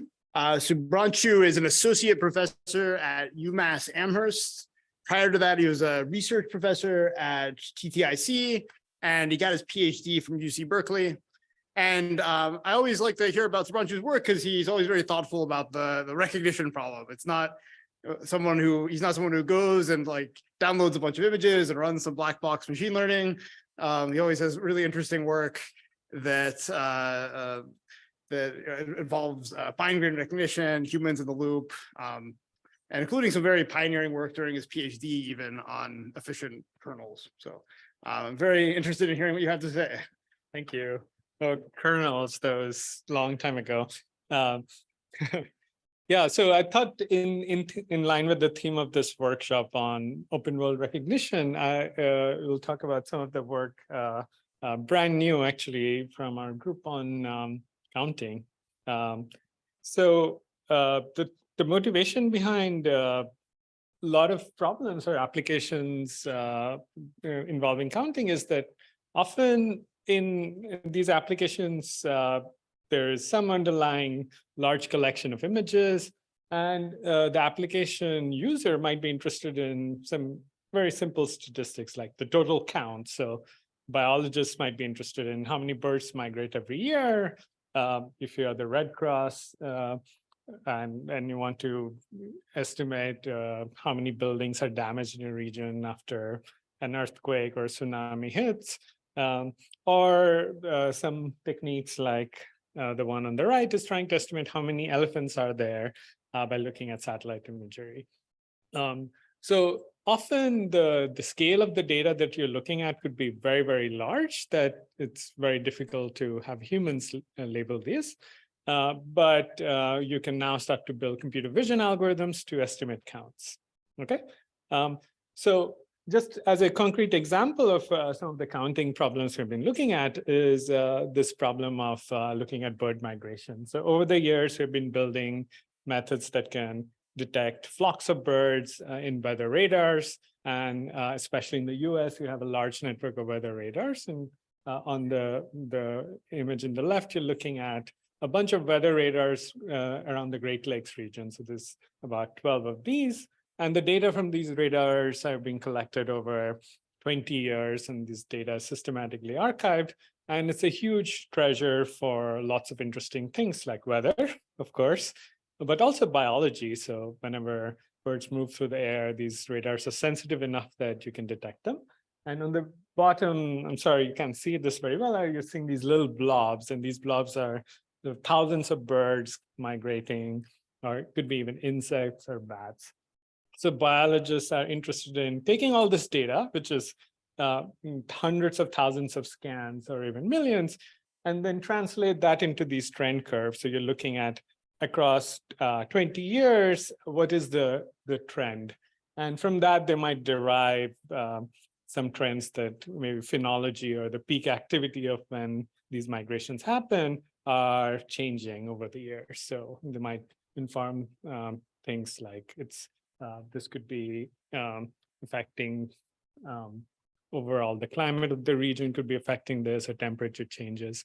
So that's the sort of question they want to answer. And often the challenge is, how do you process all this data to derive these sorts of trend curves? Okay, so what is the underlying biological question you want to answer? So one of the main, there's sort of two main takeaways I want to get across when you deploy computer vision models versus just training these models and testing them on data sets. One challenge is, of course, the deployment data set is not the kind of data set you might have trained your models on, okay? So you don't have any guarantees about the distribution of the test data.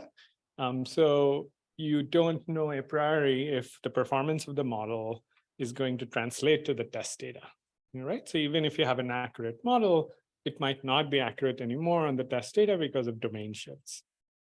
The second is the model may not be accurate. So we've been spending enormous amount of time to build a computer vision model, but at the end of the day, it's only 70% accurate. So it's a hard problem. So it might require orders of magnitude more training data or orders of magnitude more effort, modeling effort to get it to a very high level of precision. So the question I want to pose when you deploy a computer vision model or AI model for a domain problem is you're often not interested in the model itself, but you want to solve this counting problem, this estimation problem. And you're done when you can answer this question to sufficient accuracy, okay? So the generalization of the model isn't important. You want to answer a fixed question on a fixed data set, right? So you want to estimate the count of birds in all of the US, for example. So you have a finite data set and you're done when your data set is labeled to sufficient accuracy. And the question of sufficient accuracy could depend on the problem itself. So for example, if the trend lines are the pattern that you're trying to estimate needs to be very precise, then this accuracy level you need could be very, very high. Whereas maybe if you're a Red Cross, you want to get a rough estimate as quickly as possible, because then time is of essence in order to do planning. So you would want a way to combine computer vision and human effort in an optimal way such that you can solve this specific question to sufficient accuracy and be done, okay? So you want to build a system that can combine computer vision and human effort to estimate counts. Think of counting as the simple version of the problem. So some aggregate of the method's output and do this optimally, okay? So that's the setting. So some questions you might ask is, what's the best use of human effort? So imagine you have an off-the-shelf computer vision model that you've trained, but it's not perfect. You don't know how well it's doing. So one choice is to use human effort to label data. Okay, so you are in a new domain, the method would get better if you fine-tune the model, but that can be challenging. So this requires expertise from computer vision experts. And it may not pan out. So if the problem is hard, adding more training and fine-tuning may not pan out, and you may not get a perfect model, even with significant effort there.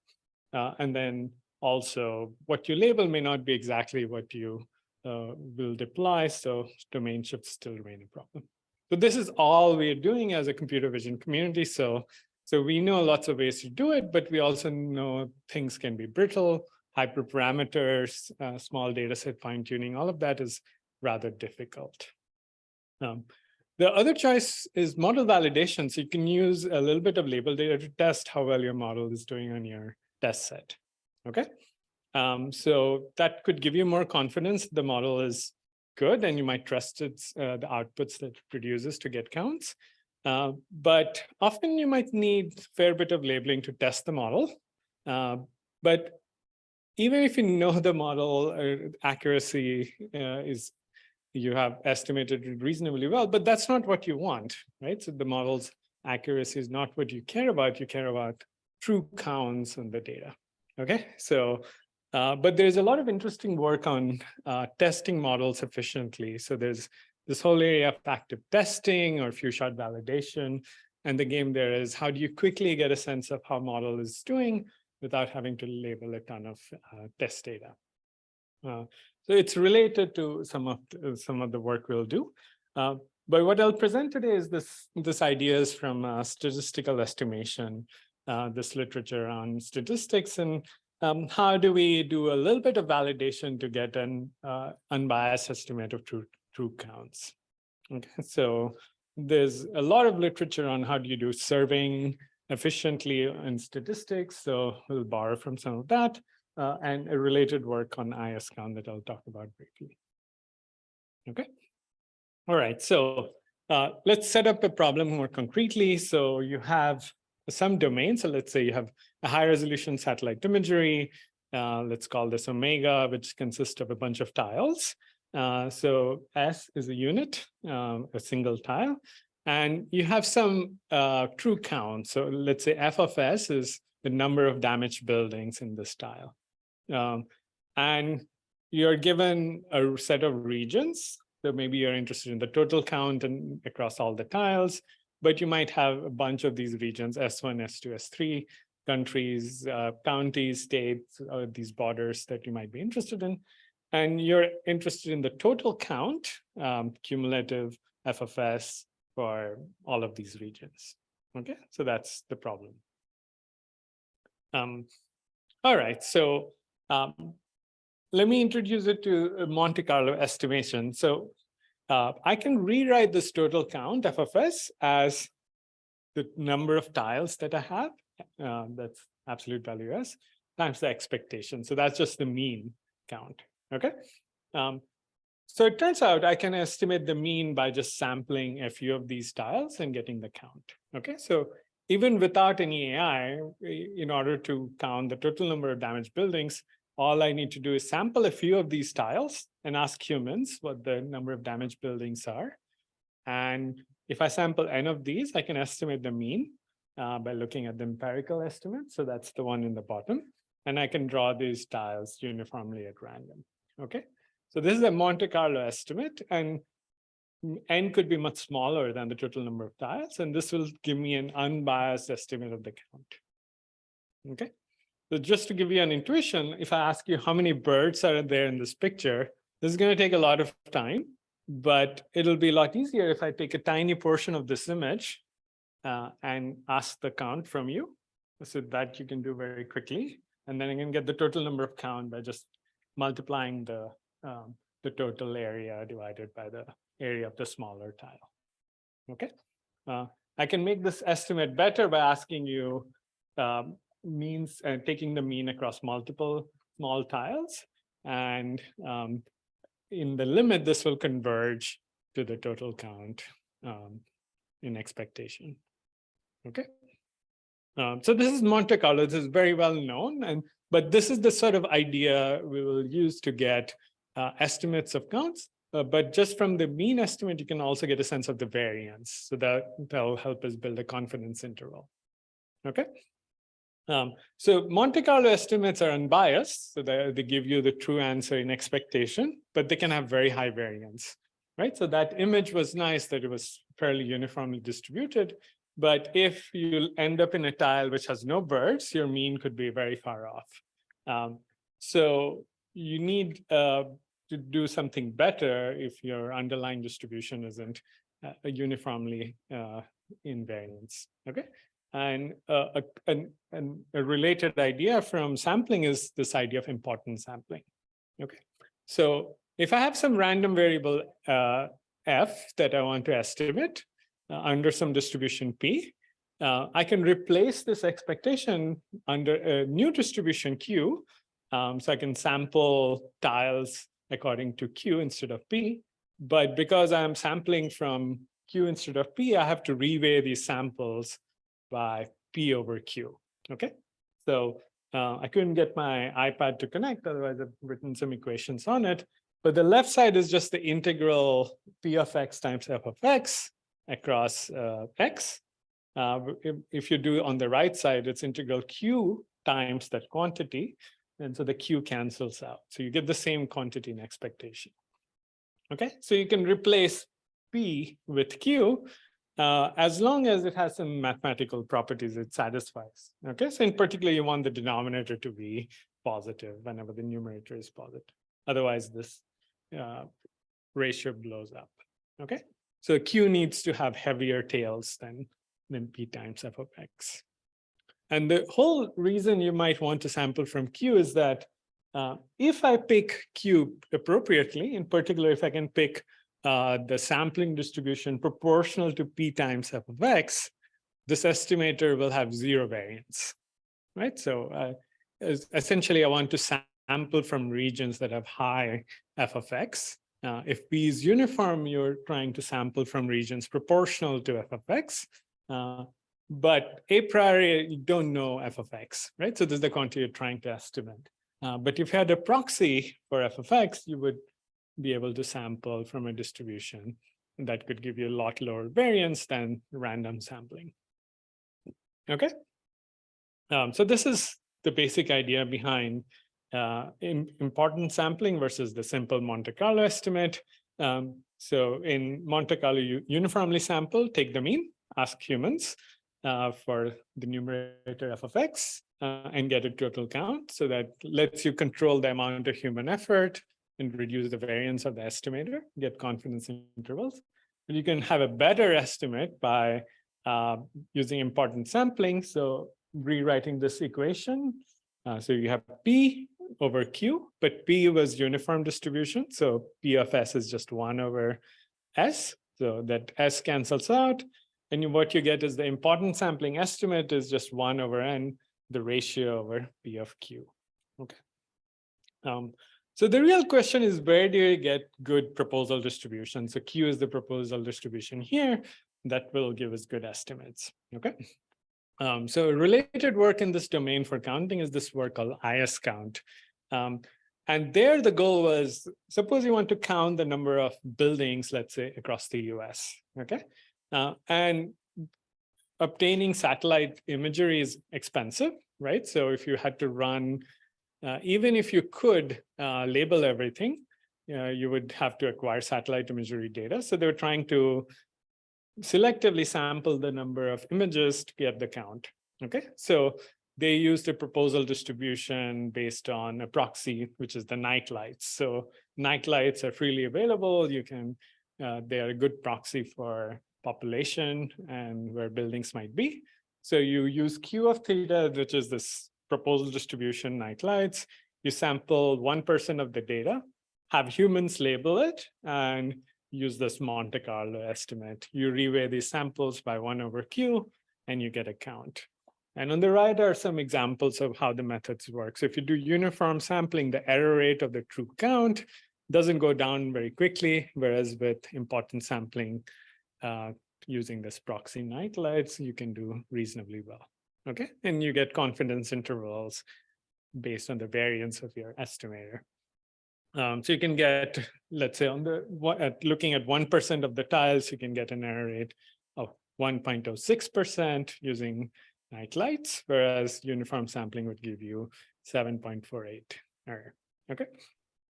So there's a nice paper, you can read about it, and there's some more experiments there. But let me talk about an extension we built on it, which is called discount. Okay, so this is detector-based importance sampling. And the key idea here is that often in many applications, the images are freely available. You might be interested in a counting of number of animals in a big data set of camera traps and so on. And you can run the detector, but the detector is not very accurate. Okay, so the true cost is actually human labeling and validation. And you would like to use the detector on all the images. And some of the method contributions are, we have ways to estimate counts across multiple subsets or multiple regions, ways to use confidence intervals, and some technical things like how do you reduce variance using control variates. But the main takeaway was that discount can give you about 10x reduction over naive screening, like the Monte Carlo, and about 6 to 8x screening savings over IS count for solving a few of these counting problems. Okay, so you can really scale these methods to an order of magnitude bigger problems and get reasonably good count estimates. Okay. So the idea is really simple. So you have a detector, let's say, which produces counts G of S. So this could be an off-the-shelf detector or some computer vision model that can give you count estimates on an image. So you estimate G of S, and the G, capital G of S, is the estimated total count. Okay, so small f of S is the true, and small g is detector, and then capital F is the true count, and capital G is the detector. Okay, so if you substitute G as the proposal distribution, so now just sample instead of this covariate based count, just sample from G. Okay, so you sample these styles Si from this G bar of S. So G bar of S is just normalized G. Okay, so you take the total counts, divide by the total in a region, capital G, you get G bar. And if I sample from that proposal distribution, my estimate of the count is going to look like G capital S times the expected value of this ratio. Okay, so F over G on average gives you the estimated count from the true count. Okay, so the numerator comes from human screening. So what do you need to do is show the tile to a human, and you get the numerator. And the G small comes from the detector, and the ratio of that across the samples give you an estimate of the total counts. Okay. So there's a simple intuition of what's going on here. So what is the model doing? It's computing on average, is the detector over predicting or under predicting? So F over G, think of this as the importance weight. It's the ratio of the true count with the detector count. So on average, if the detector is over predicting, then you would correct by that ratio, and the average ratio of this gives you a simple statistical way of correcting for the counts. And you can show that this is gives you an unbiased estimate. Okay, so that's how it works. So how does the method work? You take the image run the detector on all these tiles. For each tiles, you get an estimate. So this is that heat map you would get, but the heat map could be off, but it's a pretty good proposal distribution for screening. So then you go around and ask for humans to screen these tiles. You get the numerator F of S and a bunch of these, and you build a statistical estimate of the count by looking at G of S times the average value of F over G. Okay. So how does this generalize to a setting where you might have multiple regions? So let's say you're not interested in total counts, but you have a set of these regions S1 to Sn. So the simplest thing maybe you could do is run discount separately for each region, but often regions could overlap. And so doing it separately might be sample inefficient because you're probably going to draw same samples across multiple tiles. So a simple extension to this approach, which we call k-discount, is to do the following. You sample once across all the regions, and then you form independent estimates from each region by using the samples within that region. Okay.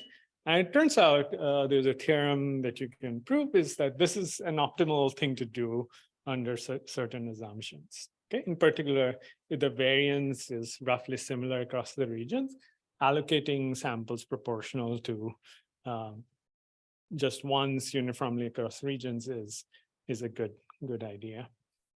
Okay.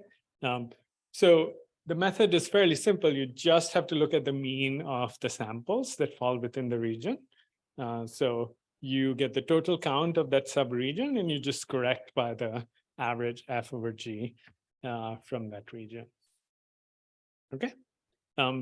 And from the same ideas from importance sampling, you can not only get a sense of the mean, you can also get a sense of the confidence interval, the variance. Okay, so in particular, the variance of F over G across the regions that you sample gives you a sense of, let's say you're interested in 95% confidence interval, you could construct that by looking at the mean plus some some scalar multiple of the variance. And the idea is you can look, if the variance is high, then you might want to label some more. But that sigma or the confidence interval gives you a way to stop labeling depending on your needs. So, so if you're happy with 10% error, you might stop labeling sooner than whether you would want 1% error. Okay, so and in the limit you have 0 error if you label everything, but let's you sort of scale your effort based on your needs. Okay, so the way k-discount works is you look at the image, you sample across all the regions once, and then you build these estimates and their confidence intervals together.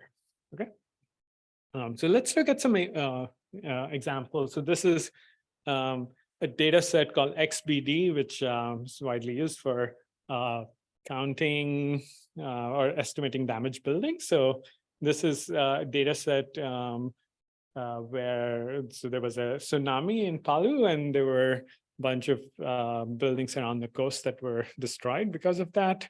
And often you have before and after pictures, and you analyze both of them using very simple UNet type models that will produce damage estimates and building detections. Okay.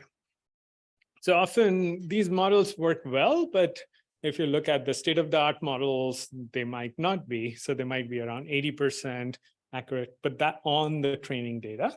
But then when you deploy it on a completely new domain, it's not very good. And you don't know how bad it is unless you start labeling the data. So that sort of motivates this sort of human in the loop vetting to estimate the counts.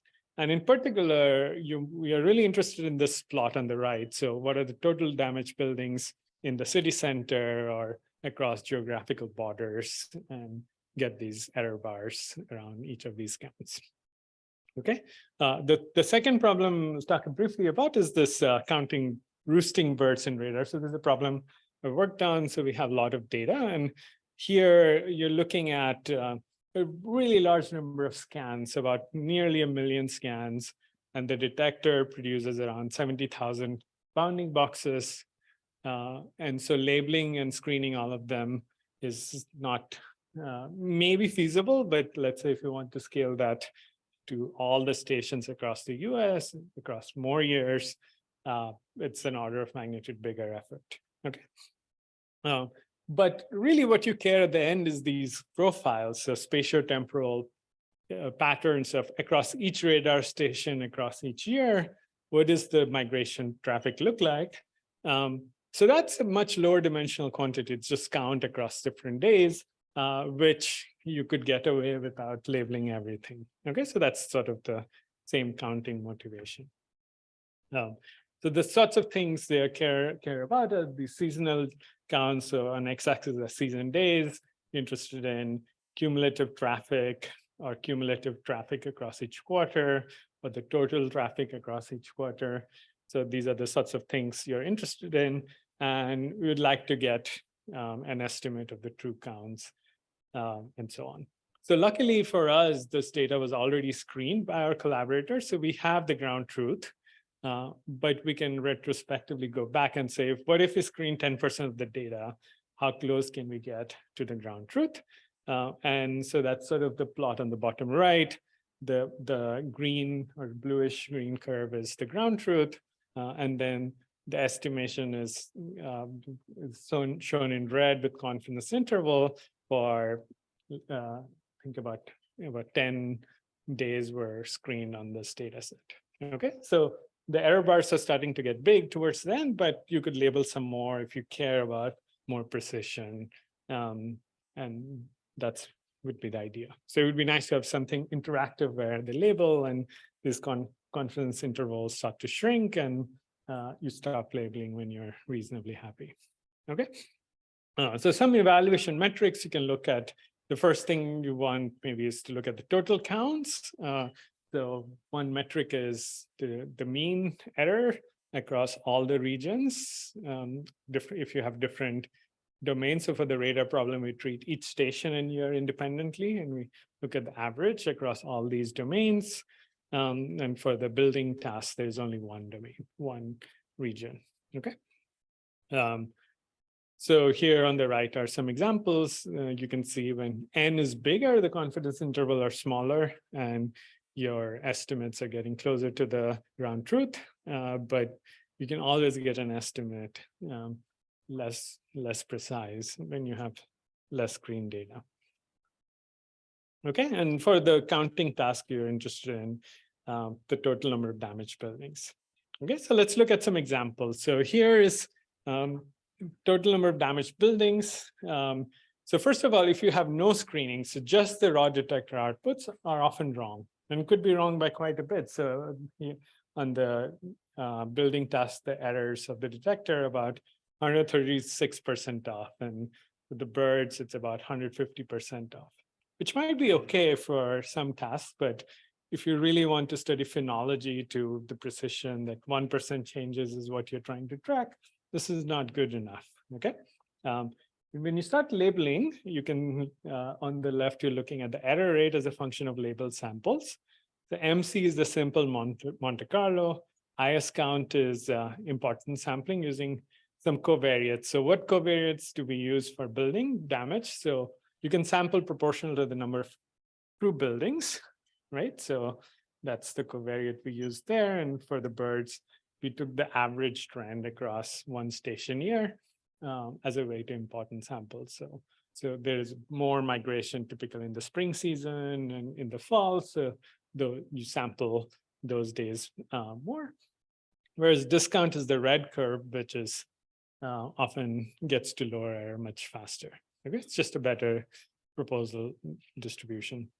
So that's looking at the number of samples, but another way to look at is the amount of labeling effort. Okay, so if you're looking at detector outputs and correcting them, often correcting bounding boxes is faster than labeling them from scratch.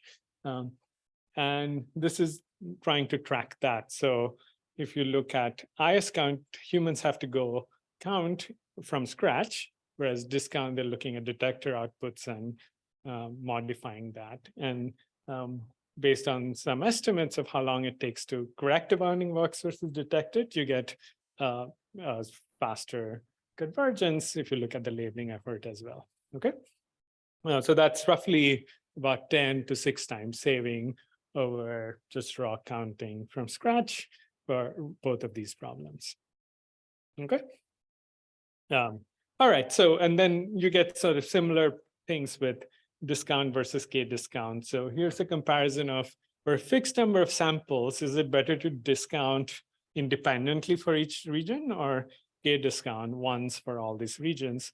And what you see is often if the counts are larger, k-discount does this proportional allocation once across all these regions is better than uniform allocation. So the k-discount, the magenta bars are lower and typically, whereas you can go wrong. So on the right, you can see in Q1 and Q4, the very right, which is not the cumulative, but just the seasonal counts. When the counts are low, the proportional allocation doesn't often have enough samples in the smaller regions. So your counts in low count regions could be off by more. So the magenta bars are taller on the right. But on the bigger regions where the counts are actually larger, the magenta bars are lower. Okay, so overall it does better if you do a proportional allocation. All right, so let me wrap up here and just give a shout out to our collaborators at Colorado State and Oklahoma who did help with a lot of the screening of the projects. And this project was mostly led by Gustavo and was in collaboration with Daniel Sheldon. Gustavo is a graduate student at UMass. I couldn't be here, but at a high level, the paper is described in this paper, linked at the bottom. And the main takeaway is that you can get unbiased estimates of counts with confidence interval, even though you have a noisy detector using these statistical techniques, even in the presence of domain shifts. Okay, so let me stop here and happy to take questions.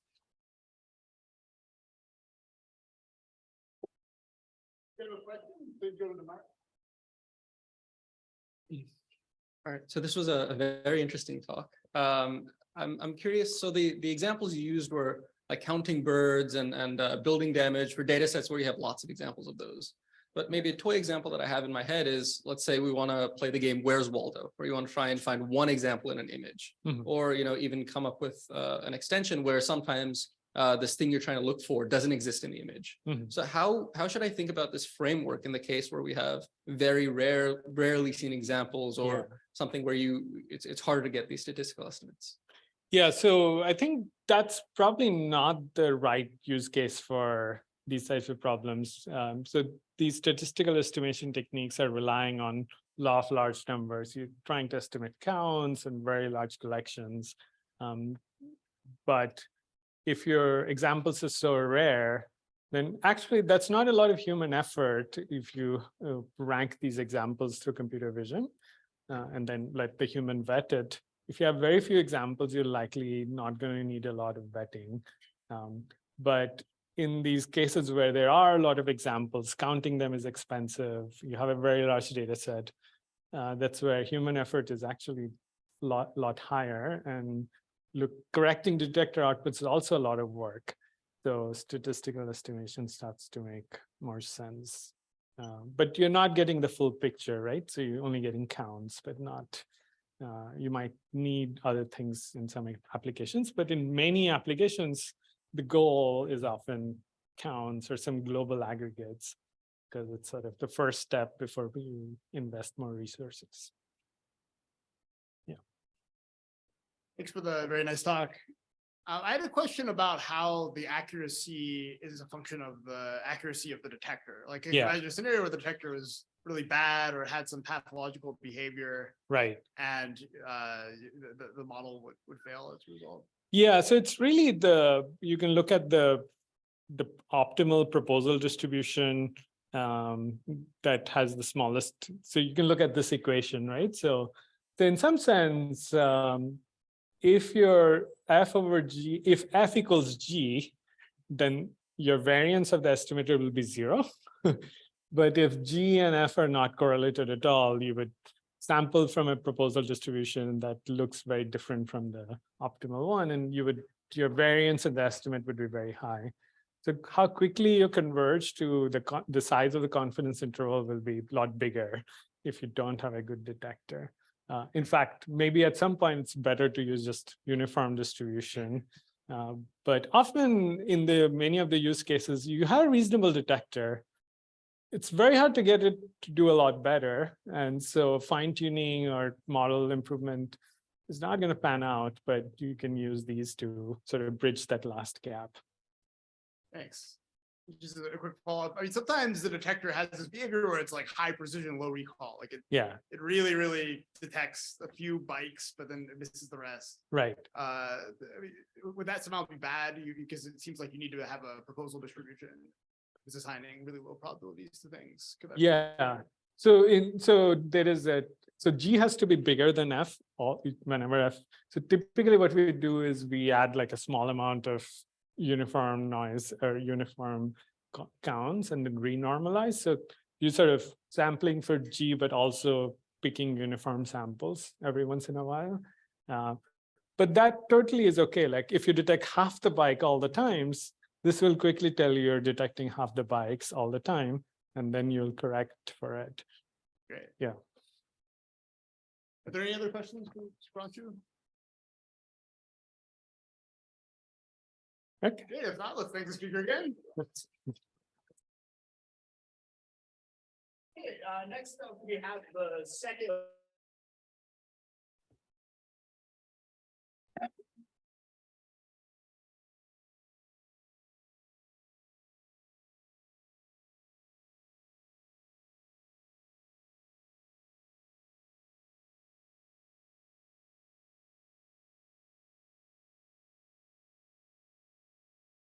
Okay, awesome. Okay, and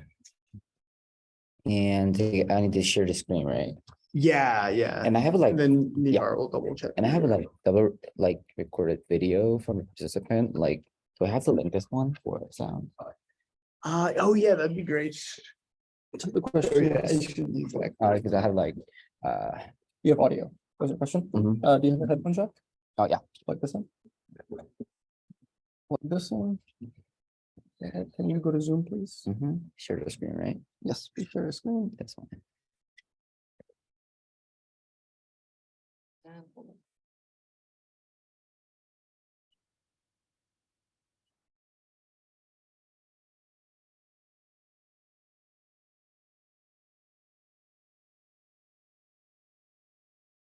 I have to mirror the screen. Oh, mirror your screen. Yeah, just for a sec.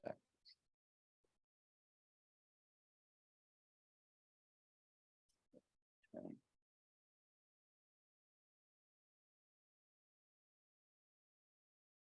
Are you It's- sharing, is your microphone on? Just to check. It's just a comment. I think it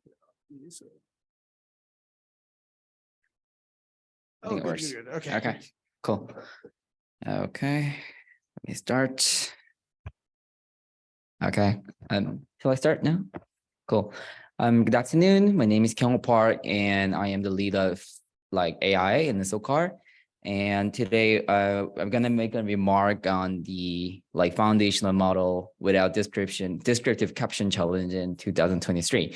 So this is a very first like teaser challenge that we have performed in the CVPR, and we aim to let the community to build a foundational model to fine tune or just scratch, like train from the scratch to solve a industry level problems. Okay, so we have like 4 points today and contents that I want to deliver. First of all, I'm going to introduce about this challenge and why we actually brought upon this problem into the community and background and motivation of this challenge. And for the second, I'm going to deliver, just briefly summarize about like logistics of the challenge and show you the result of this challenge, the first winner of the challenge result and their proposal. And last of all, I want to just summarize the future works and closing remarks about this challenge, like some research questions that we have to deliver or think about in this computer vision community. Okay, so let's go into the first part in here. Well, the open world and understandings about like open world in the real world is very important, especially in the industry level perspective. Well, for example, if we are building like autonomous vehicles in here, like overturned truck would not normally exist in the data set or the training set, right? So understanding and recognizing the circumstance for the autonomous car is going to be super important task for dealing and providing services to the people. And for example, for the e-commerce company, like new clothes or just unseen patterns of the clothes might need to be like fairly built for the like image recognition model in the company, because well, the human cannot like mitigate every added samples or new clothes samples by the human like interventions into that. And the third, like if we are running a car inspection company, like novel car models or just any other kinds of novelty needs to be fairly delivered and like mitigated for more like better experience for the people and their users. So the novelty is like one of the most important and the things that we have to tackle down for production level services in the industry. And just briefly like introduce a SOCAR. SOCAR is the like largest car sharing company in the Republic of Korea. So you can imagine like Zipcar in the United States. We are like running a similar car sharing business in South Korea. So we offer a car sharing service to the user like whenever and wherever they want to use the car in the Republic of Korea. Okay, so why do SOCAR is running a computer vision models in their operations? Well, SOCAR spend much operating cost for monitoring like every cars with a human effort. For example, the car is very comfortable like transportation for people, but it also has to be properly managed. Because first of all, like if damage appears in the car, it has to be properly repaired, because like damaged parts might cause a huge disaster for the user if they just simply drive the car. And then for the dirty cars, because we have to like manage and provide the cars in a hygiene manner. Well, if dirt or just some trashes are detected in a car, like we always have to like just get the car and send to the like washing machines or just washing bay for cleaning these kind of works. So the cars are need a very huge amount of operating effort by the humans. So, but in a like business manner, we want to reduce the cost of the operation by introducing some AIs or machine learning techniques. So that's what the reason why we are building AIs, especially the computer vision models, to reduce the operating costs in the car sharing business. So, but however, it becomes a question that how can you actually manage just more than 20,000 cars in a like 4K parking lots? Because not people cannot visit every parking lot and just manually inspect every cars, because it takes a lot of money and it requires a huge investment, right? So the very first idea of the Sokar's operation is we get the images from the users when they use the car. So before they use the car, we let the user to take the picture of the car and the images are uploaded into the database. And after they finish use the car, they take the picture of the car outside and inside and just proved I did not make any damage, or I just used the car in a very clean manner. So that images are go up into the database and we provide the data into the model and we inspect the car state. Well, that's very simple. Like just after use the car, we get the image and send to the database, and we use the data to train or make an inference on the given data set. Well, however, there exists some novelty problems that we have to tackle down in a business manner. Like, for example, if you see the images in the left side, these are the like example images in the training set. For example, we have like 4 classes, start from normal, damage, and cup holder and dirty cup holder. But well, there comes like 2 kinds of novelty exists in the business operation. First of all is about unknown label. Well, some users wash the car and send the image into the like Sokar's application. Well, the car at the bubble, but where is not included in the training set, right? Then how can you define this image like in the real world production? Is it a new label or just known label with some distribution shift? Well, it's pretty like this granularity becomes a little okay. This becomes a pretty like tricky when we deal these kind of images into real world business. And then for a second, well, there's an image. There's like some plastic bags at the cup holder. Well, that looks like like known label because there is a cup holder in the image, right? But these kind of box, does it have to be treated as a trash, or does it have to be just treated as just normal one? Well, we have a known label in here, but the image pattern looks like distribution shifted. So this is a second type of novelty that we have to tackle down in the real world scenarios. So our quick question becomes in here. We analyze, okay, these kind of novelties exist in the real world, then how can you effectively mitigate it? Well, the very first and the very easy one is get the feedback from the end users with the annotation and you're training the model. Well, this is very straightforward approach, right? Well, this is the simplest and just most straightforward approach to mitigate this novelty. However, tons of disadvantages exist. Well, first of all, it requires the annotation codes for novel label and any kind of shift examples. For the second, if the target data is essentially like scarce to acquire, the data acquisition cost increases a lot. For example, like if you want to get some car sample with a very harsh defect or damages by the accidents, but we cannot intentionally damage the car to get the data, right? So these kind of like scarcity also makes the like AI practitioners to increase a lot of data acquisition costs. And for the third, if the class imbalance exists after we update the novelty, well, the model might not converge in a very effective way. Well, these kind of disadvantages are very big, and in a practitioner way, we have to tackle this down. And the second paradigm of the solution is just establishing a very good zero-shot model. Well, the advantage is also straightforward. Well, less resource consumptions regarding the human engagement, because we might not need to retrain the model, might not need to get a lot of data for the training. However, the disadvantage for this method is super hard. Like training just like clips like foundational model is much more heavy and that requires much more training costs. And it's very fragile to make a convergence of the model. And it also might require more expensive annotation codes for initial training. This has become a very good motivation of our research and this challenge. Because here's the thing, like the left images rely on 5P, which has a like large pair of the image and the captions.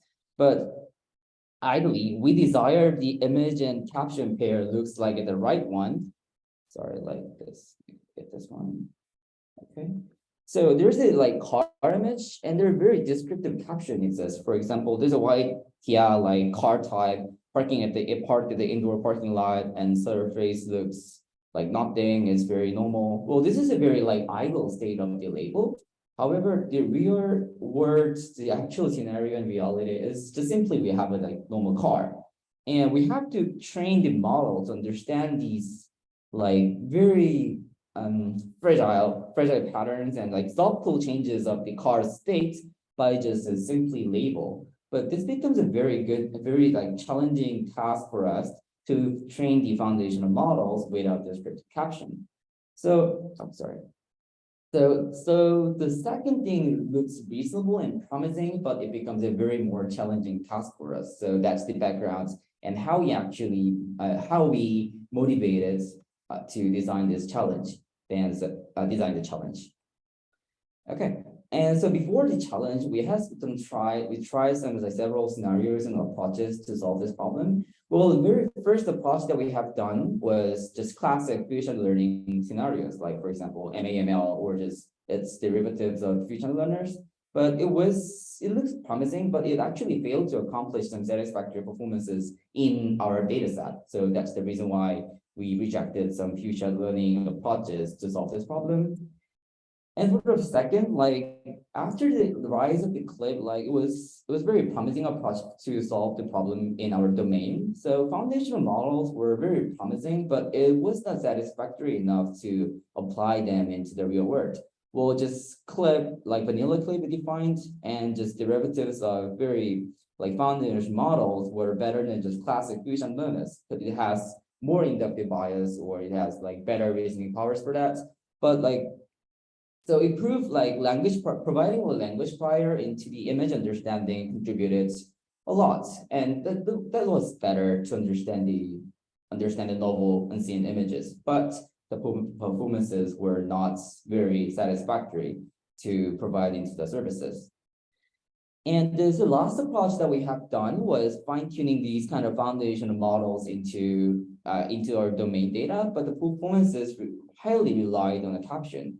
Well, just adding just text format as a caption did not escalate the performances a lot. Well, the very naive approach, well, it actually written in the Clip's original paper, just making a caption as a photo of some label. Well, that was done at the stage of the inference, but if you provide these kind of captions into the fine-tuning phase, that was not very effective.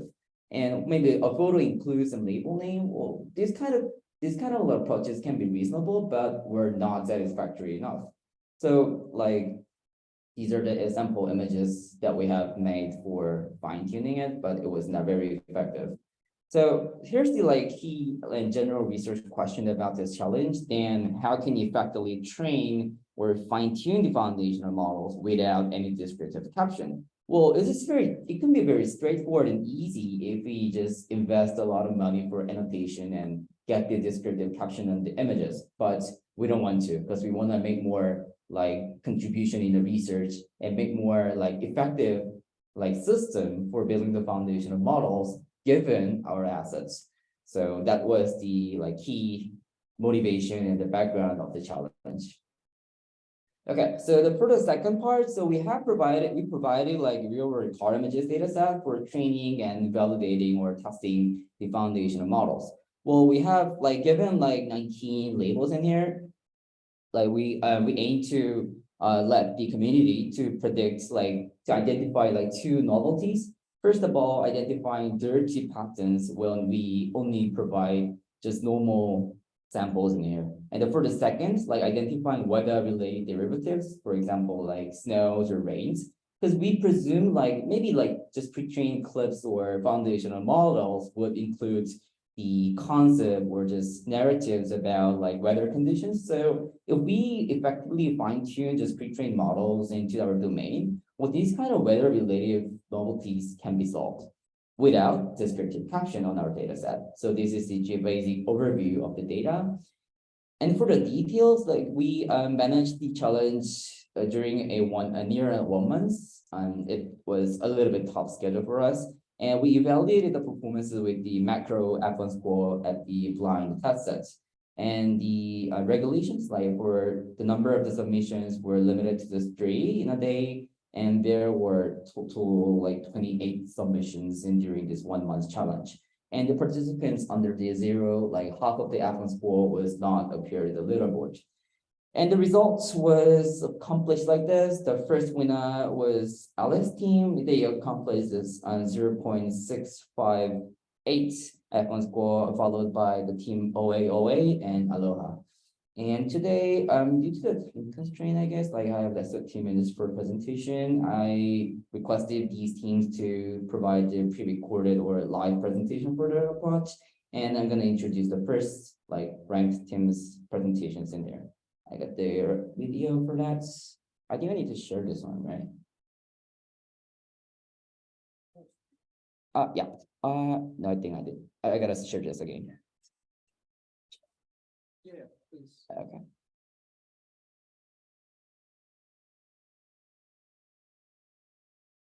Perfect. Cool. Okay.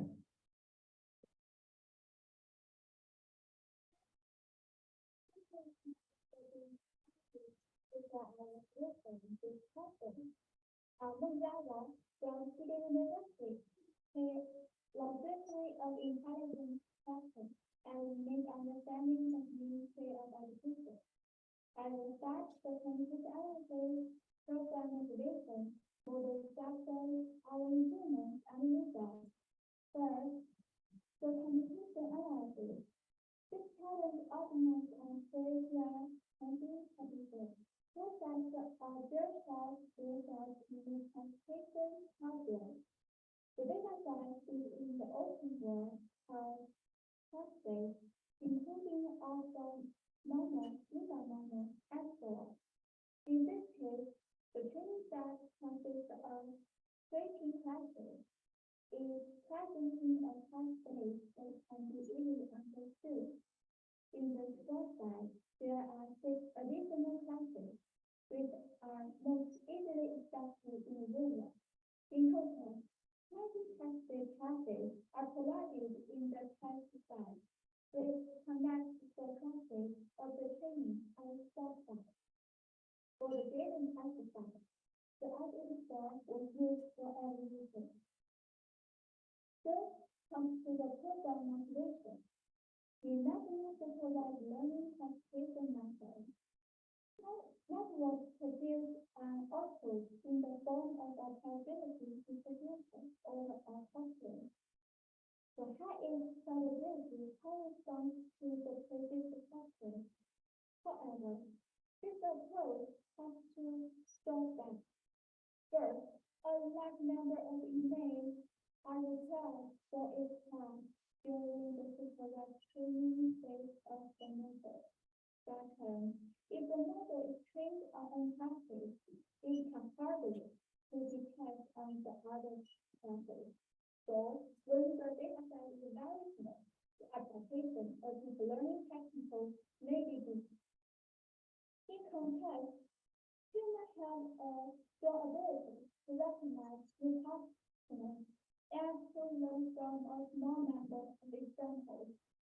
This means that when people learn both the label and the figure, they can better have the ability to transfer to the new knowledge.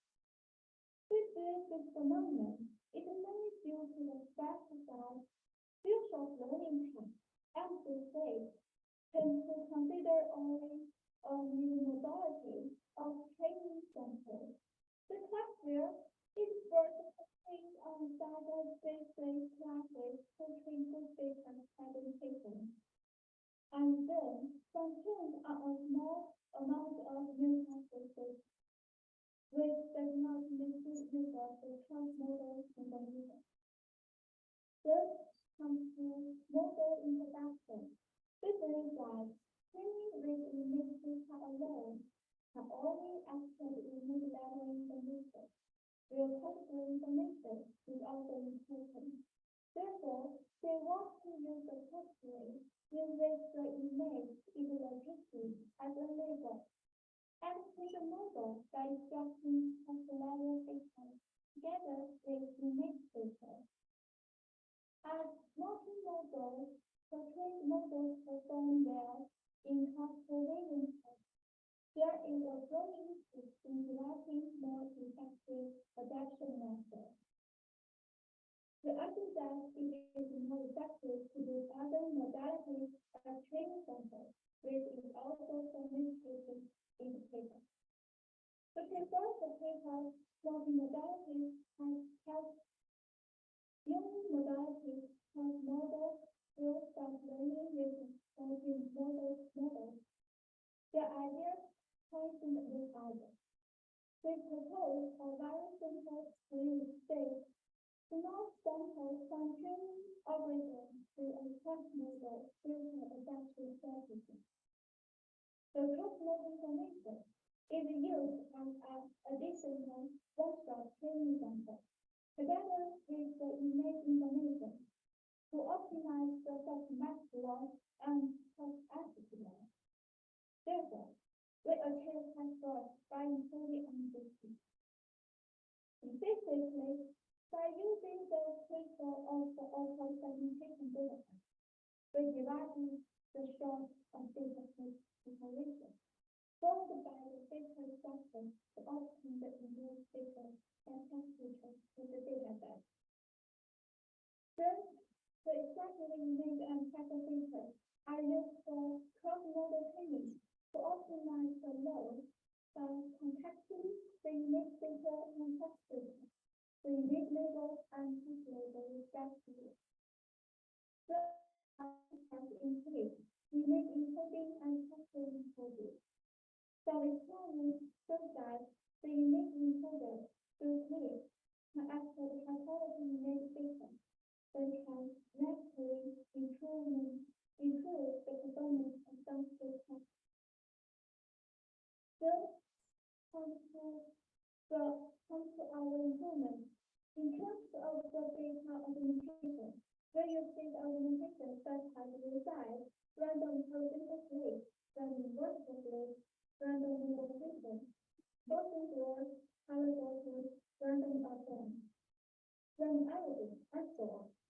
For the images of training size, so indicate the diversity of the extracted data. For the test size, we use resize alone for data augmentation. For the test size augmentation, we only use telecasting method. This is the basic concept setting. We use the linear one-up strategy with learning rate of 1 metric size. And we will compare the model contacting model. After this part, we obtain better results than the study contacting the features of several models, option from training, and then contain the final fully connected layer. And in the file result fusion, in this part, it performs result fusion. Since we don't know the exact score of each result, so we work the result with similar scores on the validation side with a rate of 1 to get the final result.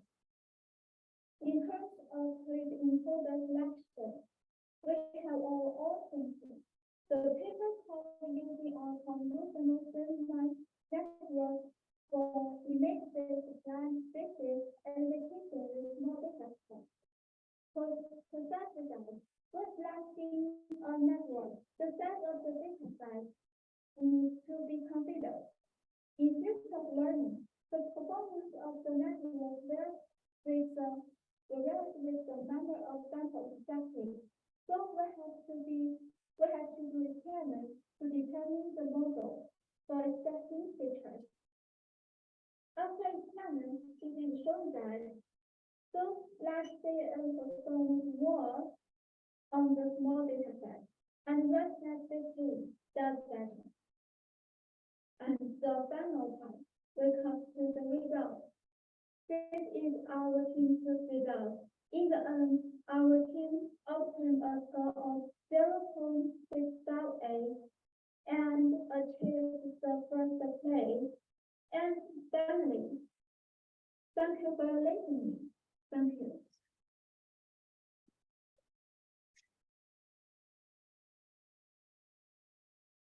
Okay, that was the, oh, sorry. Zoom share.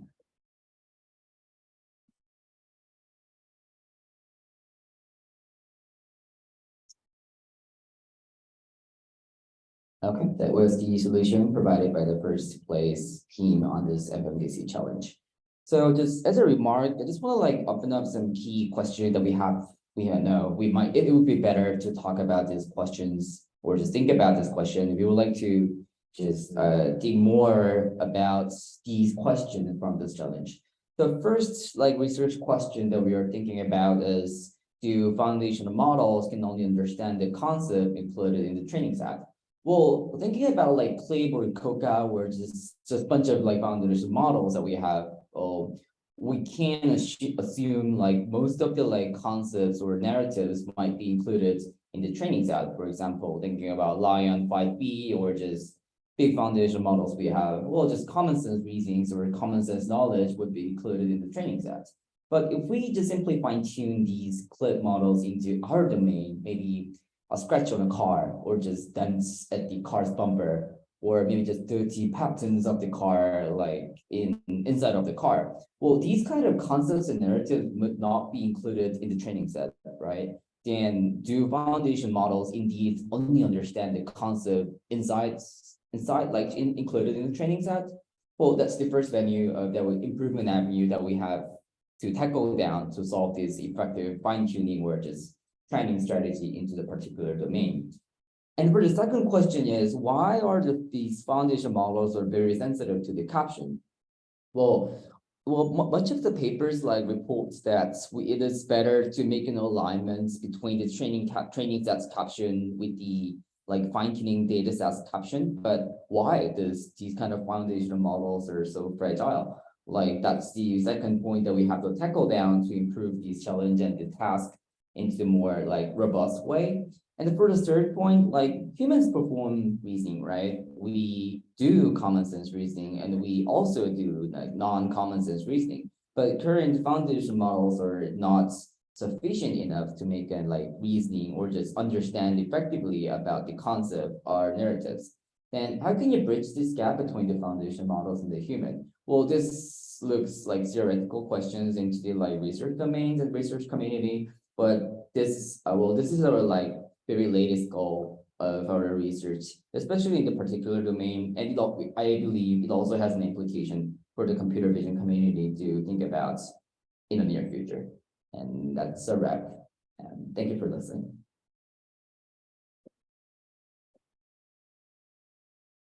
Okay. Are there any questions so far? That's on. Okay.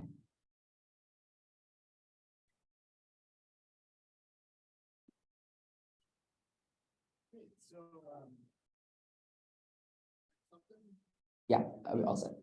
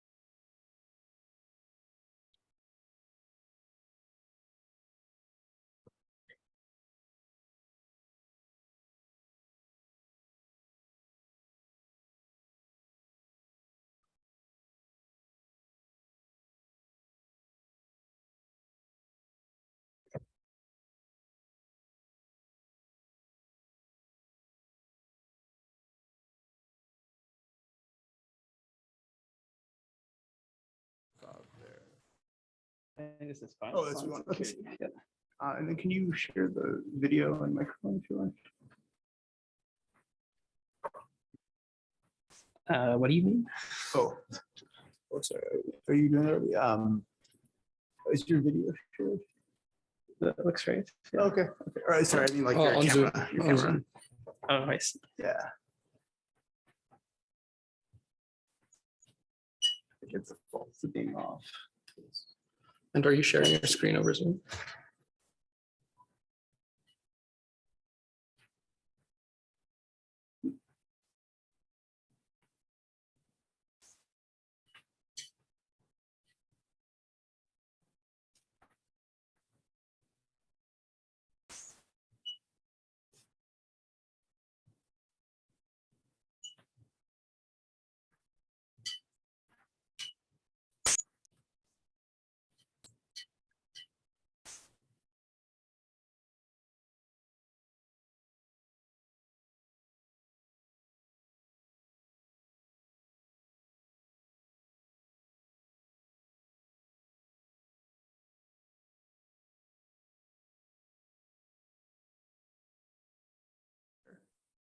So that Looks like it works. Okay, great.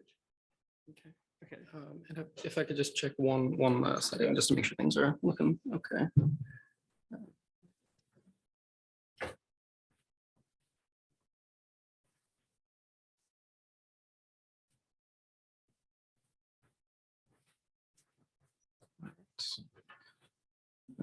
Okay, so Tanmay is presenting first. So how would we get his remote link running?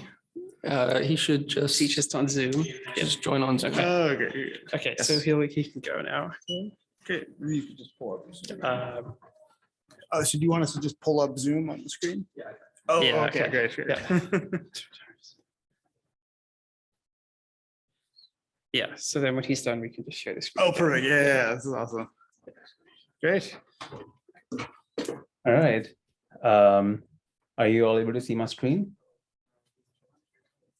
Okay, and are we ready to get started? Okay. You got it? Just that. Great. Can you try talking again, Tammy? Yeah, can you hear? Great. All right. So I'll just start then. So hello everyone. My name is Tanmay Gupta. I'm a research scientist on the prior team at AI2. And this was joint work with UIUC. And this is obviously the grid portion of the workshop. So here's the plan for the next 50 minutes. I'll first give an overview of the grid benchmark, the guiding principles, tasks, and metrics involved. Then Professor Derek Hoem from UIUC will tell us about the latest state-of-the-art submissions on the leaderboard. And then finally, Chris, who is one of the lead scientists on the Unified IO project at AI2, will talk to us about unified multimodal learning. So before we start the first talk, here's the link to the GRID website with more information about the benchmark, last year's challenge, and then this year's challenge. I'll pause for a few seconds here so that you can take note of the link for your reference. So the link is grid-benchmark.org. I repeat again, grid-benchmark.org. Feel free to take a screenshot or photograph for reference. Okay, so now let us start the main talk. So this is the overview of GRID. So as you know, building truly general purpose vision systems is one of the ambitions of computer vision.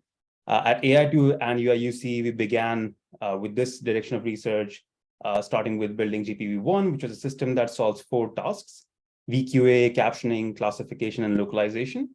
And after a few iterations, we have built Unified IO, which is now able to solve many vision language and language tasks. You may also be familiar with other concurrent efforts like Flamingo and XDecoder from DeepMind and Microsoft, respectively. So as we build these capable and versatile vision systems, we also need to start thinking about how do we evaluate them. And that is the question that GRIT set out to answer. So we believe that it is important to evaluate GPVs, short for general purpose vision, on a diverse set of visual capabilities. So you want to evaluate GPVs on tasks that require diverse outputs, like text, class labels, bounding boxes, segmentation masks, surface normals, and pose key points. You want to evaluate these systems on their ability to understand a diverse set of concepts and to be able to perform these tasks not only on one data set, but across a diverse set of image sources. For example, we want to train these systems on one data set and test them on image data sets which were not seen in training. And finally, while we are thinking of what tasks to include in the benchmark, we also want to be mindful of what tasks to avoid including this benchmark. And so we made this choice of avoiding tasks which are slightly ambiguous in their definition or metrics, like image captioning. So with these considerations, we selected the 7 following tasks for the GRID benchmark. These are categorization, localization, referring expression grounding, visual question answering, segmentation, both instance level and stuff, and pose key points and surface normal prediction. But note that GRIT is not simply a bunch of data sets stitched together. So samples in GRIT are carefully selected to maximize coverage of visual concepts while avoiding overrepresentation of any concept. This allows us to evaluate performance on many tail concepts that are often de-emphasized in traditional benchmarks. So our concept-driven sampling strategy also results in far fewer samples than the original dataset, while still providing meaningful quantitative measures to compare different models. But more importantly, GRIT is designed specifically to evaluate models across 3 axes. And these are generality, robustness, and calibration. We'll now look into each of these in more detail. Beginning with generality. So here we want to evaluate how well our models generalize to novel data sources and concepts. While most benchmarks train and test on the samples that are drawn from the same distribution, we want to evaluate performance on novel image sources that were not seen during training. Similarly, in addition to evaluating on concepts that were seen during training, we want to evaluate on novel concepts. Now, a fair question here is, why do we even expect the models to generalize to concepts that were never seen during training? And the answer here is basically, we want to rely on the scale concept transferability of general purpose vision systems. So while these novel concepts have not been seen for a particular task, they are seen in training data of other tasks or in auxiliary training sources, such as conceptual caption and visual genome, that are often used for pre-training. Next, GRIT also measures knowledge and calibration of models. So typically, our models return a prediction and a score indicating the confidence of the model in that prediction. However, most benchmarks ignore that confidence score and just report the average accuracy. So by requiring models to submit the confidence score, GRIT allows us to study many interesting properties of these models. For example, confidence lets us quantify misinformation in models. These are cases where model makes high confidence but inaccurate predictions. Confidence also lets us compute calibration metrics like self-awareness. So a model is said to be self-aware if it knows when it is accurate and when it is not. So for a given accuracy, a model may maximize its self-awareness score by predicting a confidence of 1 if the accuracy is greater than 0.5 and 0 if the accuracy is less than 0.5. However, often we want confidence to be a reflection of the accuracy. So if the accuracy is 0.6, we might just expect the model to produce a confidence of 0.6. For these cases, we compute RMSE. So note that lower RMSE is better. So depending on how you want to use the confidence in decision-making, you might choose to pay attention to either self-awareness or RMSE. Finally, GRIT measures robustness to image perturbations. So we apply a wide range of image distortions of varying intensity levels to a subset of samples for each task, and then GRIT reports performance with and without distortions on that subset. This allows us to quantify the gap in performance when evaluating on images with and without distortion. So overall, GRIT generates more than 500 metrics across tasks. So how are users expected to make sense of these metrics to answer specific scientific questions? To address this, our leaderboard allows filtering metrics using a regular expression query, which follows a 4-part nomenclature. So these 4 parts are measure, concepts, partition, and task. So for example, if you have a scientific question that you are interested in answering, is my VQA model well calibrated on novel image sources? You want to look at these following 4 parts. The measure that you're looking for is self-awareness that is computed across any concept, across sample partitions or source partitions, and the task that you're interested in is VQA. So our leaderboard allows users to easily sift through the numerous metrics by filtering using this regular expression query. So as you can see, for GPV1, there's a 10-point drop in self-awareness on new image sources.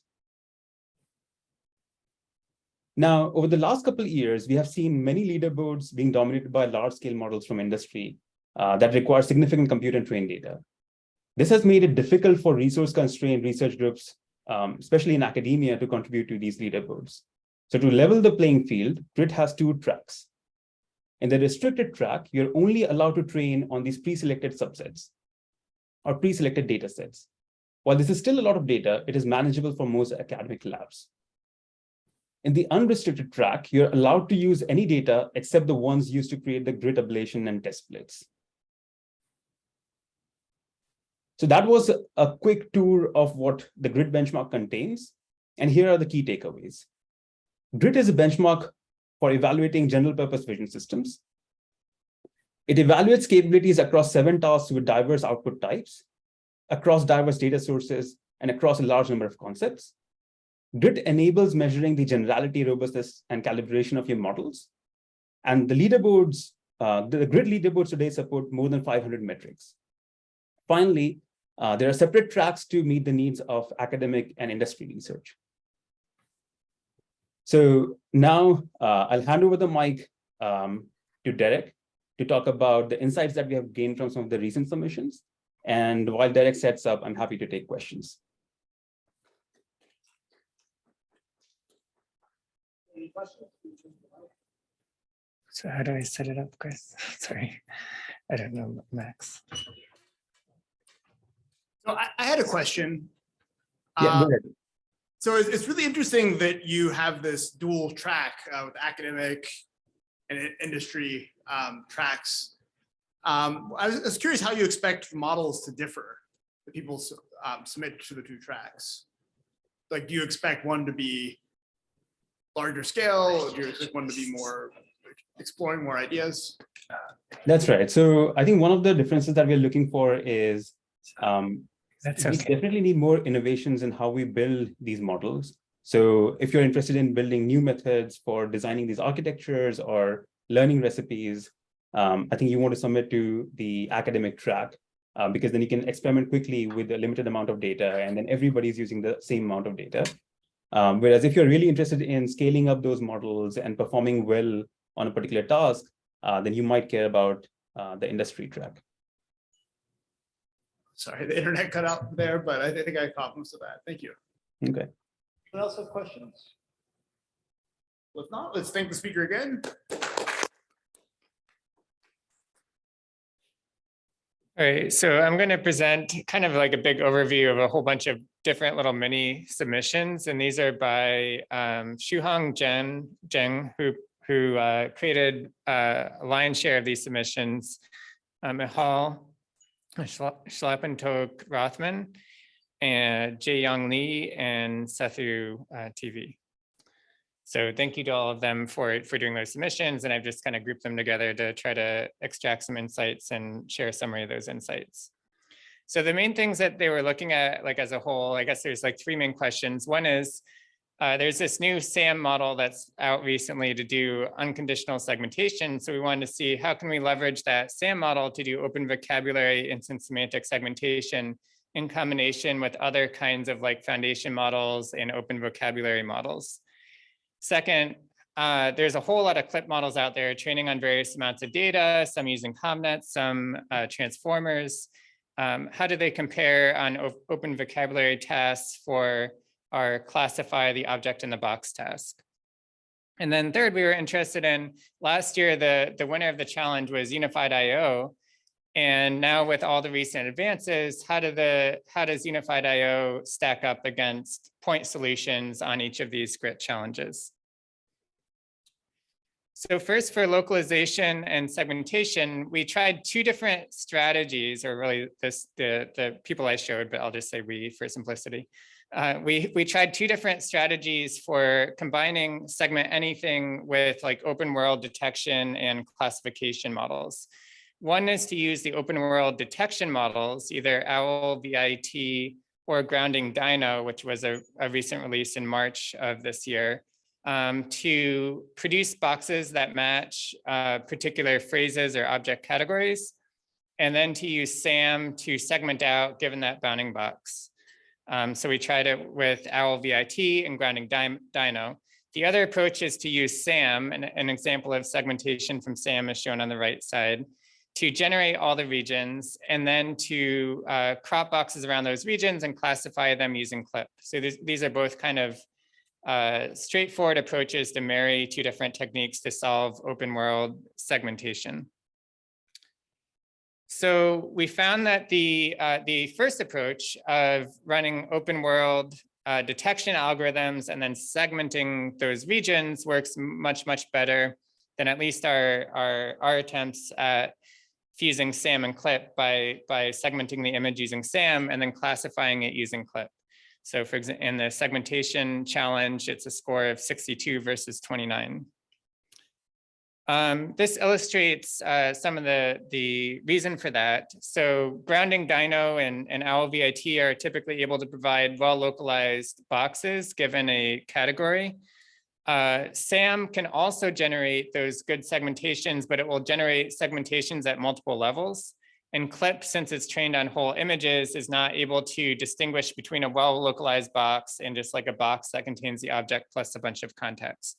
So it may still be a reasonable approach, but you'd probably need to tune the CLIP model or do some adapter or something in order to get it to score well-localized regions higher.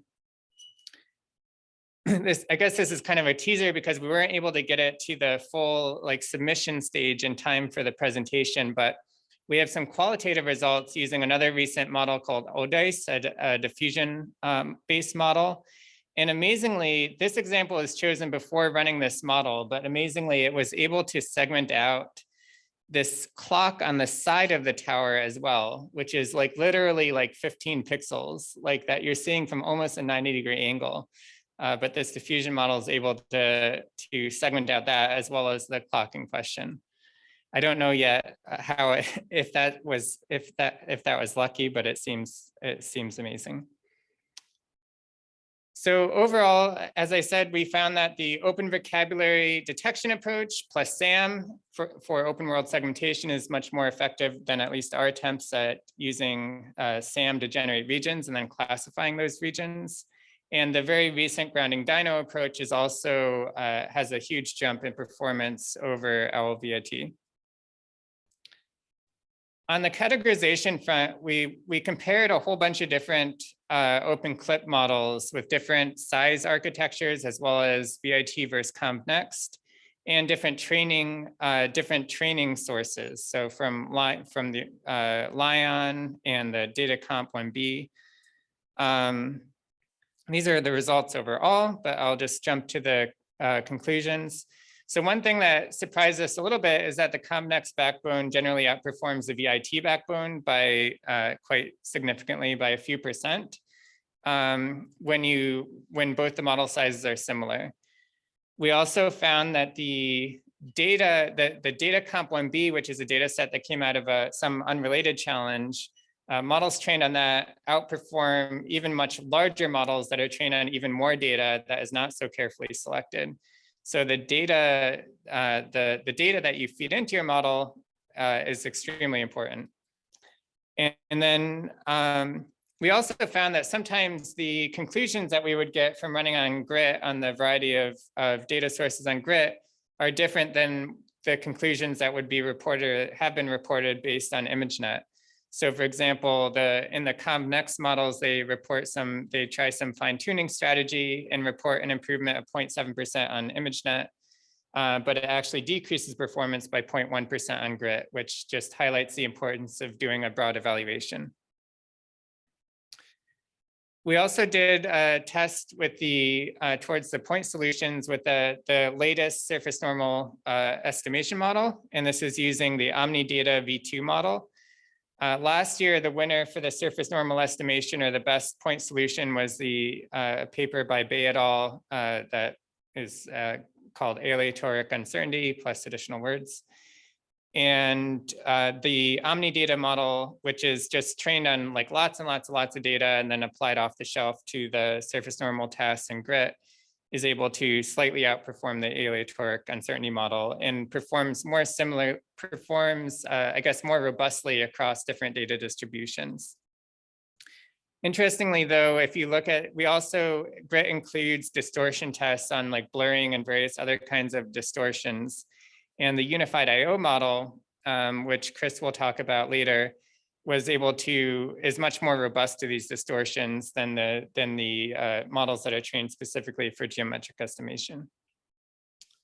So here's an example of the surface normal estimation and under distortion. Despite that, all of the models are much more robust to these kinds of extreme distortions than I would expect. That the average drop in accuracy is 8%, meaning that 8% fewer pixels are within like a 12-degree accuracy, which is a very high precision accuracy for surface normal estimation. And then we also compared a variety of models on visual question answering. So BLIP1, which was fine-tuned on the VQA V2 dataset, VILT, which likewise was fine-tuned, and then GIT and BLIP2, which were applied out of the box and were not specifically fine-tuned for VQA. Out of these, BLIP1 achieved the best VQA accuracy by far. The reason that it outperforms BLIP2 so much is just that BLIP1 was fine-tuned for for visual question answering, while BLIP2 is not. But these data sets, these models were not fine-tuned on all of the tasks, on all of the data sources that we use for the VQA task and grit, and yet still were able to perform well. So for the novel source, they were not fine-tuned for that. It's also kind of interesting that the fine-tuning on VQA, even though it's a different source, also leads to much better confidence estimates on the novel sources than what the methods that were not fine-tuned for visual question answering were able to provide. And then example of a VQA question and answer where all the models get it correct. And then under distortion, the models start to differ in their predictions. I think though, given that distortion, like I would also maybe think it was a dog or a goat. So it seems like they're all still giving a reasonable answer. Here's another example where the high frequency distortion is able to change the prediction of the BLIP1 model, which was the most accurate model. And then kind of summarizing it all together, here's a comparison of the best of the point solutions versus unified IO. And I was actually kind of surprised to see that unified IO holds its own pretty well here. Even though there have been major improvements in open world detection and open world categorization, the best of those models still underperforms the unified IO submission from last year, which is which Chris will present, so I won't try to describe it. Also, unified IO performs similarly for VQA to BLIP1, which was the best of all the point solutions. Underperforms or outperforms significantly for referring expressions, underperforms a bit for segmentation and surface normal estimation. And that may be because unified IO for those tasks is producing images to try to do those tasks using in unified IO1 using a image generator that wasn't specifically trained to produce those kinds of images. So the conclusion is that unified IO is surprisingly good compared to the point solutions. I was starting to think maybe like it's better to have like a lot of different strong point solutions and then use something like a GBT to select between them automatically. But it seems like so far it looks like there's a strong advantage to training unified models, at least in terms of performance. So I also just have a couple of reflections on the GRIT benchmark itself as a result of these investigations. One is just that these open vocabulary models are becoming increasingly popular. So like last year, there were very few things that could apply to many of the challenges in GRIT, while this year there's probably 3 or 4 times as many models that are available. Also, I think it's really important for the community to develop diverse test-only data sets. And like every major task, I think should have diverse test-only data sets that are drawn from multiple different sources. I think it's less important now to associate, I think it's not that important to associate training sets with them because people are often using foundation models that are developed on like unknown or very large sets of data anyway. And I think it's useful in GRIT that we often got some kind of interesting results looking at the accuracy of the confidence estimates and the robustness to distortion. It's not as clear right now that it's that important to combine a lot of different tasks in one challenge because there's still very few models that can apply to all those different tasks. So like Unified IO can, but I think it might still be the only one that can apply to all 7 of them. It does though facilitate an interesting comparison of the point solutions and the unified solutions.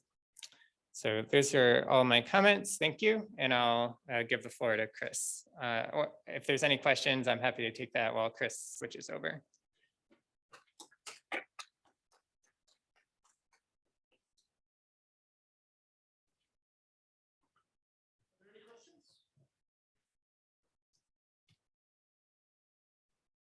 I guess while Chris sets up, the point about not having an associated training set was really interesting. Are there any possible downsides to that? Well, I think we have like so many paired training test sets, and I think like IID performance I guess there's like lots of opportunities to test it, and it seems like it's not the way things are going now. Like it seems like now the way things are going is you train on like everything you can touch, and then you want to perform really well. I think the challenge though is to find to get like diverse test sets that are not just reflective of like internet image kind of characteristics. Or that like these models might pick up by accident and just like, train on the test set. Oh, interesting. And out of curiosity, how do you prevent that? Or well, how might you one way is, so like in our pose estimation task, we actually got a data set that nobody had used yet really, that was based on poses of construction workers. So sometimes there are like sources out there like that, or in the case of Cocoa, we were able to tap into like a data set that they never used that was also developed as part of Cocoa. So sometimes I guess like if you intentionally create data sets for that purpose, or if you go to like companies or like agencies that may have developed data sets that are of interest to them, but that haven't been released yet, or like, and that the community doesn't yet have access to, that's another way. Great. Any other questions? That was thank Eric. Yeah.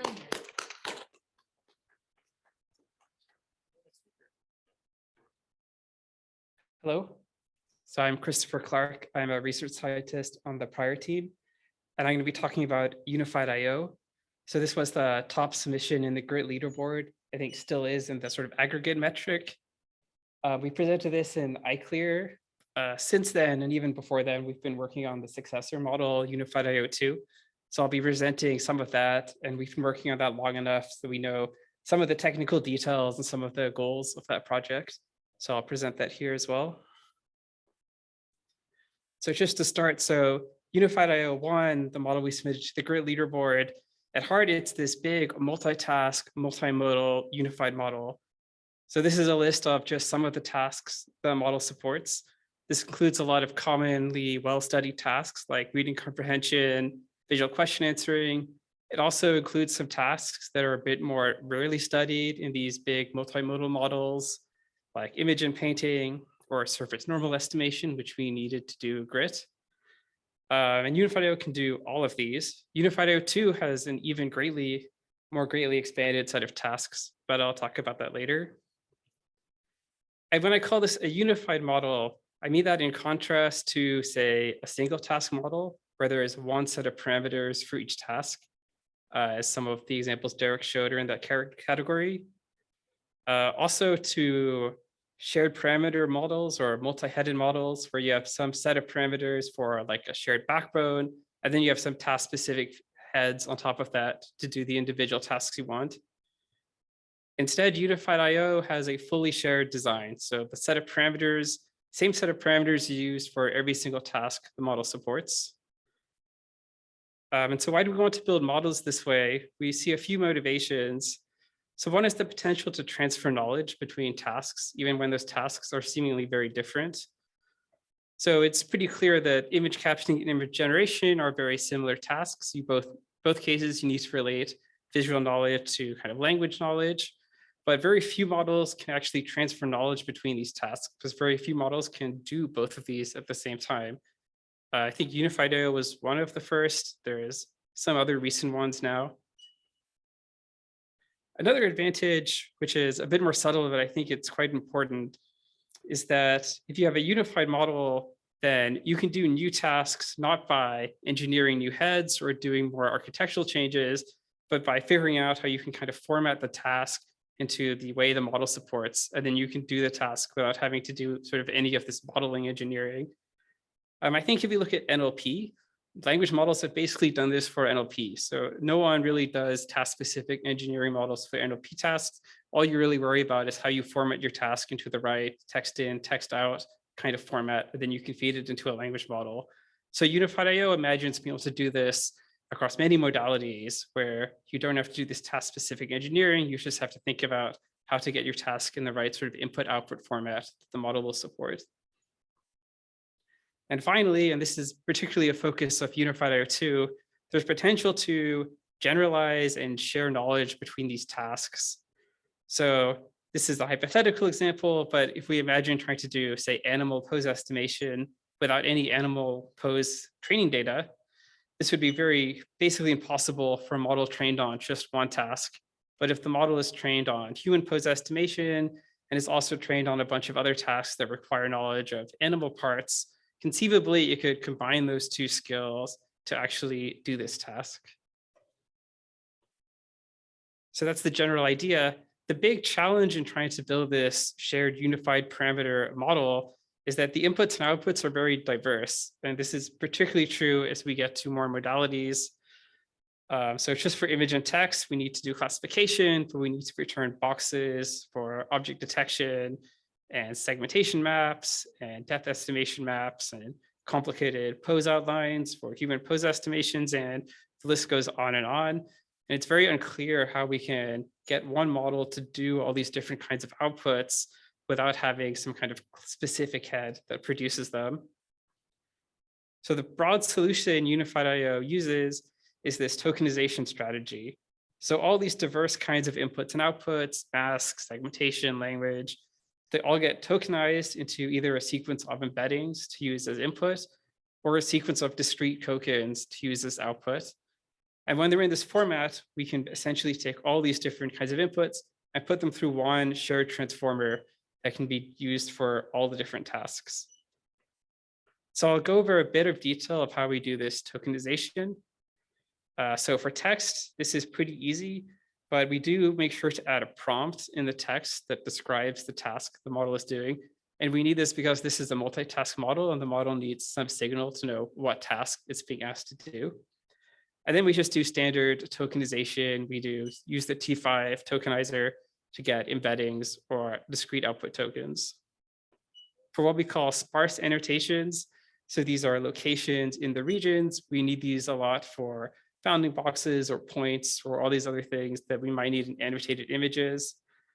We'll convert the locations into special location tokens and then embed them inside the text.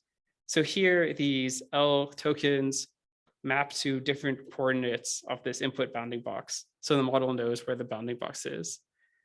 And then these tokens are added to our vocabulary and they'll be translated into individual embeddings or output tokens for the model to use. For natural images, when we use them as input, we can just convert them into patches and then use the patches as input directly to the model. When we're trying to produce images as a target, we need some kind of discrete output.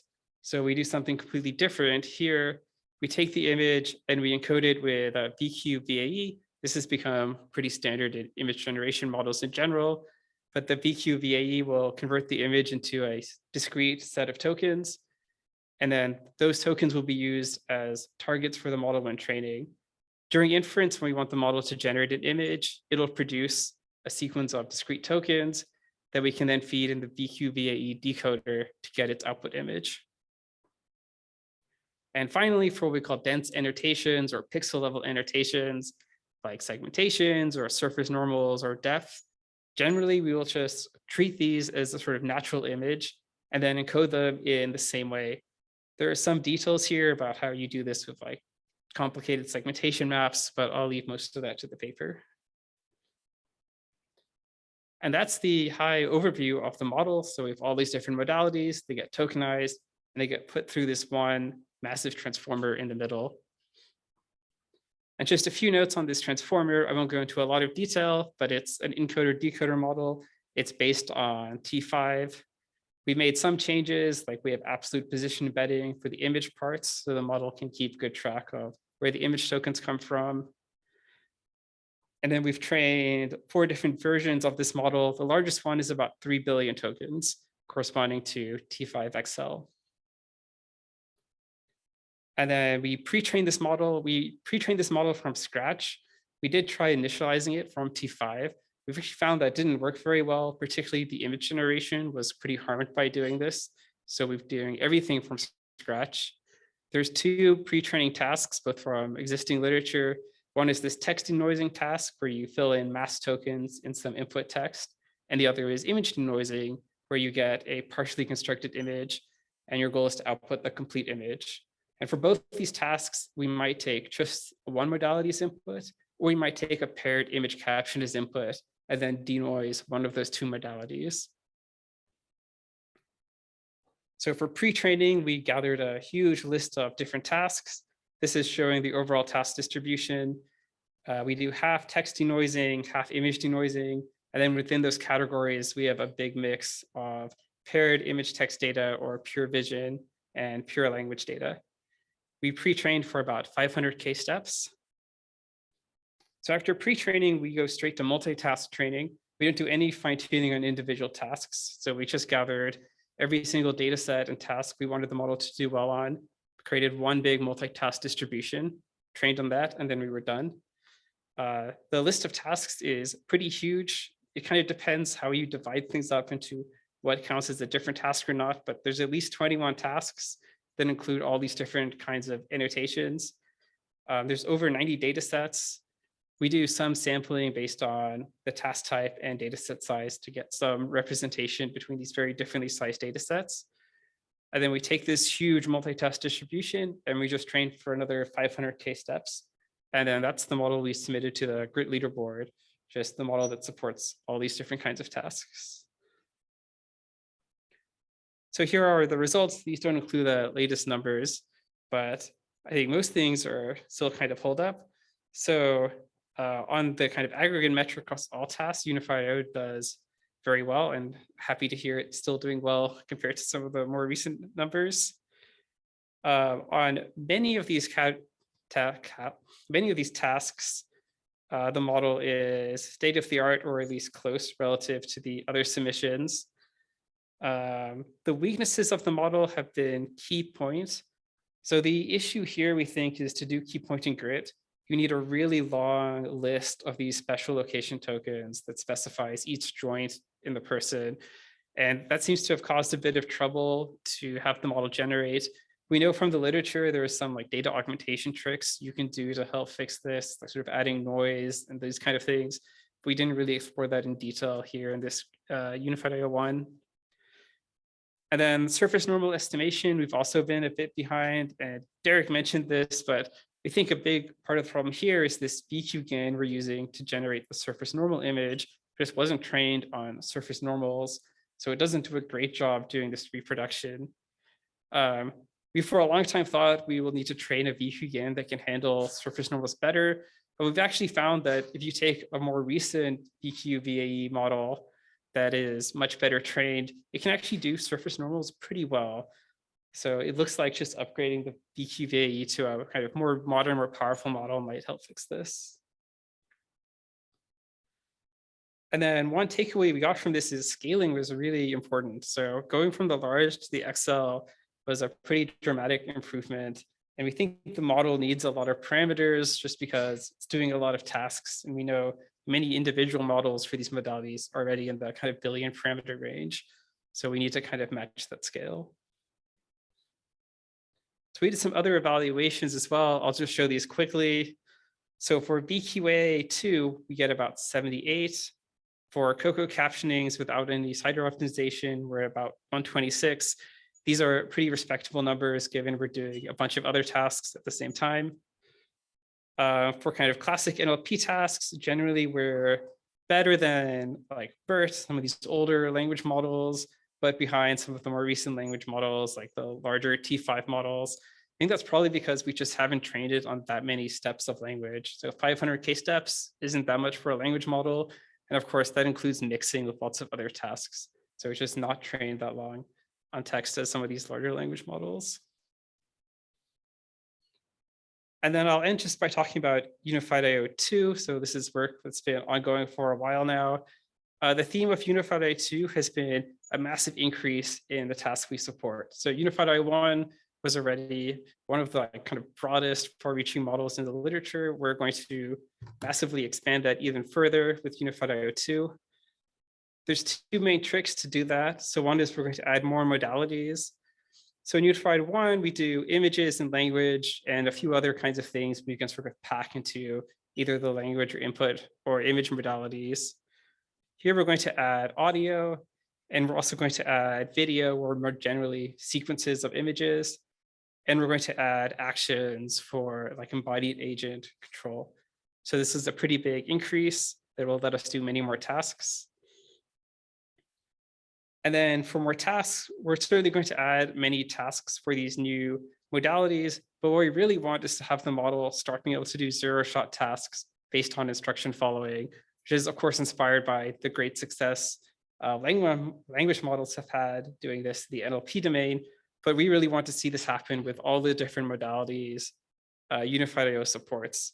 So for example, even for a potentially pretty complex multimodal tasks like sound localization, kind of hope the model can read and understand these instructions and parse the different modalities to do these sort of tasks zero shot. So that's kind of the broad goals. I'll talk a little bit about the technical details of how we've been getting there. I should also say, of course, we're doing more modalities and more tasks. We need a bigger model and more training, more capacity. So Unified IO1 will have a much bigger model, much more training data, and we'll do some instruction following tuning as well to get this instruction following a capability. So a few quick details. So we're still sticking in Unified IO2 with this encoder decoder model and tokenizing the inputs and outputs. So for audio, we're embedding things into a MEL spectrogram, and that's a 2D representation we can basically use as an image. And we can do similarly things with this BQ-VGAN approach. For video, we are trying to process sequences of images that you might sample from a video. The main difficulty here is if you look at each patch in each video, you get a really long sequence that becomes hard to manage. So our strategy here has been to use, for example, a perceiver model that will read these images and then produce a kind of compressed token representation that the transformer can use that won't blow up our sequence lengths when processing this. And finally, there's a few other modalities that we're going to add by kind of adapting some of the existing modalities. So we'll look at some 3D tasks, which we can embed with location tokens again, as well as actions. And then to do instruction following, we know what we really need for this is a big multimodal instruction following data set. So we need instructions and target outputs that covers these things like depth maps and actions and sounds.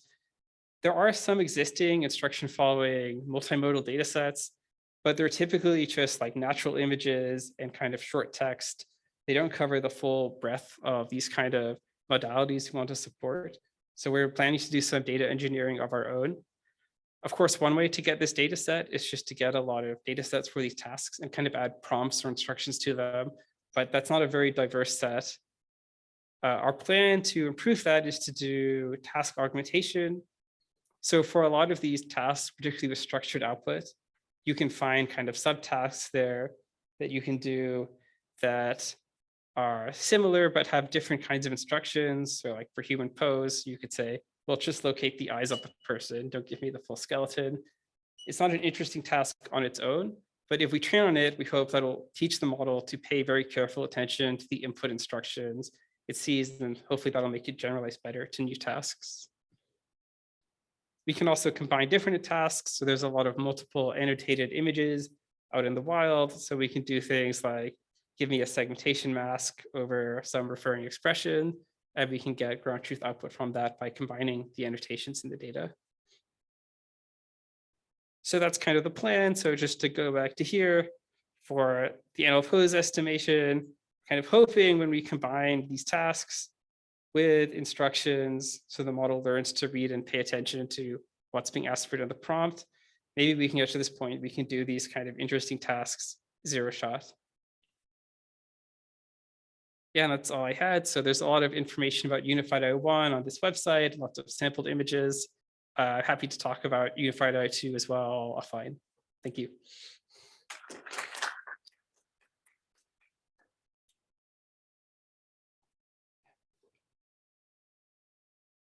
So that was a super interesting talk, but I'm curious, I'm sure you guys put a ton of effort into figuring out how to actually encode these things, these different modalities. So I'm wondering if, you know, all this effort that you put into encoding these modalities tells us anything about how we should be prompting our, you know, large language models. So is there anything we can take to the zero shot case, for example? You mean like lessons we learned we could apply Yes, to large language absolutely. models? Yes. It's hard to say. I mean, we look a lot at the large language model literature to kind of inspire our approach. And even like having this full unified model is kind of following from natural language. I think in natural language, they haven't really done task augmentation like this, maybe partly because it's much easier to generate NLP data just freehand than it is to do like multimodal data. But I usually think there's a lot of potential there. When we have started working on these like task augmentation tricks, we can think of lots of them. We can build lots of interesting instructions. I think maybe that's something you could apply to the NLP domain.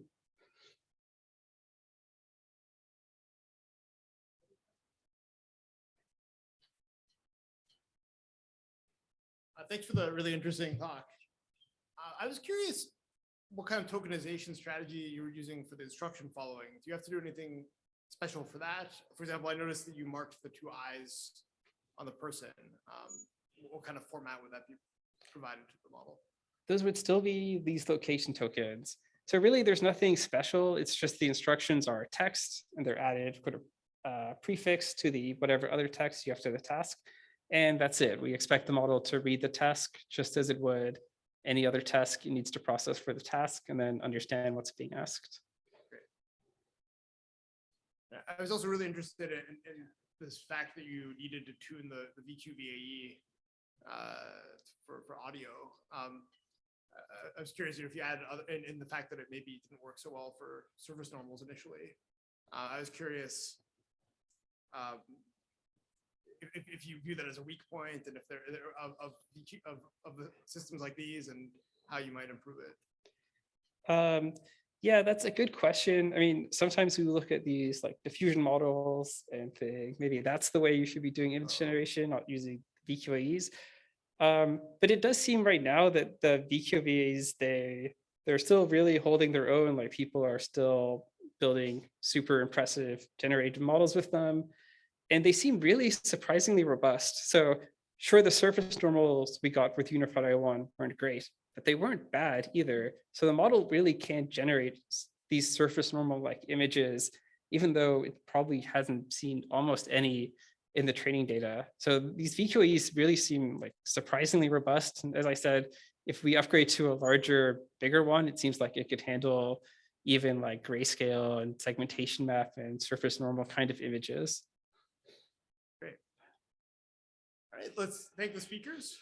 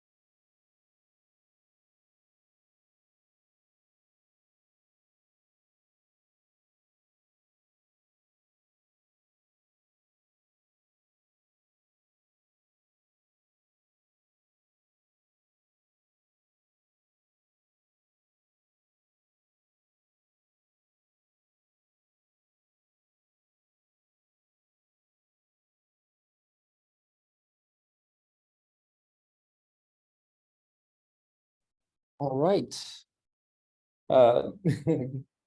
Okay, so my name is Nihar, and I've been helping out here organizing this workshop. And I think we're just about ready to close up, so I won't hold you guys for too much longer. So a workshop in review. Today we've had 7 speakers talking on a variety of things in the open world, and we had some wonderful talks from 3 different challenges. And we really touched upon a lot of the many different guises of the open world. So we started today with looking at multimodal explainability. Segment anything was a topic of interest here. Active learning, image forensics, expanding this to tracking and video understanding and object counting. So we really ran the gamut here of all the different ways in which you can think about the open world. And the goals of this workshop were pretty straightforward. I think it's important that we connect people and connect the community, and I think we did that. Exchanging ideas, which we had a lot of great talks, which covered a lot of interesting ideas.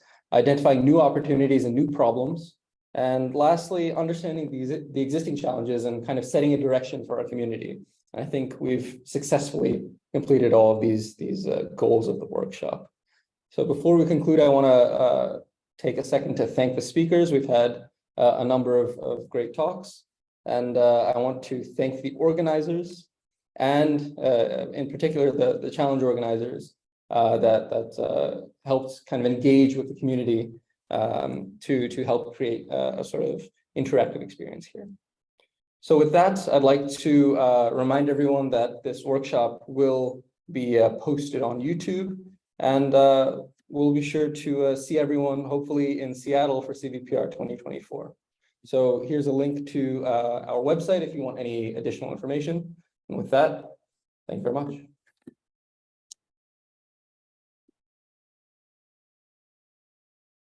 I also wanted to thank Shu Kong, who unfortunately couldn't make it here for these reasons, who did everything behind the scenes. Thanks, Shu. Thanks, guys.